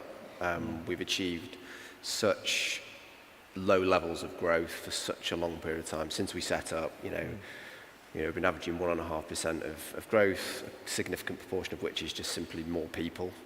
It's not productivity growth, whereas the green economy worldwide, new report by the London Stock Exchange came out very recently, has been averaging 15% growth and is now worth $8 trillion. that is indicative of the level of investment, business investment, and most of this is business investment, it's not public sector investment worldwide, is significant. What we haven't been doing is ensuring enough of that is in the UK and in Scotland and in Glasgow. So the question is, how do we get more of that? We're a small part of that. We have our own investment funds. We've made 54 pre-seed investments, and we continue to do that, a number of which... And that's your own investment fund? Our investment funds. So we take, at different stages, we've got high net worth individuals' money, we invest it for them at the pre-seed and seed stage now. And we also are just waiting for final sign-off on a Series A/B fund, so we can do slightly larger investments, all early stage stuff. And really... So do you take a position in the companies that come into the building and then you help them through their stages? We have distinct models. So we have a workspace model, a business support model around consulting for corporates and for the public sector, and we also have investment, all distinct but all interrelated and self-reinforcing. And really with the investment side of things and the support we use from that consulting side of things, and it's much more important, is the other investors we co-invest with. So we have around 200 other co-investors, many of them specialists, internationals, these corporates from all over the world. They can be specialist investors in the UK, and they will follow on. They will all do Series A, B, C, D, beyond. And that's a much significant, more significant amount of money. And the companies that we've supported more generally, not just invested in, is getting close to about 1,000 now, and the money they've raised is in the billions, and that's really what we want to be bringing in. So again, it sounds like you're bringing an investment ladder, and you're also bringing an investor community with you, and that sounds really helpful. Absolutely, and we've got representation from them here today. One of our closest partners is Barclays, and they have invested in multiple other businesses in our ecosystem through their £500 million fund. It's just a great example of the kind of partners that we ensure are part of this. What's not to like? It feels like it's the statement. There's a comment from somebody in the room that says this is a comment rather than a question. The lighthouse does seem like a great fit for this project. So thank you very much to whoever said that. James, a couple of sort of quick technical questions for you. Will you work in collaboration with existing players in the other local innovation ecosystems where sustainable ventures is already involved? Will there be a connection with the County Hall community, for example? Hopefully that's one of the things that we can bring. It's very entrepreneurial-led. There are all sorts of different ecosystem networks, but we originally set up as entrepreneurs building our own businesses, many of which have scaled in Scotland and beyond. We bring that element and we bring the network that comes with that. So we've got touch points with, there's about 5,000 plus climate tech startups in the UK. We know most of them, but we've only supported about 1,000 of them. So we're able to sort of act as a conduit to that. And it means, so many of the Scottish businesses that we've worked with and that we support, it's inevitable you have to go to London, get money. Cities like Glasgow and Manchester often started off by get some money, come back, build the city. And it's certainly indifferent today, apart from you sort of fly around the world as well. So hopefully we can help with some of that. And then within the UK, not just from an investment perspective and moving people around, but also, a lot of our businesses in different parts of the UK, Scotland's the most important market they have. It's where the largest amounts of energy are generated. It's where the skill base is around those activities. So how, as they scale and they raise money in other places, and particularly London, we can then help them open up second offices, make investments, create other hubs in Scotland, as well as the reverse, is a really important factor. Wonderful. Susan, there's a really interesting question here about how this will complement other developments that are already happening in the city, the innovation districts, in particular the Smart Things Accelerator somebody here has mentioned, and the other local innovation ecosystems. How do you see all of this fitting together? Is there a kind of master plan, or is it all organic? How do you see it? A bit of a combination of the two. So there is a master plan in terms of how connecting innovation in place in Glasgow, and I think that's something that we do very well. and create almost that kind of virtuous circle where we have this great innovation-led economy, knowledge-led economy, which is, which reputation is growing globally all the time. And we're also able to use that to drive the regeneration of place and the repurposing of place as well. We all know that city centres are looking for new purpose post-COVID. Glasgow city centre needs that more than most because historically we have been a depopulated city centre and a city centre of fairly narrow use.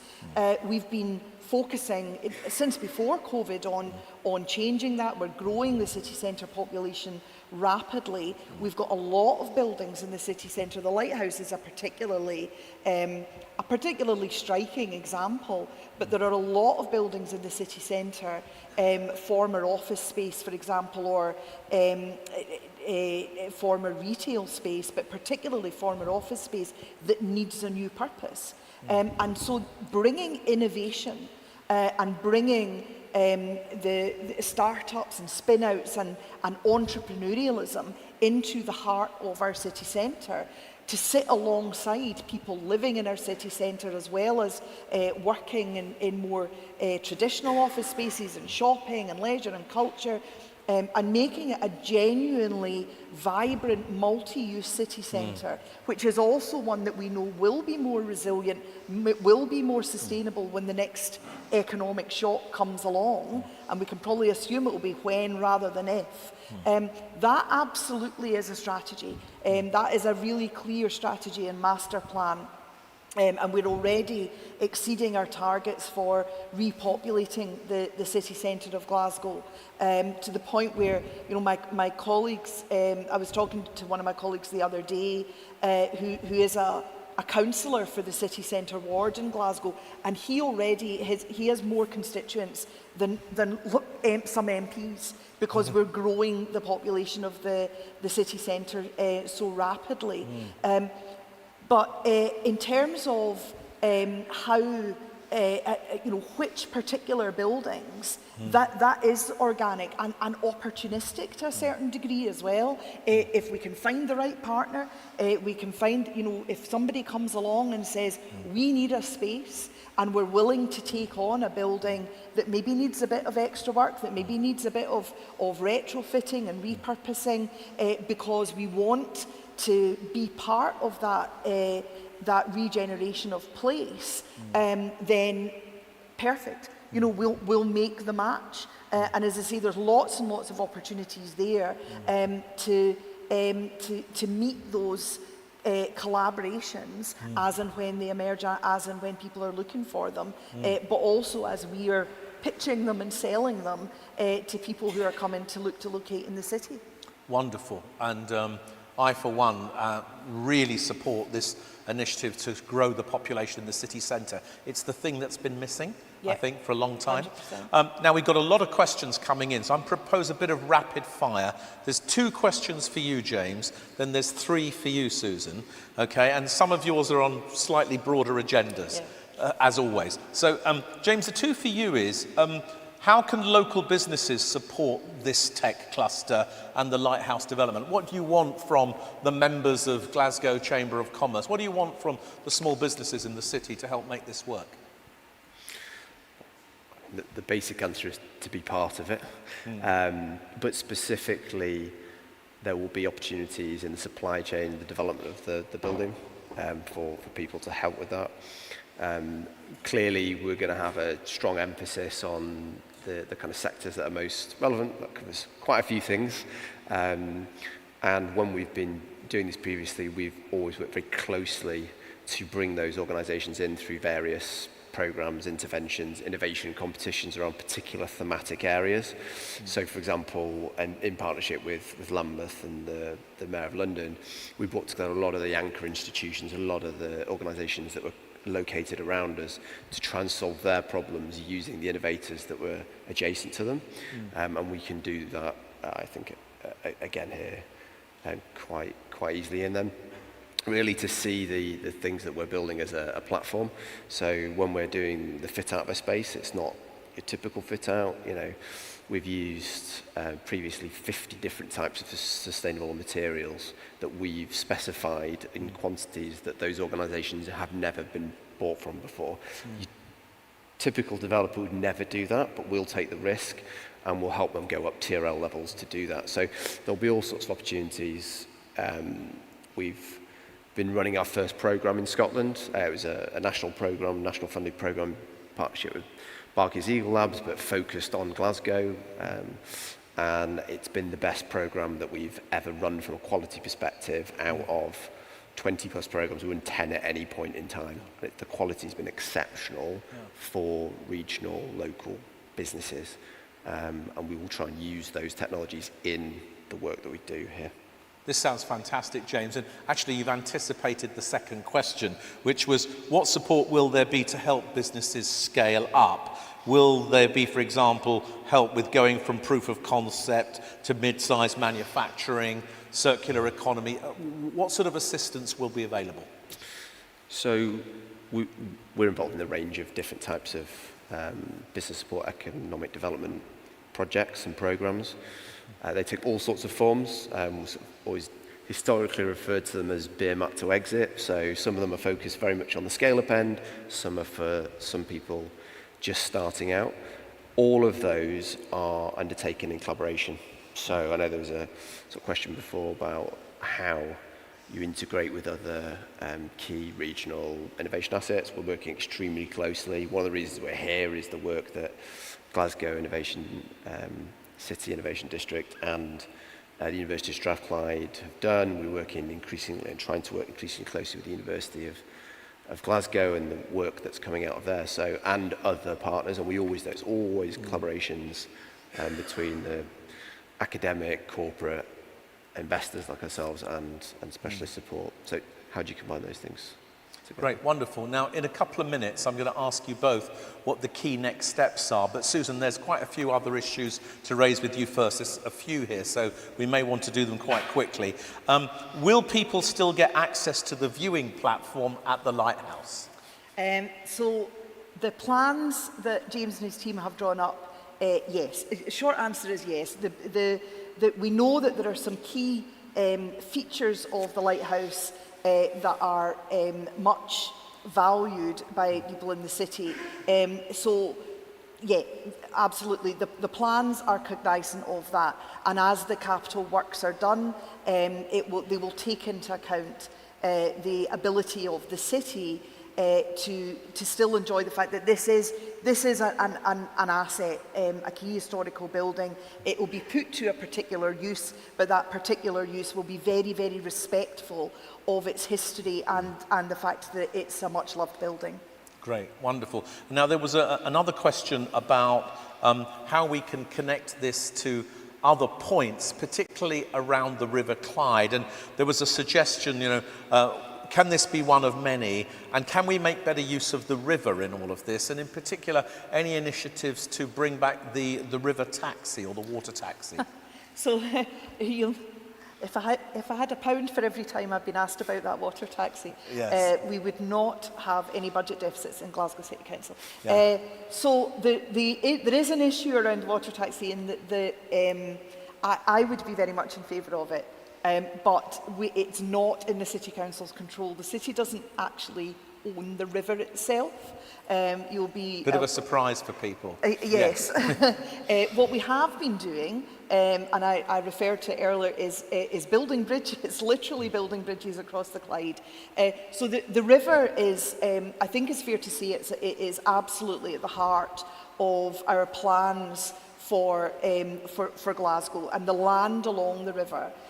We describe within the economic development team in Glasgow and in the city region, we talk about the Clyde River corridor as being the biggest unrealised development opportunity in Europe. Yep. And we are pitching that unrealised development opportunity to both governments right now. We are saying if you're up for growth and you're saying you want to do growth, this place more than any other in these islands has the capacity to deliver genuinely inclusive growth as well, because the levels of deprivation and poverty among the communities that are within 500 metres of the river also gives us enormous potential to really drive equity as well as the regeneration and transformation of place. So the river is absolutely at the heart of our plans.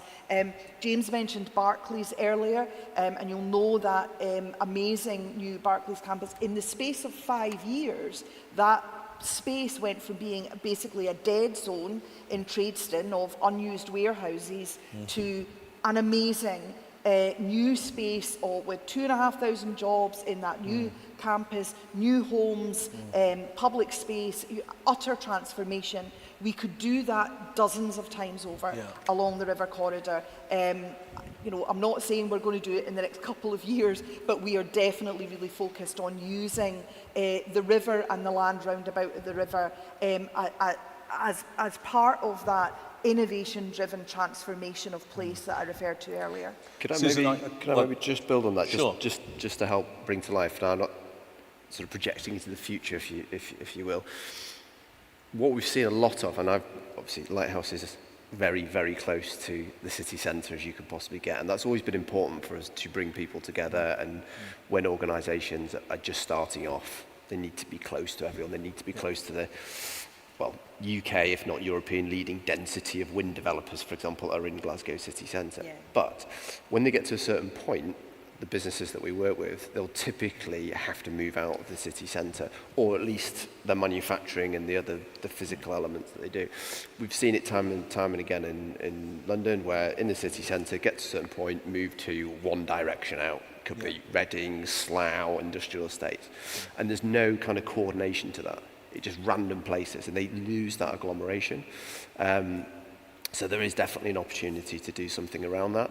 We've also seen it not just in the southeast, but where we've got some of the best businesses, best scale-ups in the UK, not being able to find a manufacturer, and then finding, so there's one in particular that works in seaweed and was needed to produce 15 million units of seaweed material for single-use plastics. It's a nerve shot winner.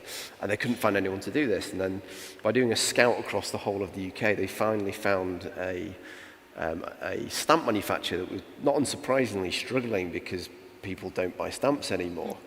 And actually this old traditional 200-year-old manufacturer had 2 sites. One's in Scotland, and they just closed that because the business was failing, and they had one left near where I'm from, just south of Manchester. And they've completely revitalised that organisation, totally. So there is that opportunity, I think, in Glasgow to do that close to the city centre in a way that there isn't in most places. Yeah, that's quite unique. Very important point, and I couldn't agree with you more, Susan, about the Clyde. We need to be really quick now because we're right out of time. Is there any news on the tram?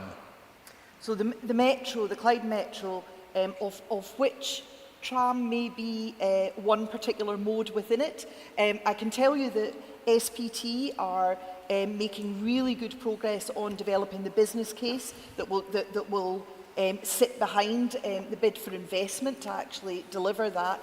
Right now, really rapid progress around that. What I'm keen to do is to speak to both the governments. Both UK and Scottish governments have right now a pitch with them, sitting with them for a devolution deal for the Glasgow metropolitan region.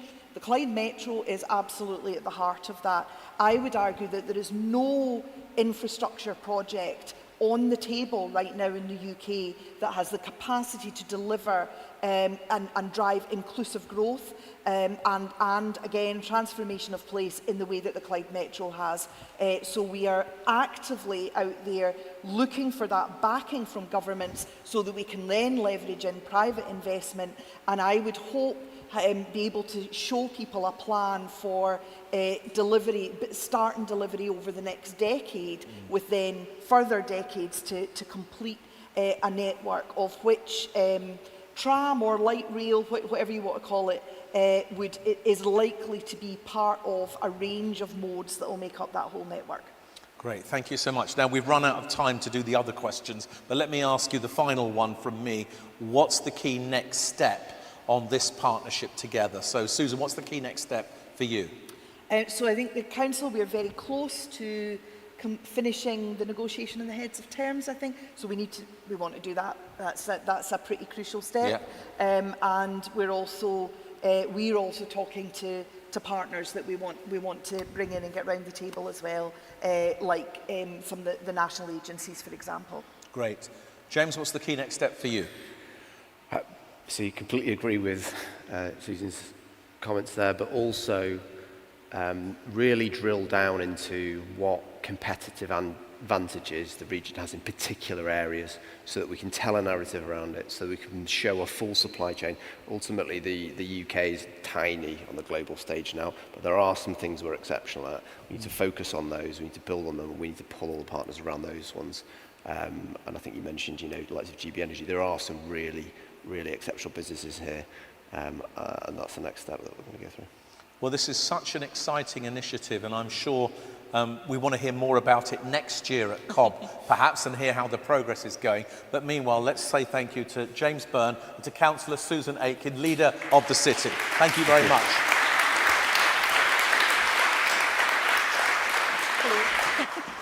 Good to see you. Good to see you. Good to see you. Cheers. We're going to do one final poll now before I introduce our penultimate guest. So let's go to our polling system, if we may. And as you can see, we've already shifted the focus towards innovation. I'm going to introduce Dr. Susie Mitchell in a minute, who's, a real innovation expert. So, does Glasgow have the innovation capacity needed for the climate transition? Is it yes? Is it no? Is it somewhat? Please vote now.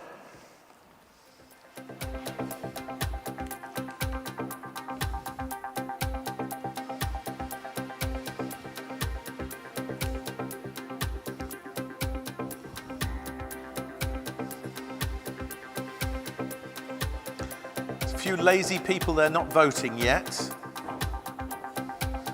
Just to let you know, everybody's phone is being monitored, so we know who had... No, I'm joking. But your phones are not being monitored, don't worry. 57 people have voted. Let's get to 60, please. Let's have just a few more.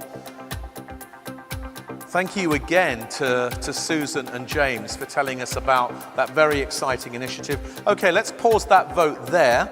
65% of you say yes. 29% say somewhat, only 6% no. There's something wonderful about Glasgow, isn't there? The self-confidence of this city around its innovation capability. Please join me in welcoming Dr. Susie Mitchell from the University of Glasgow. Where's Susie? Here she is. Nice to see you.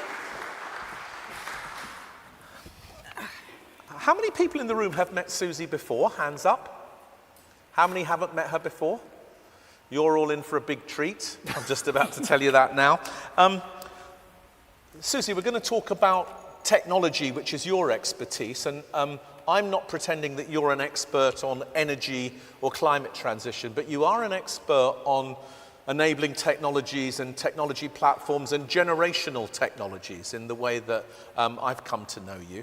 So let's start with the anchor institutions like the University of Glasgow and the innovation districts that are now emerging around the city. And Susan made the point that Glasgow's been a kind of world champion of the spatialisation of the economy. Even before we had the innovation districts, we had the media district, we had the financial services district, we've got the events campus, we've got the city centre, right? This is a world champion of spatialised economy. So what is it that anchor institutions bring to all of that? And what role do those kind of spatialised clusters of innovation play in relation to sustainable industry and its innovation? How do you see that working? So I guess innovation districts broadly are these kind of defined urban geographies. And I guess put really simply, it's a connection of people, place, technology to create opportunities for all. And that is particularly important for us in Glasgow Riverside Innovation District, where we have such disparity within a relatively small 700-acre geography, and Susan alluded to that. It's also, I suppose, one of our sort of key missions through the Innovation District to position Glasgow as a leader in the future of technology and innovation broadly. And we can provide, I suppose, that catalyst in terms of a catalyst in relation to kind of economic growth, critically is the partnership that we have with the city and also Scottish Enterprise in realising what we're trying to do. In terms of infrastructure, I think Anton mentioned earlier, as a university, we were founded in 1451, right? And our mission at that time was to serve the city of Glasgow and to serve the people of Glasgow. And that was set out in our founding document, the Papal Bull. And as a civic university, that mission guides our work today. So we're an anchor of the city, we're now an anchor of GRID. Now our core business in terms of that we're subsidised to undertake research, learning and teaching, but that impact agenda is absolutely critical to what we're doing now. We are a trusted partner of the business community, and I think there are various reasons for that. Our global standing as a top 100 university, the sheer size of the University of Glasgow is a key knowledge anchor. We've got 12,000 staff and 40,000 students. We've got that ambitious capital plan that was mentioned, so 1.8 billion over 15 years. Most of the cranes that you see in the West End on the beautiful sunny skyline, which is unusual, today are connected in some way to the district. What's really important though is that we've demonstrated that we can deliver large-scale projects. So during COVID, we had 4 buildings built as part of the redevelopment of the Western Infirmary. So from the Advanced Research Centre to the new Adam Smith building, we were building then, and we've got a specific sort of university sustainability standard. So those buildings, we've got another 11 in our portfolio, which through the investment zone process we developed. So they already have joint venture partners who have basically offered us 200 million in match funding for those. Those developments that we have in train, and Susan mentioned the vacant and derelict land. Now, 85 hectares of that are within our GRID boundary, of which 17 are in very close proximity to existing R&D assets. It's a lot of land. So it's a lot, but it's a huge opportunity. We do, it's complicated because there are mixed landowners, but there's a massive opportunity, and the developments that we have, in development now, but also kind of within that portfolio, they are about supporting our ambitions as an innovation district. So our enterprises that are coming out of the university, we don't want them to go away. We want them to remain sticky to Glasgow, sticky to GRID. We want the jobs to stay here. So they need to be the right infrastructure with the right fit out, the right expansion space to keep them within the city. They're supporting our sustainability goals, and they are creating, importantly, engaging places for communities. So if you look at the campus in the West End, there are lovely sort of public realm areas between those buildings, and also a key feature is that the ground floor of all those buildings is public access. The new Health Innovation Hub that is about to open in November this year, though, is probably a perfect example of that convening power. So just as an example, so the council will support a kind of planning element of that. It's Scottish Enterprise Land. Cadans are the industrial operator and investors. We received Strengthen Places funding from UK government, and we're working with a local college. So the university and local college are working on an employability pathway. So through a memorandum of understanding with them, which will take young people from the college in Govan directly into that health innovation hub and to access jobs within that. So that's a perfect example of that connectivity between all of those partners. But one thing I would say is that we don't want to create a science park. It has to be, as Susan alluded to, mixed use placemaking and really thoughtful and placemaking. Exactly.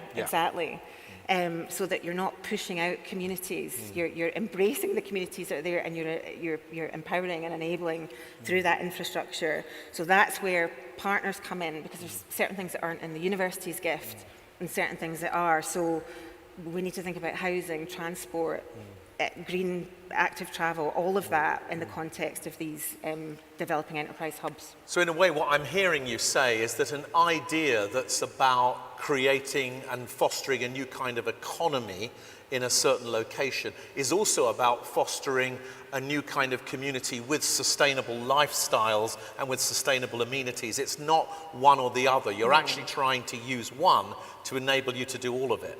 You do. And you know, two things, community engagement and connection is absolutely critical for that. And so we've got dedicated teams that are kind of working with those local communities. And also the programming within it isn't just about bricks and mortar, as we've heard with Sustainable Ventures. It's about the program, and it's about that softer infrastructure that will enable innovation to happen. And also social innovations. We're doing quite a lot of work in the social innovation space. And we also have a civic fund, which is about to relaunch this week, where the university has been supporting, I think we've supported to date about 30 community-based organisations across the Innovation District.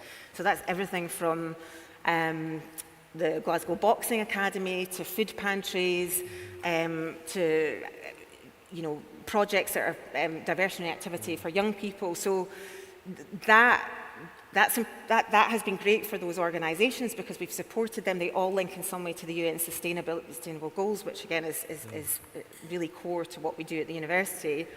But importantly for us, it's also connected us to the opportunities of place, the challenges of place, but also the people and the communities. So we've really built great connections, and we're now looking at the next stage with those communities.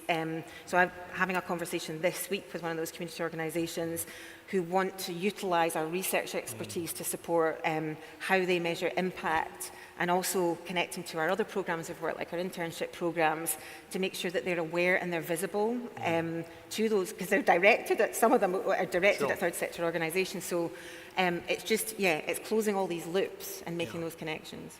Brilliant. I mean, we could talk about this for an hour, Susie, but let's jump to the other end of the telescope for a minute. So we've been talking with this group of, fabulous businesses and innovators and thinkers and academics all day about sustainability. And of course, part of the context in which this is happening are these massive generational changes in technology that are going on. So why don't you just talk to us a little bit about what you think the new generation of enabling technologies are and what they can bring to this task of, planetary renewal, if I could put it at its broadest, its broadest possible level. So the really interesting thing about enabling, sometimes people now call them critical technologies, are that they allow businesses in all sectors to adapt, to innovate, to become more productive, to become more sustainable. And Glasgow and Central Scotland that is a key strength of ours. So that's something that should be a really sort of key focus, I think, also sort of for government investment. So examples would be electronics manufacturing, sensors, space economy, satellite technologies, data infrastructure, AI, IoT, that sort of thing. And quantum would be sort of an emerging enabling technology, and again, really important for GRID, for Glasgow, also for the Glasgow City Innovation District. So in terms of greening business, enabling technologies can support businesses to green their products, their operations, their services. Now that might be low-cost digital solutions, off-the-shelf, sort of low-cost digital solutions, all the way through to sort of large-scale industrial scale innovations, I suppose. And so, I mean, some examples of these over the years. So previously to working in the Innovation District, I worked in Glasgow City of Science and Innovation, and I came across really interesting SMEs all the time. And enabling technologies was a key interest of mine personally, and we used to do a lot of work kind of around that. So in terms of blockchain and satellite technology, just to give you some examples to bring these things to life. So there was a great company called Trade in Space. They still exist. They're doing great things. And what they do is they use satellite and blockchain technology to support traceable supply chains.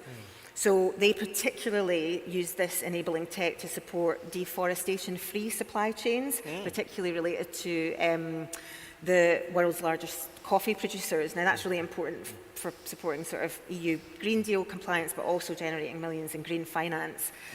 On the other end of the scale, it's a much, much smaller company. So if we look at 3D printing, so 3D printing can create sort of prototypes and products with minimal impact on the environment. So Rothio was a company that I came across, which is a Glasgow-based luxury eco-fashion brand. And what a Glasgow-based luxury eco-fashion brand. Called Rothio, which is Spanish. Cool. There's a story behind that, but I can't tell you, it's a bit early. But anyway, there was an interesting story behind that. But they integrate advanced, so they're working with the National Manufacturing Institute down at AMIDS, specifically, they're using those advanced manufacturing techniques in combination, so 3D printing, with its traditional craftsmanship to create these innovative handbag designs, actually, which are featured globally. So these are sustainable handbags? They are, but through the 3D printing sort of. With 3D printing, But so the point being is that it doesn't really matter what size of company you are. You can be integrating, adopting and diffusing these technologies. But one of the key things is for a university and for the districts, one of our key roles to play in this is that, yes, we're about discovery research, but we should be more and more about translation of these enabling technologies into industry, and we are. So what we have to do as universities is to increase what we would call the absorptive capacity of businesses to adopt and to diffuse more of these technologies.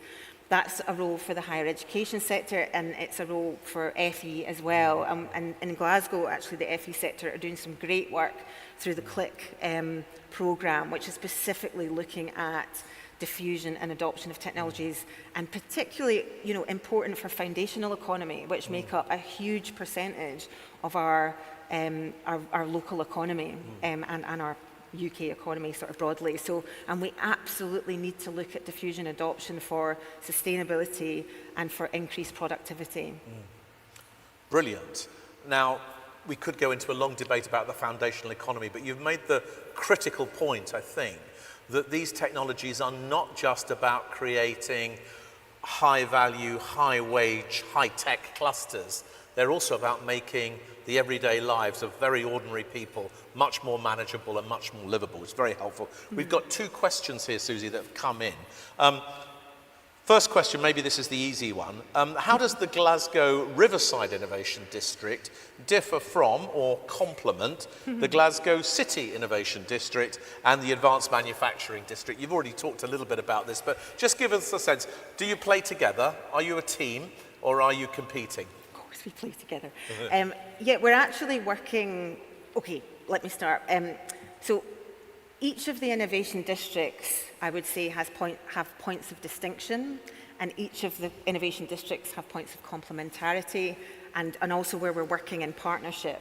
So, as an example, we both ourselves, and I would say the City Innovation District, have prowess in quantum technologies.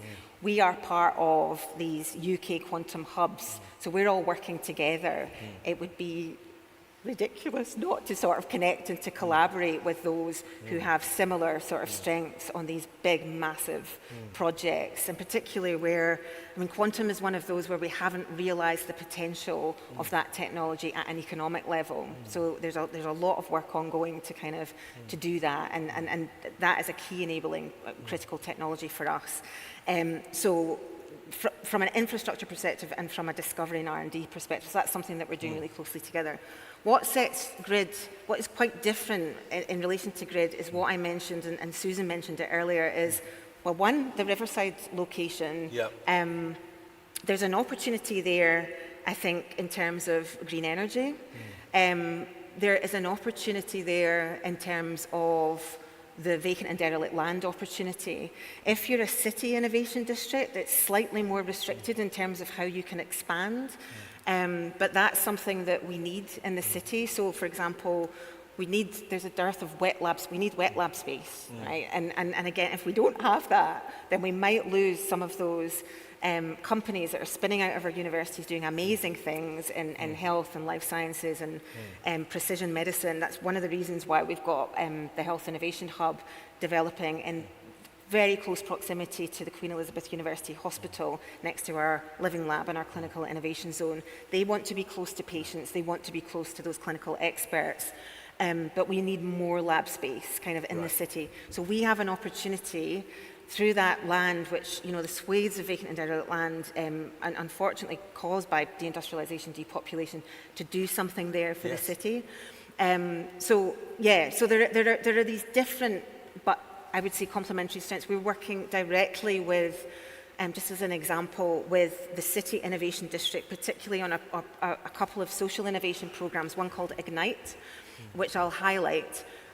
So Ignite was a spin-off, I suppose, of the Harvard Bloomberg work that Graham there, sitting at the front, and Susan have been leading, which was kind of post-COP26. Is this a young man called Graham Smith? Graham Smith, who's the head of innovation for the city. Yeah. So as a result of that, the Harvard Bloomberg program, I think took part, you can correct me if I'm wrong, in 8 cities across the world. I was involved in that, as I think we were quite unusual in that it was a city program, but the innovation districts and myself and City of Science and Innovation were part of the Glasgow cohort, and we were particularly looking at the issue of inequality and sort of diversity and inclusion issues within the entrepreneurial ecosystem. And so we then translated the learnings for that program into something called Ignite, which was run by a local community organisation called Decamai.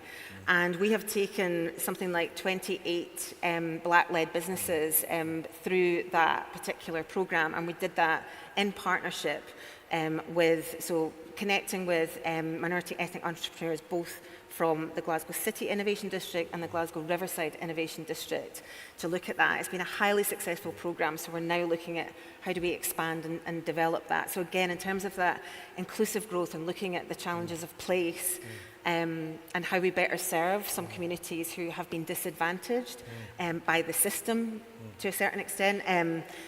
You know, these are the ways that we're working sort of in partnership with our fellow districts. Brilliant. Now, we're completely out of time, but there are 2 other questions I really need to ask you. Can we do this one very, very quickly? Are we learning anything from King's Cross in London? Are we going to be similar, better, much better, really much better? It's interesting. So we have to be quick. Yeah. We undertook a land audit of GRID, and one of the recommendations was basically we need to look at places that are comparable with where we are. Which is not that. Yeah. However, Newcastle Helix is.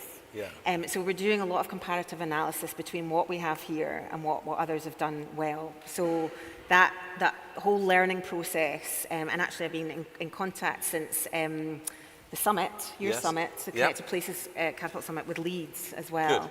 So yes, we are absolutely doing that analysis work. Great. This is a kind of yes-no question, I think. Is there a case for compulsory sale, not compulsory purchase, of some of the vacant land in order to really accelerate the development around GRID? I think that's maybe one for the city. One for Susan and Graham.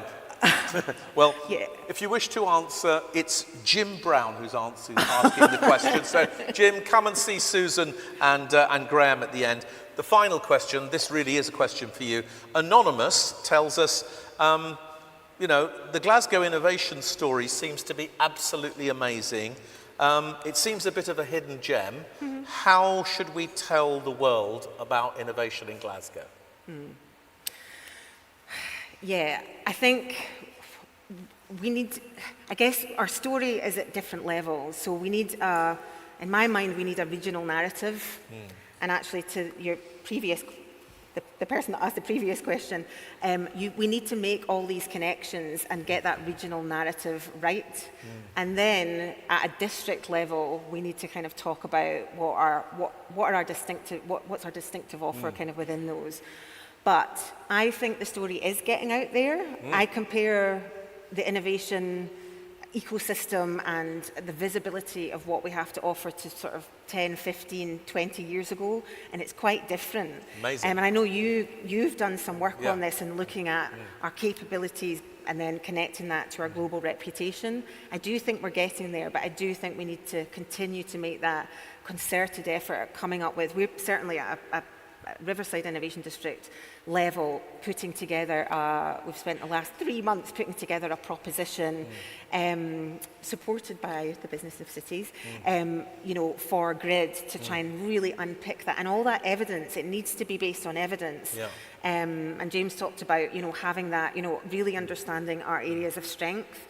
You know, the regional intelligence hub has really kind of supported with that. Our work with Savills, looking at the grid opportunity, is supporting that. So it really has to be based on, you know, hand on heart. Here are our areas of comparative advantage, and here is the opportunity for investors, for business, for communities. Well, my sense is actually you're doing a brilliant job here, and so is Susan and Graham. And the key point is for everybody in the room to start telling the story as well, and I'm sure you know how to help them do that. Ladies and gentlemen, Dr. Susie Mitchell. Thank you very much, Susie. Always a pleasure. Well, I do literally feel that we could have spent an hour with each of our speakers this afternoon, and I'm just embarrassed we didn't have that hour, but here we go. Now, we're getting towards the final sequence, but we're not at the final moment yet. I'm going to introduce a gentleman who is described to me as being a green rider. His name is Will Attenborough. Will is going to occupy this stage for some minutes, and then I'm going to come and join him afterwards. So please join me in welcoming the Green Rider, Will Attenborough.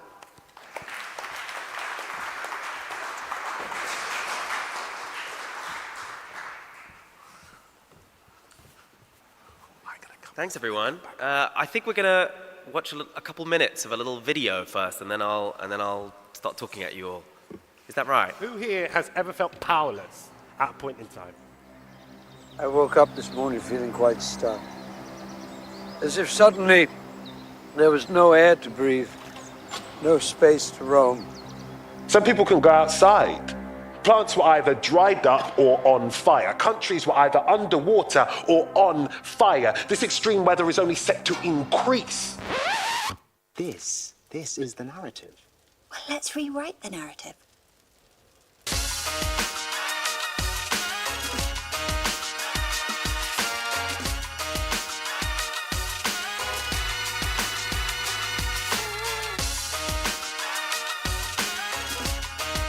It's an initiative that brings together actors and producers in finding solutions to the sustainability issues that we face within our industry. With the Green Rider, actors are asking the studio to work with them to get rid of pollution on set and tackle climate change. For example, I might say, I would rather take a train than a plane, and I don't need this massive trailer to myself. And in exchange, will the studio use cleaner, greener energy? On gangs, we reduced our carbon pollution by 80%. Yeah.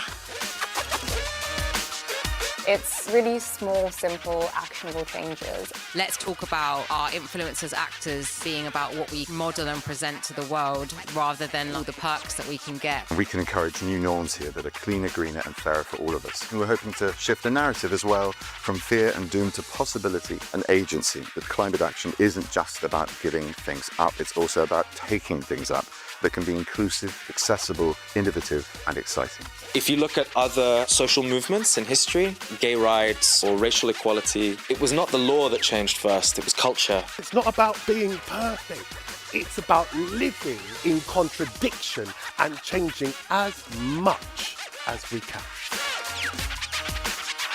You have the power to reimagine what you think is possible. I think it's really admirable you're using a drag bunch to highlight the plight of the melting ice caps in Antarctica. Oh, thanks very much. Yeah, I'm also a huge fan of climate change, Jack. Who here has ever felt power? Thank you. I think that last show was actually shot here in Glasgow. It's called Smoggy Queens on BBC Three. It's very eccentric, but it's good fun. I'm just going to borrow kind of what my co-founder Fainty did at the top of the video, which is to ask, raise your hand if you felt, and this, I'm really curious because you're all a group of people who seem very solutions-oriented, you're really in this space already, but I'm curious, who's felt powerless? Just raise your hand if you felt powerless looking at this issue. See hands, shoot, everyone. A few hands at first. I often ask that, in most spaces I go into, because I think it really gets to the heart of the myth that a lot of us learned early on about climate change, that it's individually our fault that it's happening and individually our responsibility to fix it. So God, if we just recycle enough or kind of take shorter showers, that's an attitude I encounter a lot, that people feel that overwhelmed, that if they do enough, they'll fix it. But of course, that's not true. This issue, perhaps more than any, is one that absolutely requires collective action and community. And that's really what I want to talk about with the Green Rider. So I'm an actor, in case it's not obvious, and I love working with other people. I love collaborating, getting into groups. The irony of the lifestyle of an actor is that it's incredibly lonely. You spend so much time waiting, doing temporary, precarious work, pulling pints, serving canapes. My partner works 8-9 hours a day serving coffee in Liverpool Street to people in finance. You're auditioning by yourself, you're learning lines by yourself.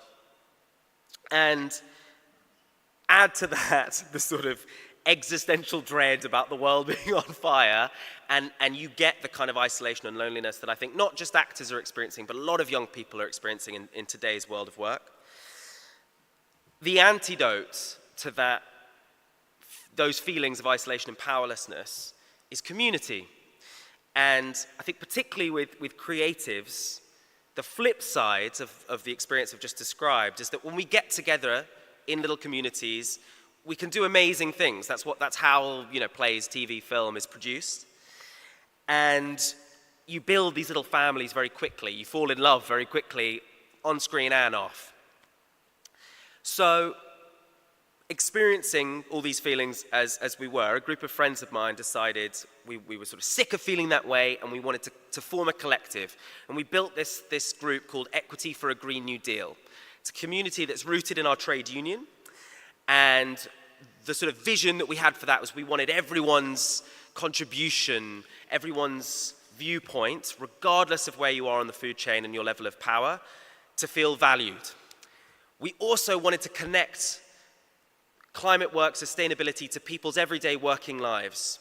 So I think, it's amazing that I actually haven't felt this way at all being here today, but I think sometimes to a lot of people who aren't in this space, climate change or sustainability, it can kind of feel like it lives off over here, and how does that actually affect what I'm doing day to day? And of course we know it affects everything. It affects the price of food, the temperature when you turn up to work. It affects whether you can work in the place that you always have done, as a lot of screen workers, really experienced firsthand in LA because of the wildfires this year. So we got together and we built this collective, and we want to make our workplaces cleaner, greener, fairer, and we're looking at this industry, this incredibly fast, immensely wasteful screen industry. Has anyone ever been on a film set? Just raise your hand if you've... Yeah, so you'll know firsthand, right, that it's very quick, particularly if you're working on location. There's often diesel generators running, production kind of bursts in and can sort of colonize a space, and you're burning through props and sets and costumes. And a lot of that is tied to status as well, which I'll come on to in a second. But to sort of put this in context, the average blockbuster, so let's say Wicked, which was shot at Pinewood, produces as much carbon pollution as the city of Brighton does in 2 months. So it's a big behemoth, these things that come about. And as I say, so much of that is tied to status. So if you're in the 1% of actors, you get these huge Winnebagos, there's a big bed in there, you fly by private jet. If you're working in the UK and you go, I really miss my car that I use in LA, production might fly it over for you. That's a true story, I won't say who it was. Another example, Sandra Bullock, when she was shooting Gravity at Pinewood, said, could I have a creche just for my kid to play, and she had a newborn. Because George Clooney was on Favoured Nations contract with her, they had to build him something of equivalent value. So they put together a tiki bar in the studio. I have no idea if George Clooney had any idea that existed or it was being done in his name. But that's the way that the kind of system of status and the sort of traditions of hierarchy in our industry can operate. What we wanted to do was look at that model and think, well, if actors can demand that level of consumption through their influence, can we marshal that influence in the opposite direction? Can we use it to upgrade things and put our industry on a cleaner, more sustainable footing? TV and film, as I say, you know, a big blockbuster like Wicked does have a significant pollution footprint, but compared to sort of cement, fossil fuels, it's not the most polluting industry. That said, we have a huge cultural footprint. About 5 billion people on any given week will tune into TV and film. So the sort of scope 3, if you will, of TV and film is that those lifestyles, the lifestyles of the rich and famous, can end up being glamorized, this sort of pollution-heavy, consumption-heavy lifestyle.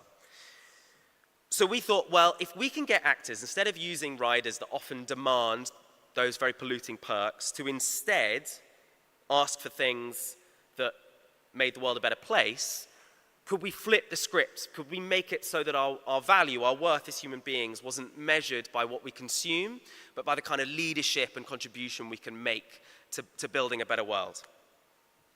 We had a suspicion that a lot of the actors that we'd come into contact with would feel the same way as us. So we put together this open letter, all as volunteers. We put together an open letter, we shared it as much as we could, and it just took off. We got far more people than we ever anticipated putting their names to a document saying, I want to use a green rider, I want to make our industry better, I don't need this crap that's sort of being thrown at me to make me feel valuable. We had people like Bill Nye, Papa Essiedu, Benedict Cumberbatch, Bella Ramsey, a lot of the people you saw on that video, Ben Whishaw, put their names to it. We went and launched it at Edinburgh TV Festival. Sorry, not Glasgow. But we got all this sort of buzz and hubbub around it. We went on news nights, which was really fun. And then the real work started. BBC and Sky came to us and said, this is cool. Let's test it out. Let's see if it works. And let's use the Green Rider in the heart of a bunch of productions. It was 5 TV series, 3 short films, a lot of which were featured in that sizzle reel. And I want to share a couple elements of the blueprint that we worked out in that pilot scheme, because I think they can be replicated in other parts of business and government and elsewhere.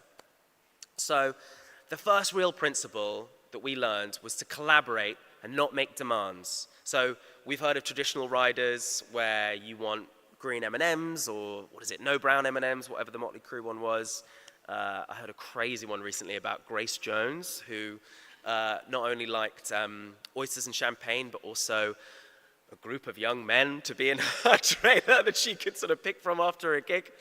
And we thought, well, instead of actors coming in and kind of making demands like that, what if we flipped it and made it more about offering collaboration? So we have something called the handshake agreement. It's actually not a rider. It's just a statement of, this is what I'm up for. Can you come with me on this journey? What can you, as producers or a big studio or a big company, how can you meet me? We found that model of dialogue and collaboration was so much more successful. The second piece was to start building community into this initiative. So right at the very beginning of prep, well before the camera first starts turning, we assemble a green team.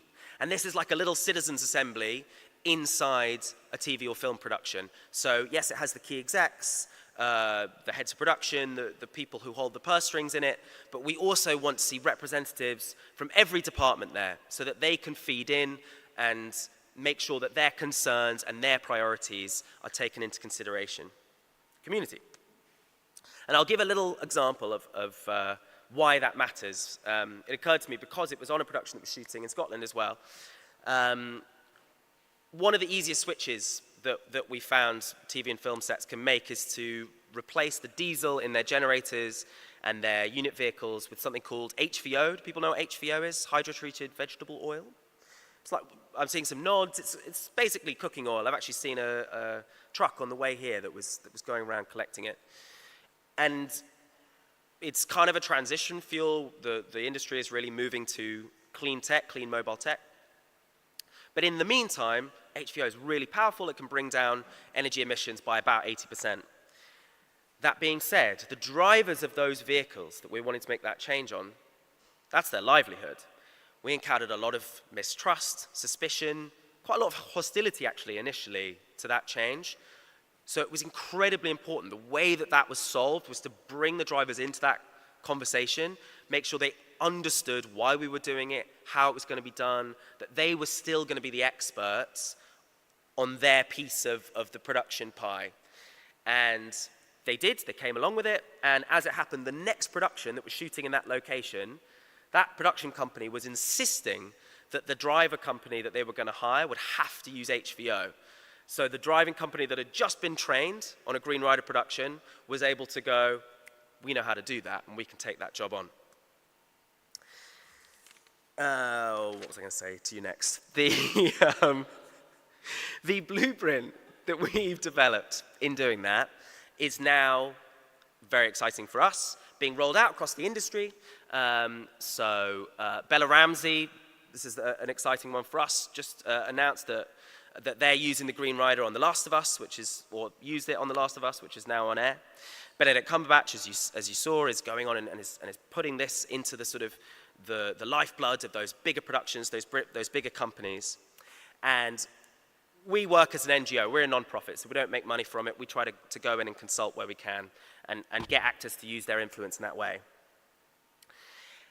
The piece of it that really gets me out of bed in the morning is the thing that I said actually on that video, that looking over history, progressive steps forward didn't start with legal changes. They often originated in culture. We know in TV and film that a change to how our industry works can ripple out and affect the rest of society. Me Too is a great example of that. Perhaps more profoundly, the kinds of stories that we tell on screen has huge impact. One of my favorite examples is the show Will and Grace. People remember Will and Grace? That show measurably changed people's attitudes to the LGBTQ community in the US, because for the first time, conservative households in middle America were seeing gay characters in their living rooms, and they felt like they knew those people. There are so many examples that I list of that kind of progress, but a couple that are really current. Adolescence has ignited a worldwide conversation about masculinity, right? Mr. Bates versus the Post Office, which won a BAFTA a couple days ago, brought to national attention this huge public scandal. So we know that we can do the same on the issue of climate. We can take the solutions that you've all been talking about today and normalize them for the wider public, but also inject people with that feeling of agency. So we're not just seeing the images that were at the beginning of that sizzle reel of urgent disaster, but also the sense that, yes, we have the solutions to fix this, and we can imagine a better, brighter future. I will, however, turn just briefly to a slightly darker note, because before coming here, I was thinking, well, what are the storytellers of our day telling us about our society now? And it might be my confirmation bias, but the kinds of things that I keep seeing are shows like White Lotus, Succession, Squid Game, Parasite, The Menu. All of those stories, what they seem to have in common is this sense that the concerns and difficulties of ordinary people are being ignored by the wealthy and the rich who are acting selfishly. And if you really want to bum yourselves out, have a look at something called the Edelman Trust Barometer. It's an incredible piece of polling and research. Their most recent release finds basically all the evidence to back that up, and actually echoes a lot of what Andy Haldane from the RSA was saying. A couple of stats I'll throw at you. 61% of people globally hold a high sense of grievance against government, business, and the rich, believing that these institutions are making their lives harder and serve a narrow interest that only benefits other wealthy people. Only 17% of people in the UK believe the next generation will be better off. And we're seeing where that leads to, right? We're seeing far-right political parties succeeding across the world, and even seeing increased support for violence as a tool of social change. The good news, though, is that contained within that report, and I think instinctively for a lot of people here, we can see the solutions to that. We can see the channels to start rebuilding trust. Something that really leapt out to me in that report is that the people feeling most aggrieved actively want their businesses and employers to take more action on affordability, discrimination, and climate change, not less. That gives us so much license to act. Perhaps one of the most popular positions in that report was that 85% of people want businesses to deliver good-paying jobs, to root their business in local communities, to give them skills for the future, to ensure their rights are upheld at work. 62% of respondents, 62% of the highly aggrieved want business to be doing more on climate change. In our humble experiment with Green Rider, what we've really learned is that to deliver on that, relationships and community are the bedrock of everything that we try to do. We only succeed if we build these small groups on our film and TV sets. We pull from all kinds of different departments. We're bringing in diverse range of experience and expertise. And we make sure that those people can keep collaborating, communicating with each other so that their contributions continue to feel valued. The last thing that I'll leave you with is that climate change and climate action remains an incredibly popular issue to act on. Between 80 and 89% of people in poll after poll really want their governments to act on this. From our perspective, that means focusing on progress, not purity, reminding people that we have all the solutions that we can, getting businesses, NGOs, and media to work with each other, and finally, it's not a silver bullet, but if there's one thing above everything else that I think makes that doable, it's community. Thank you.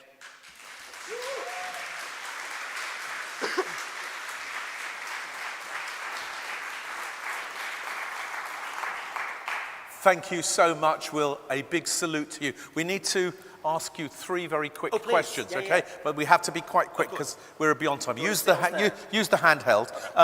When will we be able to see visibly whether a production has been produced with a Green Rider or not? Will it appear in the credits? That's something we'd love to see. Yeah.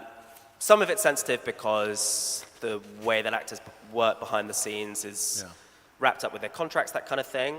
So we'll see. Yeah. What we really encourage actors to do is to speak up about what they're doing at work, but not have it be this like, aren't I brilliant as a massive celebrity? Yeah. Instead, be talking about the community that they've built in their workplaces. Well, I'm thinking more from the consumer perspective. Will you know you've gone to see a green film or not? But take the point. Very detailed question here from Anonymous. How is a decision made in a certain scene, for example, where there's an explosion or a car chase or something, as to whether it's going to be filmed using, as it were, high-octane, high-carbon products, or whether it can be made in a different way? Who makes that decision? It'll often be made well before you're on set. Yeah. There'll be a whole load of factors going into it. I actually don't know the answer as to whether you could film those sorts of action sequences in a sort of less, I guess, destructive way. But ultimately, it's the studio heads and the stakeholders that they respond to. So if we can get the number one on the call sheet, so to speak, the star of the movie or the TV show, to come at the beginning and say, can we do this in a different way? That's when you start to kickstart change. Right, brilliant. And then the last question is, somebody said there are a lot of wasteful riders in the music industry too. Are you in touch with musicians and others, and is there going to be a similar parallel initiative there? Yes, actually, this is a great one to look at. Act 1.5, this is an initiative set up by Massive Attack. They did this huge festival in Bristol last year, 32,000 people. It was like the cleanest gig ever. Ecotricity provided all the battery storage. It was all plant-based food. They had trains and buses for people. It's an incredible initiative. They're now working with Billie Eilish on her tour, so highly recommend checking that out. Brilliant. Will, thank you so much. Will Attenborough, ladies and gentlemen, thank you.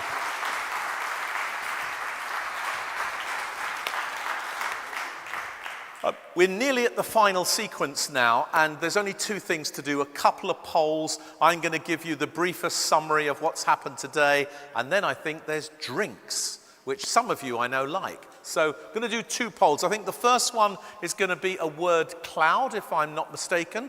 Could you get your phones out? Great. What have you found interesting today?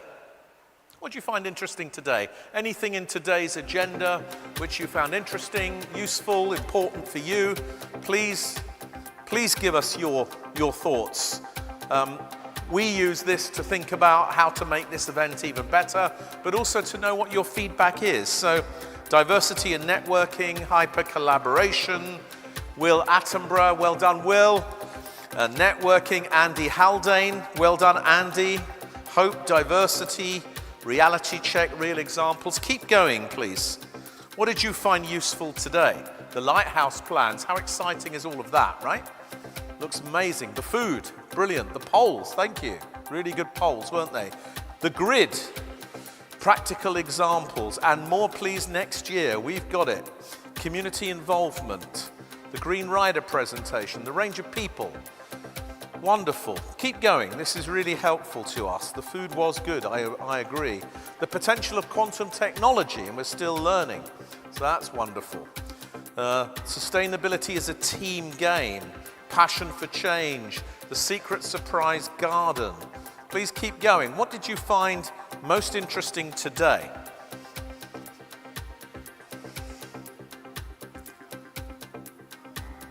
Networking is right at the heart of all of this, and clearly that's made a very big difference to everyone. I can see that 10 people are still typing, so we're going to let them finish what they're doing. Let's let all of those come in. 6 people, 4 people are typing.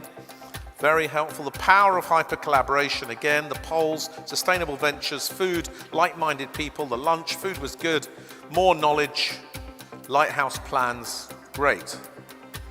Great. We must make sure that we capture all of this. We've still got 5 people typing, so we're going to wait for them. Thank you again to Will and Andy who've come out here as being speakers that people really enjoyed.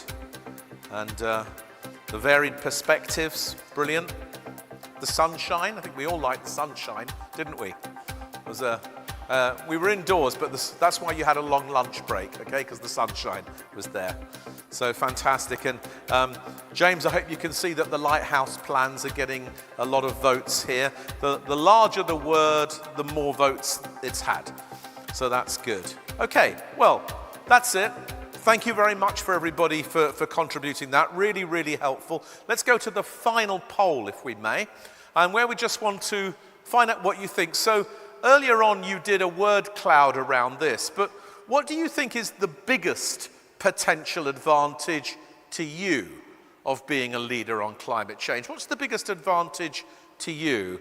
Is it to expand your markets, exposure, customer, collaboration, investors? Is it talent? Is it saving money? What's the biggest advantage to you? Please vote now.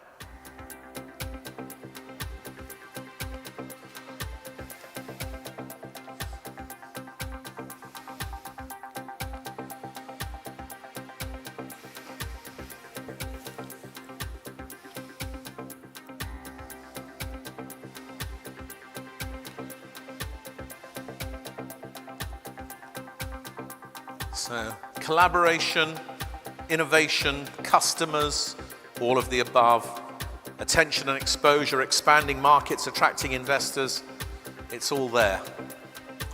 Thank you very much. Let's pause that one there.